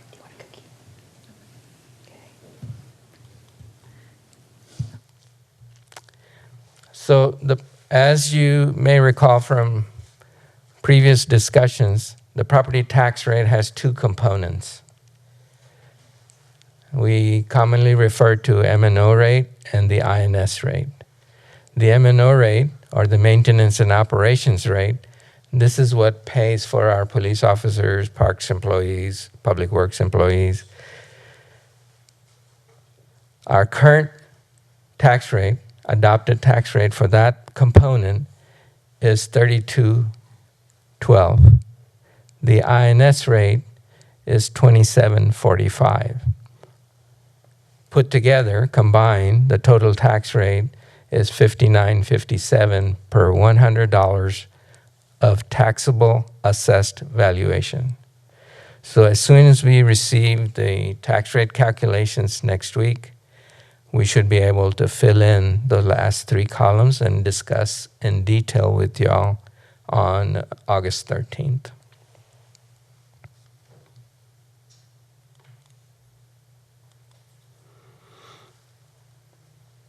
Who's talking sales tax?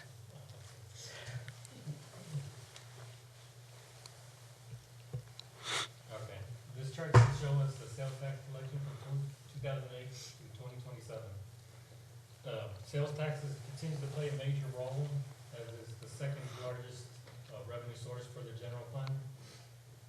And currently we've shown it to be about the same as the CYEs from 26 to 27.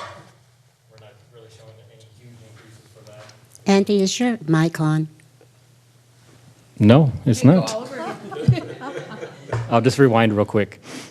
No, the sales tax collection from 2008 to 2027, as I said, that y'all might not have heard, that the sales tax is be stagnant. It's about the same as 26 for 27. So that's why we didn't show any increases for that one. But it's still about 18% of the general fund's revenue. This chart here shows the sales tax per capita, which again, it's the sales tax per each resident here in the city. And it has kind of plateaued and stayed about the same. It actually went down in 2025, and we're showing a little bit of an increase in 26. And hopefully it'll just continue to increase from here. Now next we're going to talk about development revenues, which is the number 3 or 4 piece, largest piece of the revenue for the general fund.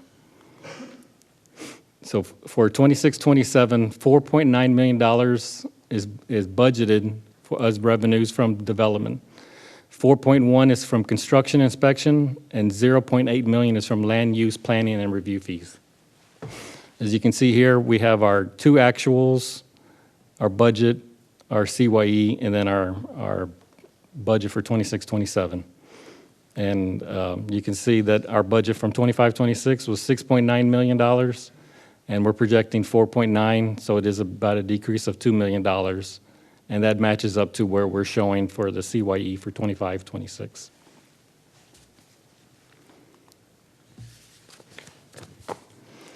Next, we're going to talk about the water utility fund, and we'll go over a high-level summary of the budget, revenues, and expenditures.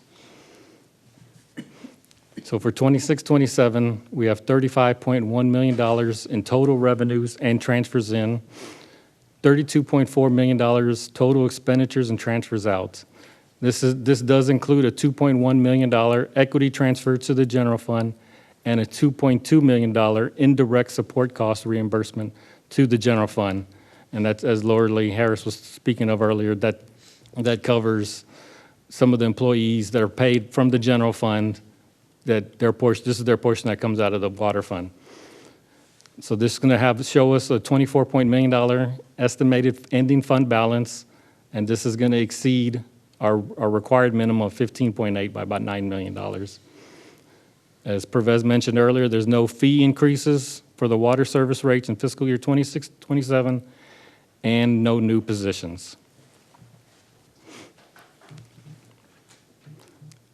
This chart's going to show us the revenues for the water utility fund. Currently, we're showing a budget of $35 million, and 33 or 94.7% of that is the water service. There's other fees and charges, which is about $1.5 million or 4.3%. and miscellaneous of $345,000, or 1%. This pie chart's going to show the proposed budget for the expenditures and transfers out for the water fund. We're showing a budget of $32.4 million. The biggest portion of that you can see is the water supply. $16.6 million, or 51.3%. Water operations is next at $4.8 million, or 14.8%, and then transfers out of $4.6 million, or 14.5%.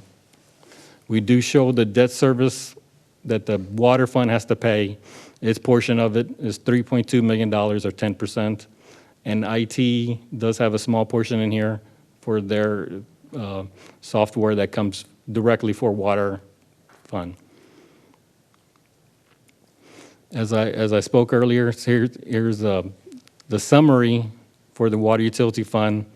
And like I said before, we'll have our two actuals, approved budget for 25-26, our year-to-date through May 31st, 2026, our current year estimates for 25-26, and then our ICM proposed base budget and an ICM supplemental, and then will bring us to the total proposed budget for 26-27, along with the dollar and percent increase from the approved budget of 25-26. You'll see that the total revenue and transfers in is at $35.0 million, and that's about 22.4% increase from our approved budget. The total expenditures and transfers out is bless you. That's a decrease of $1 million, or 3.1%. As you can see, that leaves our fund balance at $23.9 million, and our 25% of that was 15.8. So that does leave us a little under $9 million in excess fund balance for this water fund. Here's our comparison of our average monthly residential water bill. Currently, right now, we're at $92.07, and that puts us below Pflugerville, County Line SUD, and Southwest Water.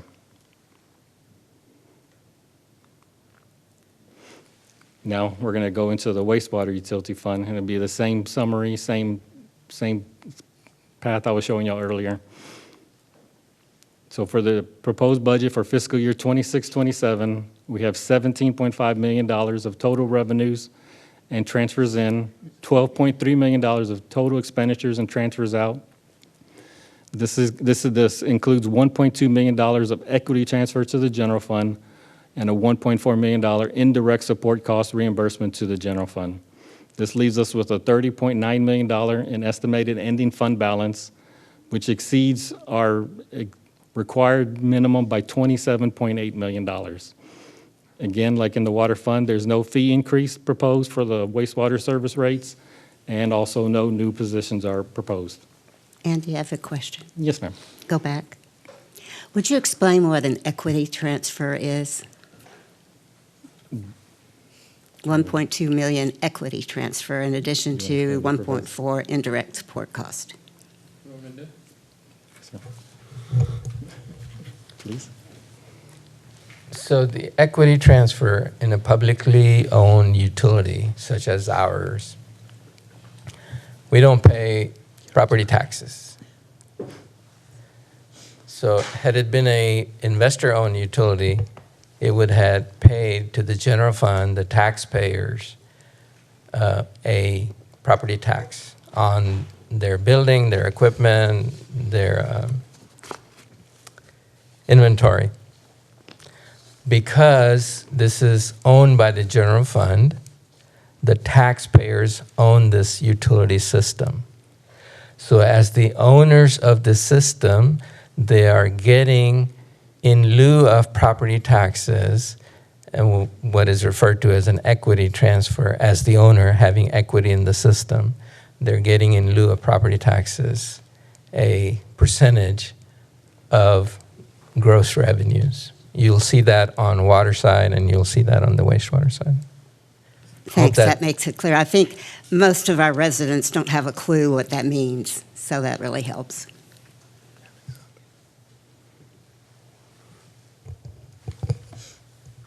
Thank you, Professor. So this pie chart shows our revenue and transfers in for the wastewater utility fund. Right now, we're proposing the budget for 26-27 of $17.5 million.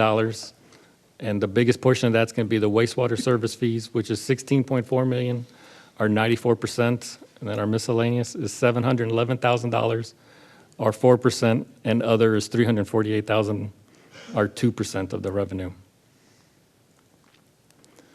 This slide shows the expenditures and transfers out for the wastewater fund. The proposed budget for 26-27 is $12.2 million, with the wastewater treatment plant being the largest portion of that of $3.2 million, or 26.6%, followed by transfers out of $2.6 million, like we spoke about earlier, or 21.5%. Wastewater operations is $1.8 million, or 15.1%. And then our debt service, which is the debt service for the wastewater, the treatment plant, and other debt we've taken out of $1.7 million, or 14%.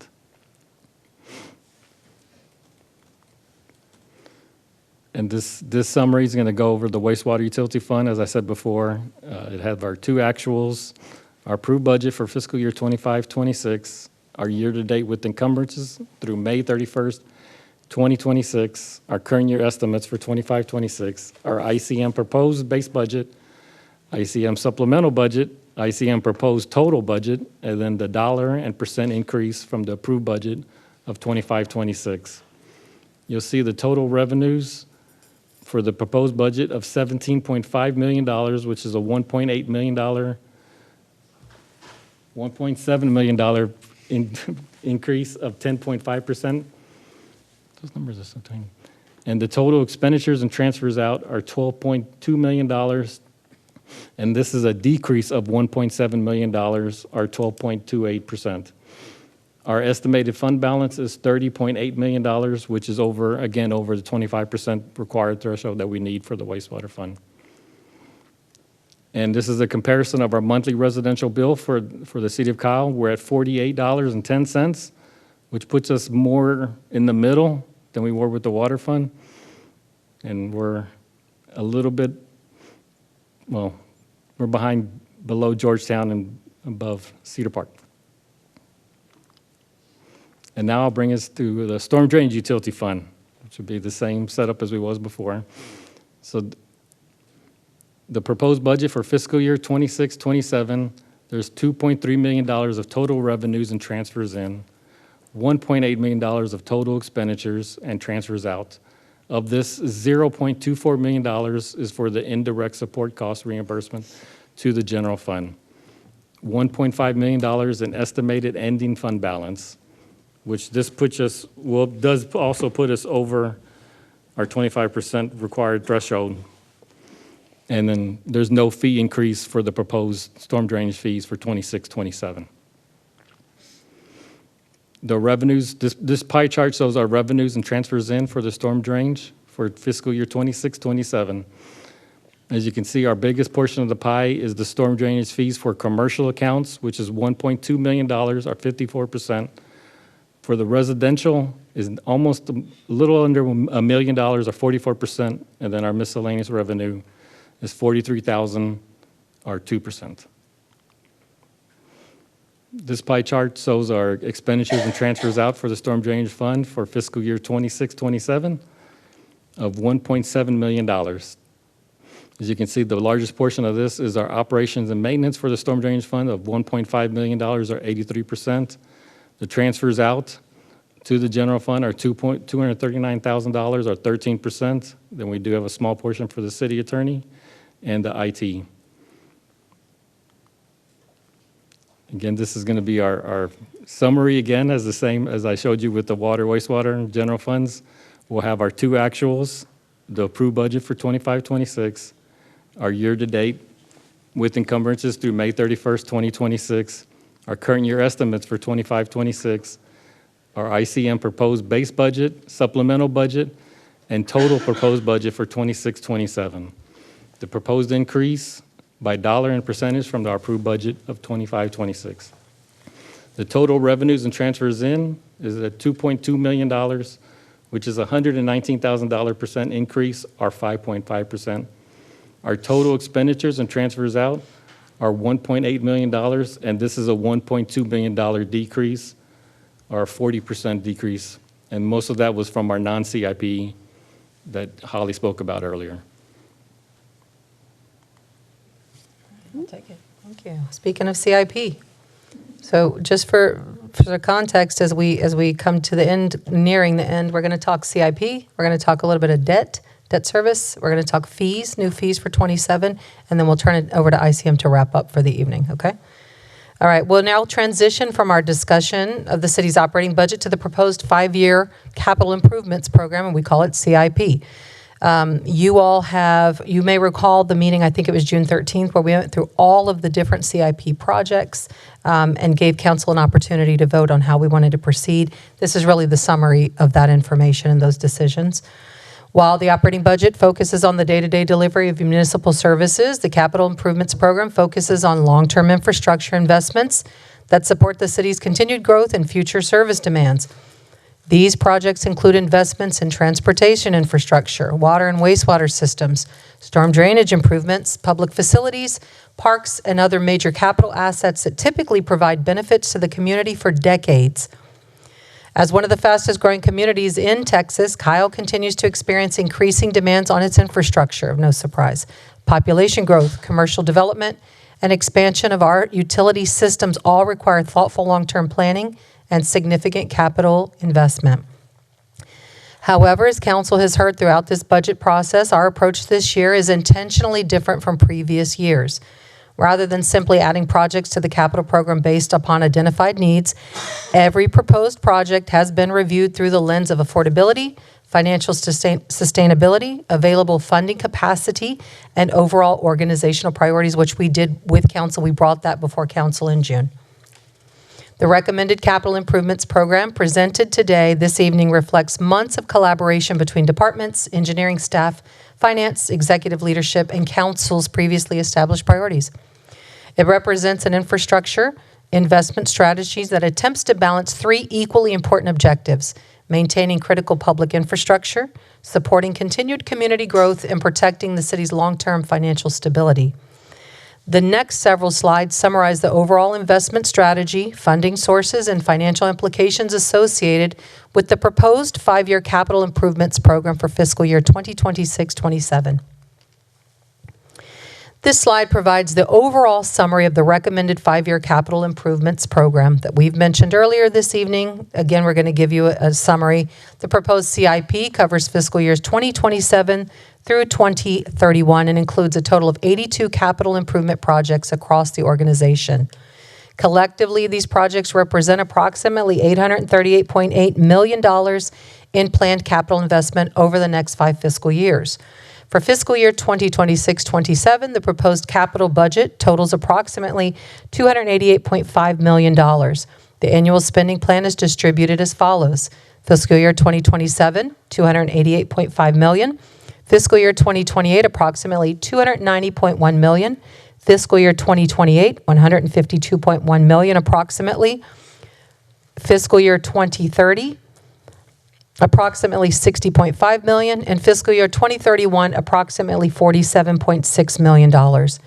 Council will notice that the largest levels of investment occurred during the first 2 years of the planning period. This reflects projects that are either already underway, in advanced stages of planning, or considered critical to maintain service capacity for our rapidly growing community.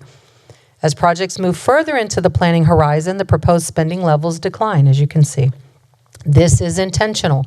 Future year projects will continue to be evaluated annually, as I've mentioned, based upon updated financial forecasts, available revenues, debt capacity, grant opportunities, project readiness, council priorities, and of course, changing community needs.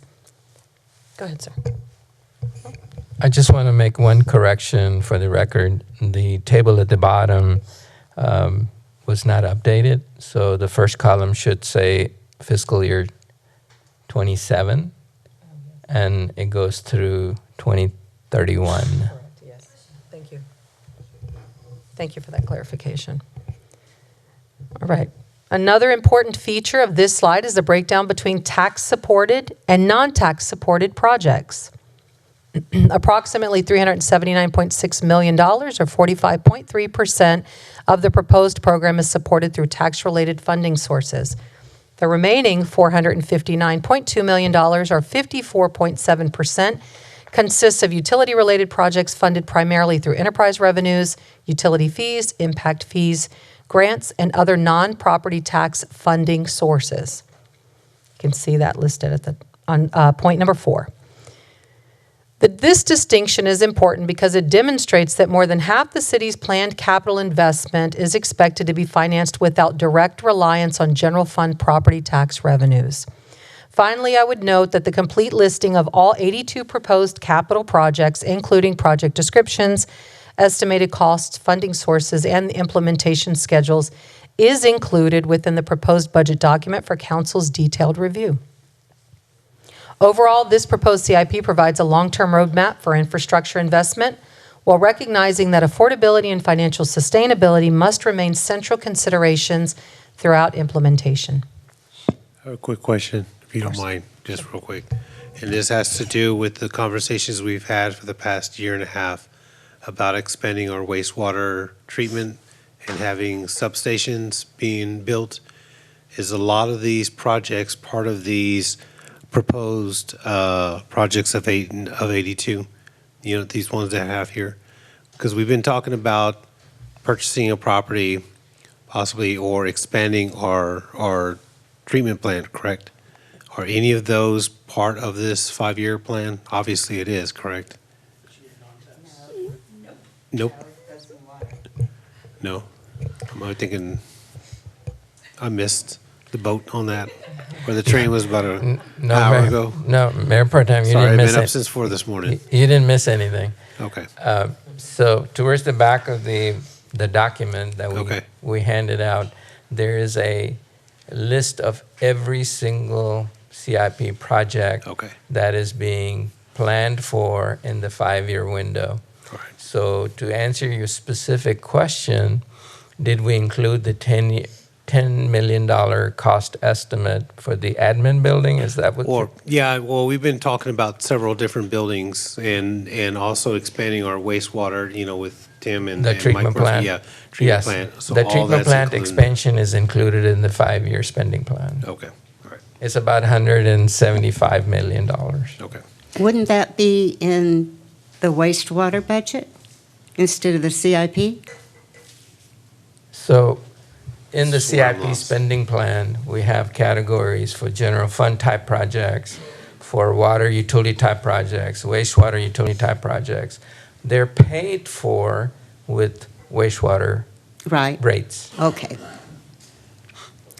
I do have a concern, because I have been worried ever since my first term about what we're going to do with our wastewater after we max out. So I know that's going to be longer than a 5-year plan, but I think we need to get started on trying to figure that out 10 years ago, because we're going to not be able to grow if we don't. I mean, we saw at the last meeting that if all of the development that we have already approved had decided to move forward, it would be 10.9 million gallons per day in wastewater. And we don't even have that capacity right now, and hopefully that doesn't happen, but we are maxed out at 12 million gallons per day. So I think at some point we need to at least try to formulate a plan.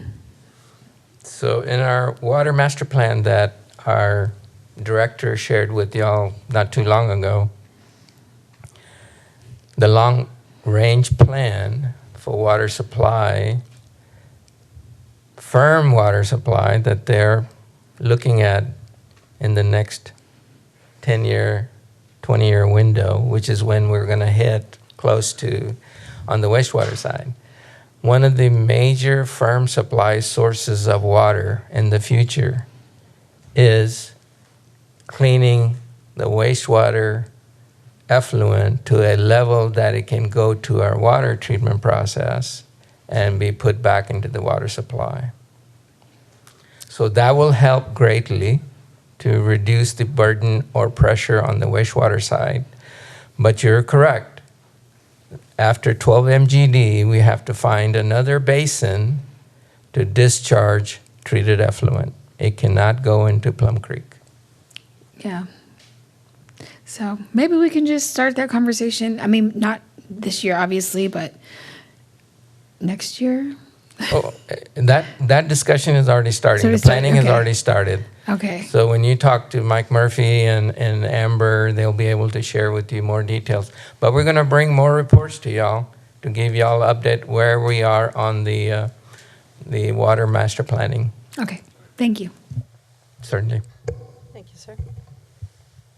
All right, the next two slides illustrate how the proposed CIP program will be financed over the next 5 fiscal years. One of the strengths of this proposed CIP is that it does not rely on any single funding source, as ICM mentioned. Instead, the program is intentionally diversified, allowing the city to match each capital project with the most appropriate and legally available source of funding. As you review the chart, you will notice the funding comes from a combination of tax-supported revenues, utility revenues, previously authorized bond proceeds, future debt issuances, where appropriate, impact fees, developer participation, grants, and available cash funding when available. This diversified approach is important for several reasons. First, it reduces our dependence on any one revenue source and provides greater financial flexibility if economic conditions change. Second, it ensures that projects are funded by the users or beneficiaries wherever legally appropriate. For example, utility infrastructure is primarily funded through utility-related revenues rather than property taxes, as ICM mentioned. Third, it allows the city to maximize outside funding opportunities. Whenever grant funding or developer participation is available, staff pursues those opportunities to reduce the financial burden placed on local taxpayers and utility customers. Another important point is that not every project will move forward simultaneously. The proposed funding schedule aligns anticipated expenditures with projected funding availability. Projects may be accelerated or delayed based upon construction readiness, permitting, available financing, council direction, or changing community priorities. This annual review process allows the city to remain financially flexible while continuing to address our highest priority infrastructure needs. Ultimately, our objective is to ensure that capital investments are not only necessary, but also financially sustainable over the long term. So this slide continues, and you'll see there at the bottom, again, the numbers are pulled down for you, totaling the 288.5, all the way through the total of what we began with, the summary of 838.8 from fiscal year 2027, all the way through fiscal year 2031. Again, these represent the projects that we brought forward to council for review and you all's direction. We've summarized these funding sources here. All right, the next 3 slides bring together all categories of capital investment into one consolidated view. Across all funding sources, the city currently projects approximately, as I said, $838.8 million in total capital funding requirements over the next 5 years. That total consists of 4 primary categories. First, approximately $230.3 million of voter-approved tax-supported general obligation bond projects. Second, approximately $26.9 million of other tax-supported capital improvements funded primarily through general fund and other dedicated sources. Third, approximately $122.5 million of currently unfunded capital needs that will require future funding decisions, including potential certificates of obligation or future bond elections. And finally, approximately $459.2 million of non-tax supported utility capital improvements funded through enterprise fund revenues and related financing mechanisms. This reflects the city's current construction schedule, continued implementation of existing bond programs, major utility expansion projects, and infrastructure necessary to support continued growth. As projects are completed, annual funding requirements decline during years 4 and 5 under current assumptions. Overall, this 5-year capital plan provides council with a long-range view of the city's infrastructure needs while also serving as an important financial planning tool. It allows us to coordinate capital investments with debt issuance, which we'll talk about in just a moment, utility rate planning, operational impacts, and future budget development to ensure projects remain financially sustainable. That's the theme for tonight. As future budgets are developed, this plan will continue to be updated based upon project progress, available funding, changing priorities, economic conditions, and future council direction.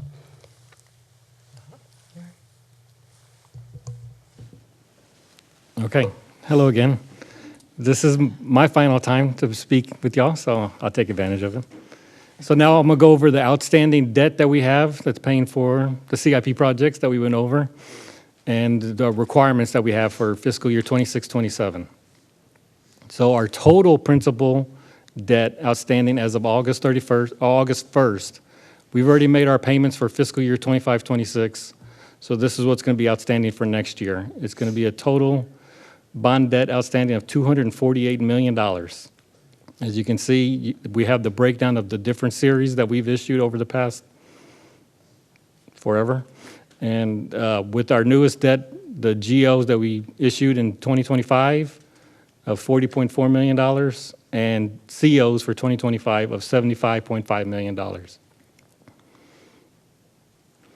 Our total bond debt outstanding by the source, general fund is $144 million, or 58% of that. Water, which is paid through the water rates, is $39.8 million, or 16%. The wastewater, which is paid through the wastewater rates, is $39 million, or 15.74%. And then we do have a little for the TERS. TERS number 1 of $8.1 million, or 3.28%. And TERS number 2, which is a little over $17 million, or 6.85%. So that brings us to the $248 million that we have for next year, or for the life of the, yes, ma'am. So this is what we've drawn on our bonds.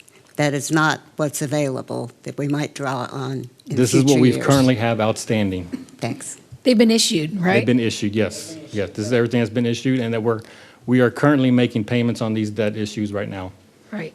Okay, so not just approved, but issued. Issued, yes. Okay. Yes. So there's a And- different number that's approved that's still out there Outstanding. and available to us, like the GO bonds for roads. Yes, there's still more out there.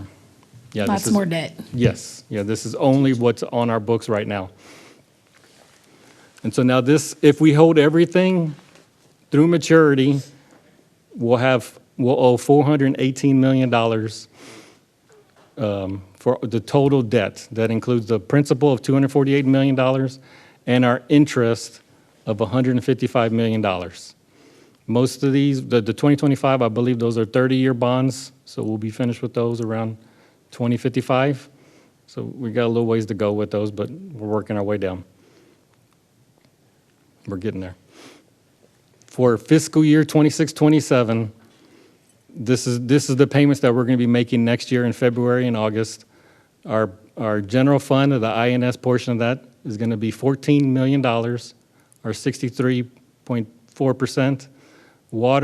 The water debt is going to be $2.9 million, or 13.25%. Wastewater, $2.6 million, or 11.82%. And then again, we have our two TERS. This TERS number 1 at $1.4 million, or 6.3%, and TERS number 2 of $1.1 million, or 5.25%. Brings us to a total we're going to pay of $10.6 million in principal, $11.5 million in interest, and the total will be $22.2 million. Any more questions? So I would like to interject, in addition to what Andy covered so far, it's important to note here that this is only what we owe today. We will issue close to 100 to 150 million next year for water, wastewater, road bonds, TERS, all of that together. So if you look at the slide,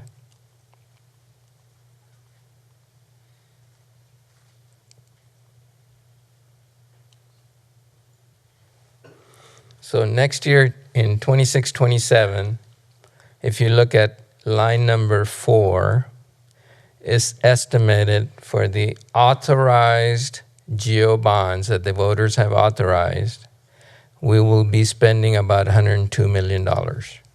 That's the engineer's estimate. I don't think it's going to be that high, but let's assume they're right on the mark. It's going to be $102 million for that. Then moving on down, we have other projects that we will be issuing COs for. There are general fund CIP projects, park development projects. That will be another $8 million. So for tax supported, the CIP plan is projected that we will need $110 million cash next year. However, y'all recall that I explained early on that we will not issue any new bonds until we have spent the money. So even though they're predicting $110 million for geo-supported or tax-supported debt, we may not need all 110. So let's say, and I know Leon is in the room, so Leon, close your ears. I have always discounted what the engineers tell me for bond sizing. So if they tell me $10, I use $6. I discounted by 40% based on our actual historical experience. So if I use that same factor, that's $60 million right here for tax-supported debt next year that we would have to issue debt. So that's the tax-supported piece. Yes, sir. That brings up a good question because of what we had our conversation with Thursday about a possible animal shelter. That would be if we were to do a CO bond, which some people have suggested, would add additional to that. Then again, going with the geo, but that includes the animal shelter. We have a placeholder in the CIP plan. Okay. If you look at project number 80, the last one, very last one. Thank you. Thank you, Melissa. I knew you were there somewhere all night. We have $2 million as a placeholder in next year if the council voted to go in that route. Whether we go the three-party partnership or we go alone, we have a placeholder about $2 million, and the following year is about $8 million. So total $10 million is in the plan. Yes, sir. So this $110 million includes that $2 million that we are perfect setting aside. So let's assume we use my bond sizing formula. If I discounted it by 40%, I'm still looking at $60 million ballpark on the general fund side, tax supported. Now look at the non-tax supported. Line 19 is saying that we need about $150 million. So, Andy, since you are our calculator guy, if you could take 60% of that,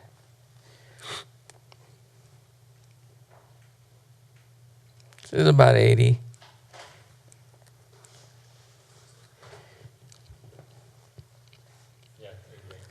Say 88 million on the non-tax supported debt.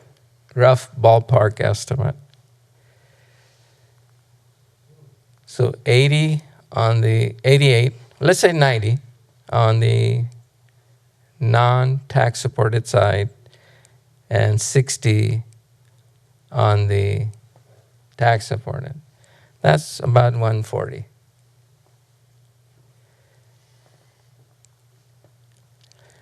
The other thing I want to talk about, I know it's 10:30, I have already hit up my 5-hour estimate, is that we're going to need a bond election.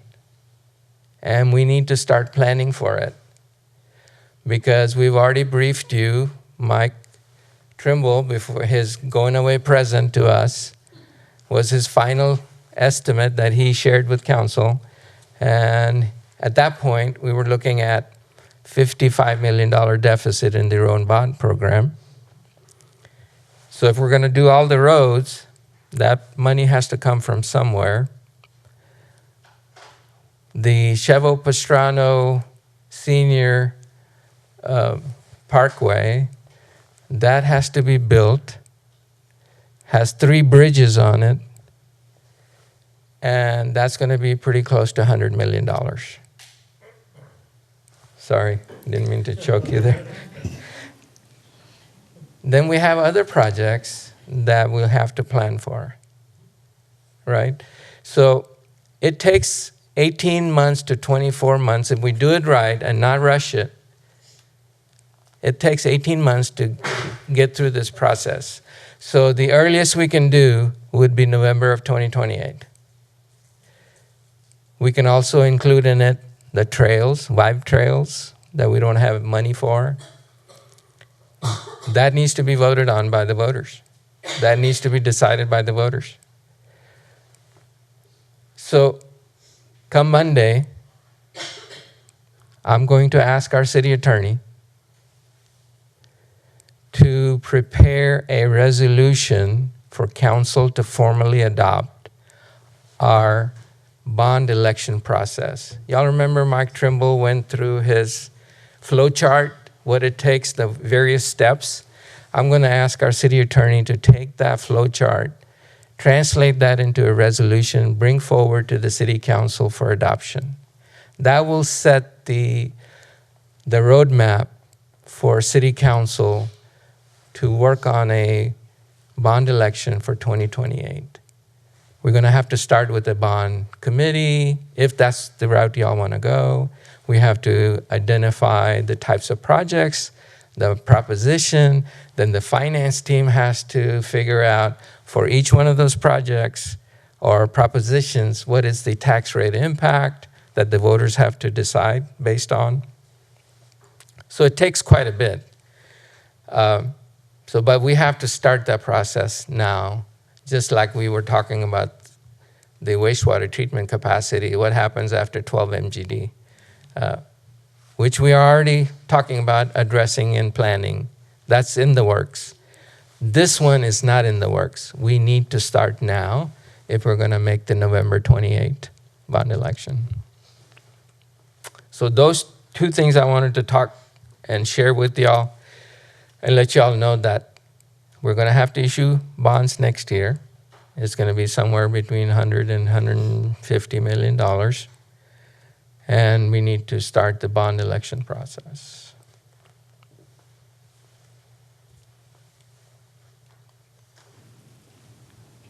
Sorry.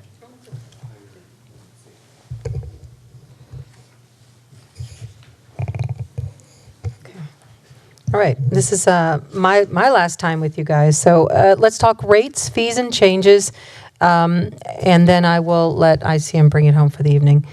All right, having completed our review of the proposed operating budget and capital improvement program, I'd now like to move to the city's recommended rates, fees, and charges for fiscal year 2026-27. One of the guiding principles established at the beginning of this budget process was to minimize the financial impact on our residents whenever possible while still maintaining the city's long-term financial stability. As staff developed the proposed budget, every effort was made to avoid increasing costs to our residents unless absolutely necessary. As we've discussed throughout this evening's presentation, the recommended budget incorporates nearly $11.9 million in recurring cost containment measures across the organization. Those efforts significantly reduced expenditure growth and improved the city's financial outlook.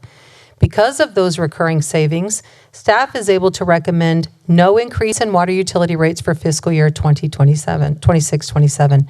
Likewise, no increase is recommended for wastewater utility rates, and no increase is proposed for storm drainage utility fees. These recommendations are particularly noteworthy given the inflationary pressures affecting local governments across the state. Yet through disciplined financial leadership and organizational efficiencies, the city is able to absorb many of those pressures without immediately transferring additional costs to our customers. There are a few notable exceptions, however. The proposed budget includes the contractual adjustments associated with the city's solid waste agreement that we talked about earlier in the evening. This increase is driven by the terms of the existing service contract, rather than discretionary policy decisions by the city. There's an increase of 2.5%. We talked about that earlier in the evening for 27. Additionally, staff recommends one new wastewater-related cost recovery fee associated with industrial pretreatment sampling. This fee is designed to recover the direct cost of providing a specialized regulatory service rather than subsidizing those costs with other utility revenues. Second, there is a proposed reduction of the backflow prevention assembly tester fee from $250 to $150. And finally, I want to mention Kyle Fire has proposed 5 new fees and 19 fee changes for fiscal year 2026-27, although it's very important to note that these are pass-through fees that do not impact the city's budget. With that, I will conclude the discussion of our 4 major operating funds and transition into the remaining city funds included in the proposed budget. While the general fund, water fund, wastewater fund, and storm drainage utility fund account for the city's day-to-day operations and core services, the city also manages 56 additional other funds that support specific legal, financial, capital, and strategic purposes. These funds are generally restricted by law, debt covenants, voter authorization, development agreements, grant requirements, or city policy. Because of those restrictions, they cannot simply be used to support general fund operations or offset operating deficits. Many of these funds are dedicated to capital construction, debt repayment, tax increment reinvestment zones, grants, park development, and other special revenue activities. The next slide provides a summary of some of those larger funds included within this category and illustrates a significant investment occurring across the city outside of our 4 major operating funds that we've covered this evening in detail. Collectively, the city's 56 other funds represent approximately $301.2 million in proposed expenditures for fiscal year 2026-27. These funds vary significantly in purpose, but many support the city's long-term infrastructure program, debt obligations, economic development initiatives, and legally restricted activities. The largest expenditures within these remaining funds are associated with major capital construction projects, as you might imagine. Wastewater Capital Improvement Fund includes approximately $20.3 million for wastewater infrastructure expansion and rehabilitation. The Water Capital Improvement Fund totals nearly $40 million, supporting critical investments necessary to maintain and expand the city's water system as Kyle continues to grow. The 2023 Certificates of Obligation Bond Fund for the wastewater treatment plant includes approximately $60.5 million, reflecting the city's continued investment in expanding wastewater treatment capacity to serve future development. And finally, the 2022 Road Bond Fund represents the single largest individual fund listed here at approximately $99.7 million, supporting the voter-approved transportation improvements that continue to be implemented throughout the community. Together, these funds demonstrate that while our operating budget focuses on delivering daily city services, the city is simultaneously managing hundreds of millions of dollars in long-term investments that improve infrastructure, expand capacity, maintain financial commitments, and position Kyle for continued growth. As always, a complete listing of these individual funds, along with detailed expenditure information, is included within the proposed budget document for council's review. Of course. So here we are. Everything that needed to be shared, we did share on the proposed budget with City Council. In my opening statement from the podium, I believe I've covered the essence of our proposed budget and what it means to us in the city organization and how we move forward. That it has always been a 2-year target for us in our financial planning for this budget. We weren't just looking at next year, but we were also looking at FY28, how it would impact and how we could absorb those sticker shocks that are coming our way in 28. And by sticker shock, I mean, if we're going to issue $150 million next year, about late spring, mid-summer, it will impact 28. We know that for sure because the tax rates will already be set for 27. So we'll have to time the bond sales such that it does not impact 27, but it will definitely impact 28 and beyond. So that's one thing that we need to keep in mind, that as we were planning for 27, we were also planning for 28. Now, we have 3 budget meetings remaining. So on August 13th, We're going to talk about property tax rates. We're going to talk about the cost of service study, the results of that. I want council to be briefed by our rate consultant directly as to what that looks like. I will also go over my recommendation one more time on the water and wastewater rates on that day as well. The proposed budget clearly lays out I am not recommending a rate increase for water or wastewater, whether it's for inside or outside city customers. 0 rate increase. The other thing we're going to talk about on August 13th is we are not required to do a cost of service study update every year. It is city that decided to do that. Most cities, and we'll talk about this in detail on 13th, most cities will base their water and sewer rates based on their financial plan, which is the budget summaries that we just went over. And if you noticed, the water and wastewater funds are doing quite well. They're healthy. So my recommendation is we base our rates for next year and the year after that based on our financial plan rather than cost of service study. Most cities will do a cost of service study at the earliest every third year or every fifth year to basically reconcile the differences between the financial plan and the cost of service study. Basically, they're truing up their rates. So based on financial plan, our 2 utilities are doing very well.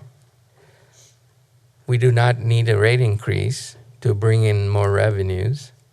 We can defer and see what happens in year number 3 when the plant expansion bills come due, when other larger water projects come due. Because those things will come our way, but they're not in the near-term future. So until then, I think we can rely on our financial plan, what it shows, and not have a rate increase until we absolutely need it. So that's on the water and wastewater side. We're not doing anything on the storm drainage side, no fee increases. But we do need to have a cost of service study done for our storm drainage fee. It hasn't been adjusted since it was implemented. And when it was implemented, the fee was much higher, but because of internal discussions, it was adjusted by 50%. It was for residential customers, I believe it was $10 a month. City Council at the time felt it was too high. So staff went back and looked at other options. But we do need to do a cost of service. That is due. On the general fund side, we'll talk about property tax rates. Yes, sir. Will that be part of that August 13th discussion? No, sir. Or that's an additional study? That's an additional study Okay. outside of the water and wastewater system. But it is needed, and we could include that in our 28 budget. So on 13th, we're going to talk about the cost of service study, what it shows. We're going to talk about the property tax rates and the different options we may have to choose from. And we'll clearly show you, if you pick this tax rate, what the tax revenue will be compared to what we have in the budget. So it may give us more or less, and we can go through those options. And we'll have 3 rate options. Well, we can always have 4th, but 3 for sure. We'll show you that on the 13th. So now that's the next budget meeting that we have planned until we get into the first set of public hearings and second set of public hearings. So and this is just an option, if council wants more or prefers more in-depth discussion, council could direct us to add an additional meeting in between. But if you do add that meeting, I would recommend that we do it before September 5th. So by the time we get to September 5th and we have our public hearings, everything has been queued up, council is okay with it, and the proposed budget that you're voting on, it is what you want at that point. So that's what I wanted to close with, the timing of our budget process and your desire, how much in-depth discussion you would like to have to consider any amendments that you may want to. So if I could just add for some of the newer council members, I'm sure you pretty much would know, is if there's anything that you see within the budget that you would like to amend or add or subtract, to try to look at it now, and then that way you can bring it back and say, maybe we can reduce this, how do we go about that, or adding this, because again, if we want to add something to a specific line item, we're going to have to take away from something else, like library or parks or something like that. Because I know in the past, we would always throw something at the last minute, and then it's like right before the votes, and then we would have the city manager scrambling to try to figure out how to balance that budget when we're just coming up with stuff. Because we're saying, I want to add $30,000 for this, or I want to add $500,000 for, whatever the project would be. Then you're going to have to find it at the last minute, because we're on the clock actually as of the 13th, correct? Yes, sir. Okay. Yeah, and I don't want to hear Perez will find it. Yeah. I remember that was an answer a lot of times, like, where is this going to come from? And it was, Perez will find it. And I was like, oh, Yeah, we couldn't do that to him again. no. So, yeah, I think This Mayor time Pro- around, Mayor, both my pockets are inside out. Yeah, so my ask of the council would be the same as Mayor Pro Tem's is, if you want to add something, bring something that you're willing to sacrifice, and then we'll talk about it as a council. And then, Well, technically, don't we have like a 2.5 or so cushion? Because we create a 2.5 over the excess yeah, in the next. So if we bring something back that at least doesn't total that amount, then we should be okay. Well, yeah, and just say that's where you want to take it from. And then the council can decide if they want to diminish that or not. It'll be a conversation for sure. I mean, but it'll still be above the reserves. No, it'll be above where the, absolutely. Yeah, so I'm just saying that it's not necessarily, tick for tack. It's not that simple. I think No. that was just too simplistic. No, I think that my point was, if you're going to ask for something, at least say where the funding is going to come from. We have all the information right here. So look through it. And if you say, hey, I want to use the $2.5 million that we were trying to build up in our reserve, then that's okay. Just say that. All right. Any other questions, comments?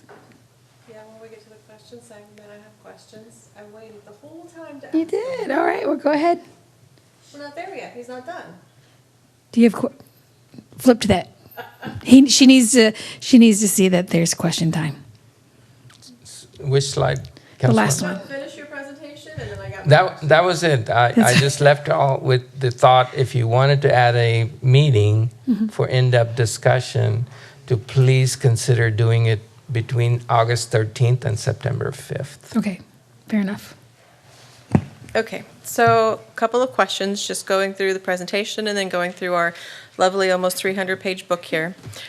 For, our neighbors that got tired at like page 70-something and decided to quit reading, the 5-year CIP plan has the 80 projects included. Number 74 is the Langley Road reconstruction, so we can see that in 2027, we have that $2.5 million budgeted for that. The rest of those 4 years, there's nothing else that I see budgeted for the rest of Post Oak for the reconstruction of those roads that are as bad as Langley. What is the thought process of where and when we're addressing those? Is that going to be something that we maybe tie into the possible bond for 2028? Yes, so that was our thought. Since Langley was the worst of the neighborhood, we wanted to take care of that immediately with COs. That was the plan all along. Right. And For the rest of the Post Oak subdivision, we were thinking the amount is going to be such a large amount that we should add it to the, and that's really a council policy decision. Do you want us to continue using COs, or do you want to add it to the list of voter Right, okay. Yeah, just so I can answer those questions when I go home. And then also, I know we talked about the Vibe Trail has no money, it's kind of paused right now. What about the areas that were within the roads that were approved on the 2022 road bond? Are those still being finished out, or is that being set aside right now to focus just on the road bonds themselves, the roads? Okay, so when it comes to trails, there are 3 different ways it's getting funded. Actually, 4. So the portion that is being funded through the developers, that continues. Nothing is changing. If a new developer or development comes through, they're required certain Vibe Trail investments. That is one way of it getting funded.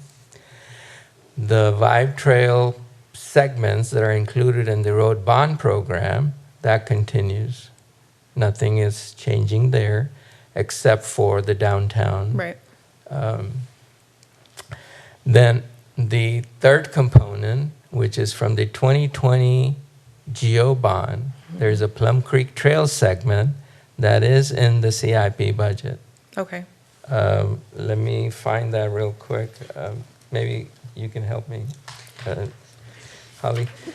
It's in the CIP budget. Yeah, I remember seeing Page it. 220, project number 11. About 800,000, I believe. Okay. Half of that is coming from the city's GO bonds, and the other half is coming from Hays County. So I don't know if that answered your question. It helps some.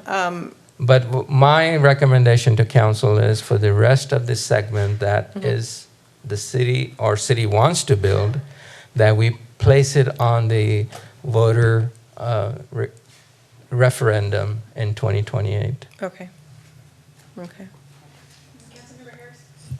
I wasn't done yet. Could we get an estimate Sorry, of how? the- Councilmember I'm Medina sorry. wasn't done, sorry. I thought you were. Do we have an idea of what the shortfall is for those other segments that aren't already funded in those that you mentioned?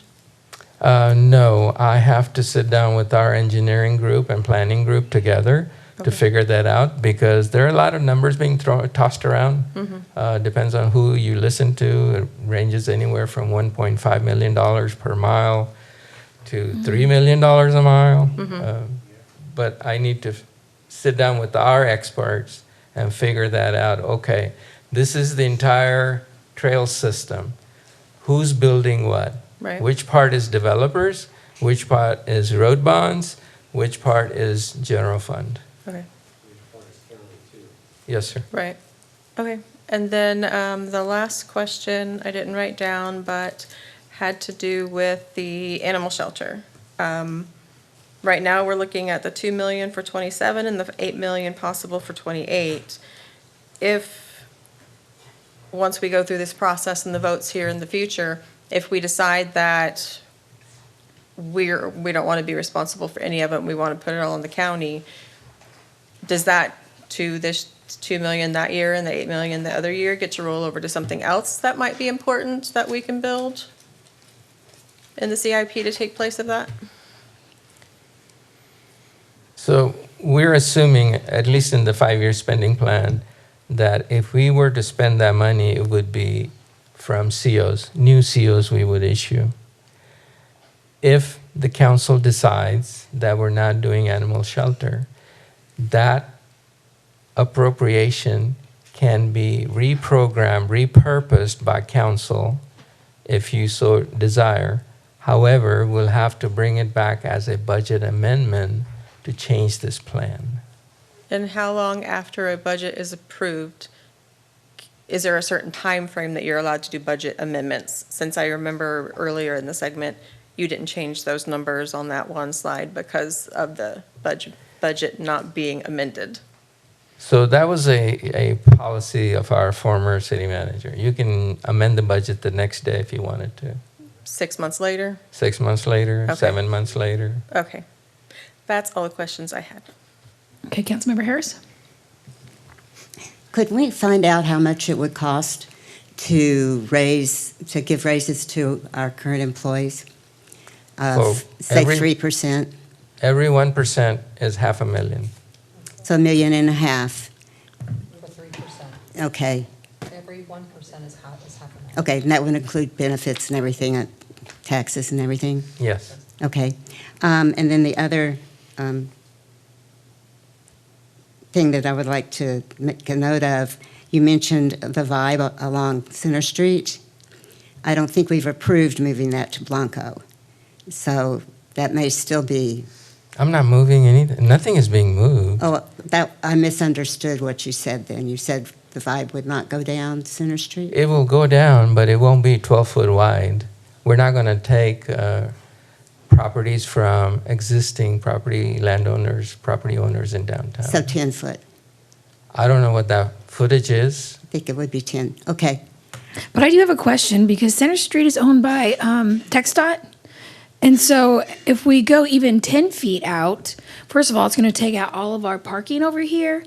But at some point, I also feel like it's going to be in TxDOT territory. So my question is, have we talked to TxDOT about what we can and can't do on their road? So let me ask Leon or Lou if they're in the room to come up, answer that question. It would also take the Methodist Church parking. The Baptist, yeah. That's First Baptist. Okay, sorry, Baptist. Right now. Evening, Mayor and Go Council. ahead. Leon Barba, City Engineer. Mayor and Council, I haven't been involved with the projects that much, but from what I've been hearing on the sidelines is that they've been reducing the width of the sidewalk. Last I heard, it was about 6 feet or 5 feet, so they're trying to reduce that width in that section. But have we talked to TxDOT about any of that? Yes, we've had to talk to TxDOT. They obviously they own the road, so we have had conversations with that, so I do know that. And do we know what they said about doing the 12 feet? They did. I don't know what they said about that. I know the biggest issue we had with the Center Streets was the drainage. That's been a bigger issue. So we Okay. think we might have a solution by widening that, by reducing the width of that trail or sidewalk, whatever you want to call it. We're also reducing the amount of drainage. So there's something that we're going to plan to do on that drainage system that we weren't pleased with, and the designers. So we think we're going to be able to get away from what they planned to do, and then with the reduction of that sidewalk. Okay, all right. But we have been in conversations with TxDOT, yes. Okay, and have they approved the 12 feet? Like, Yes, they pretty much let us do what we want to do, but with the understanding that we're going to maintain it. Okay. Yeah. Councilmember Harris? Yeah, I'm concerned that we're thinking about reducing that to 6 feet for the Vibe Trail. That's inappropriate. You cannot take bicycles and pedestrians together and maybe the golf carts, which would definitely be on the Vibe Trail, down on a 6-foot trail. That's just unsafe, especially right down Center Street. It really needs to be a minimum of 10, preferably 12. I think the issue right now is the amount of property that we're taking. And Very little. I've seen the design on that. There's very little that's needed to do that. We started with the 12-foot, I think, in the original plans. So I think that it's a disservice to the community to go down to 6. Well, I think our ordinance states that we can use existing roads and sidewalks. And so maybe that's something that we can look into. But my concern is, as I looked out the window and I saw all the parking on the side for City Hall, that's all gone.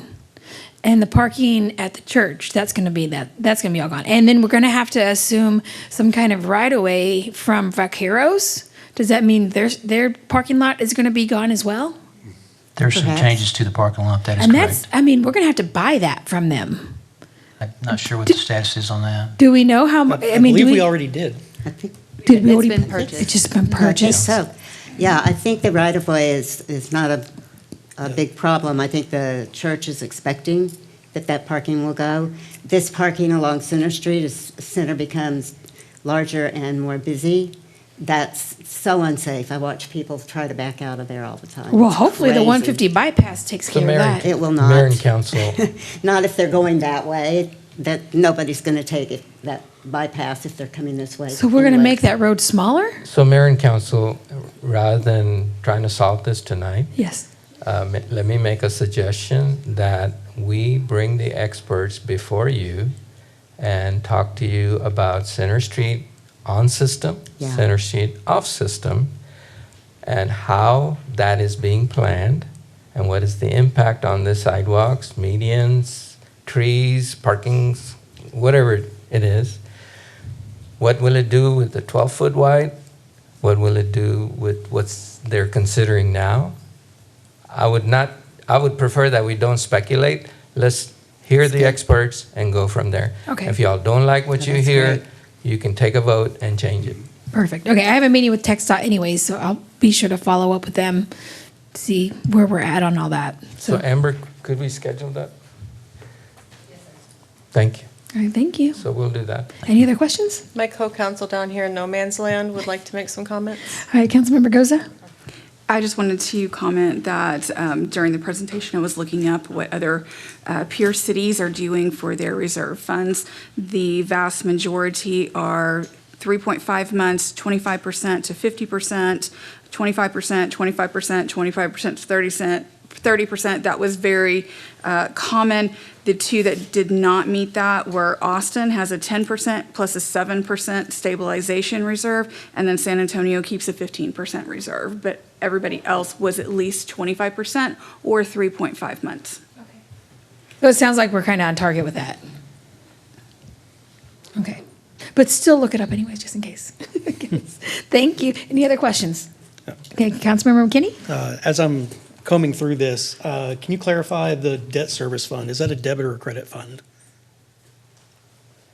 If you would please repeat that question. The debt service fund, is that considered for accounting purposes a credit or a debit? And I guess to further clarify, if I see a negative number in there, does that mean that there's cash in that account or that there is a deficit in that account?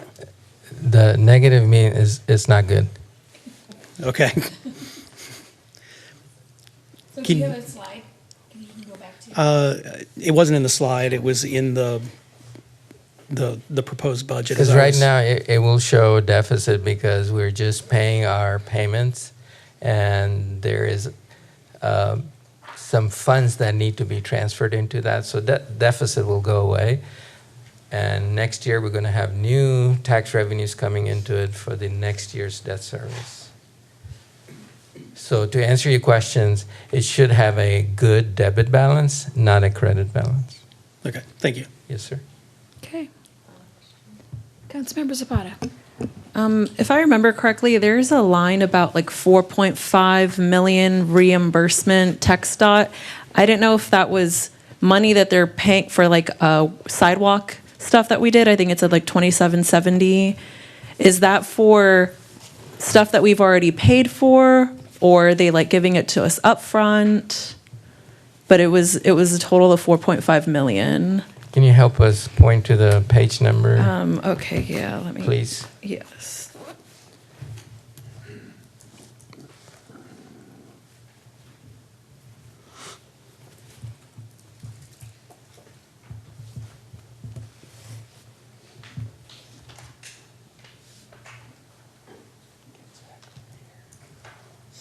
Please, just tell.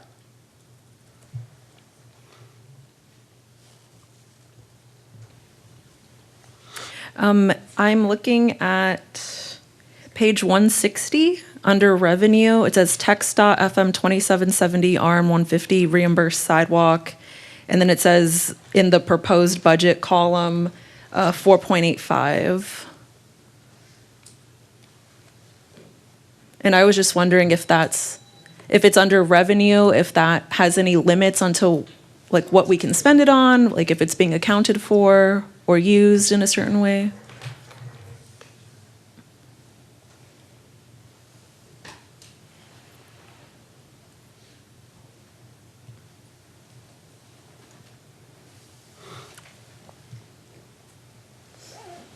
We'll research that, Okay. Councilmember, and respond to you by email. Okay, all right, thank you. All right. Yeah. Will you forward it to all of us? Yes, definitely. Thank you. All right, and we are adjourned.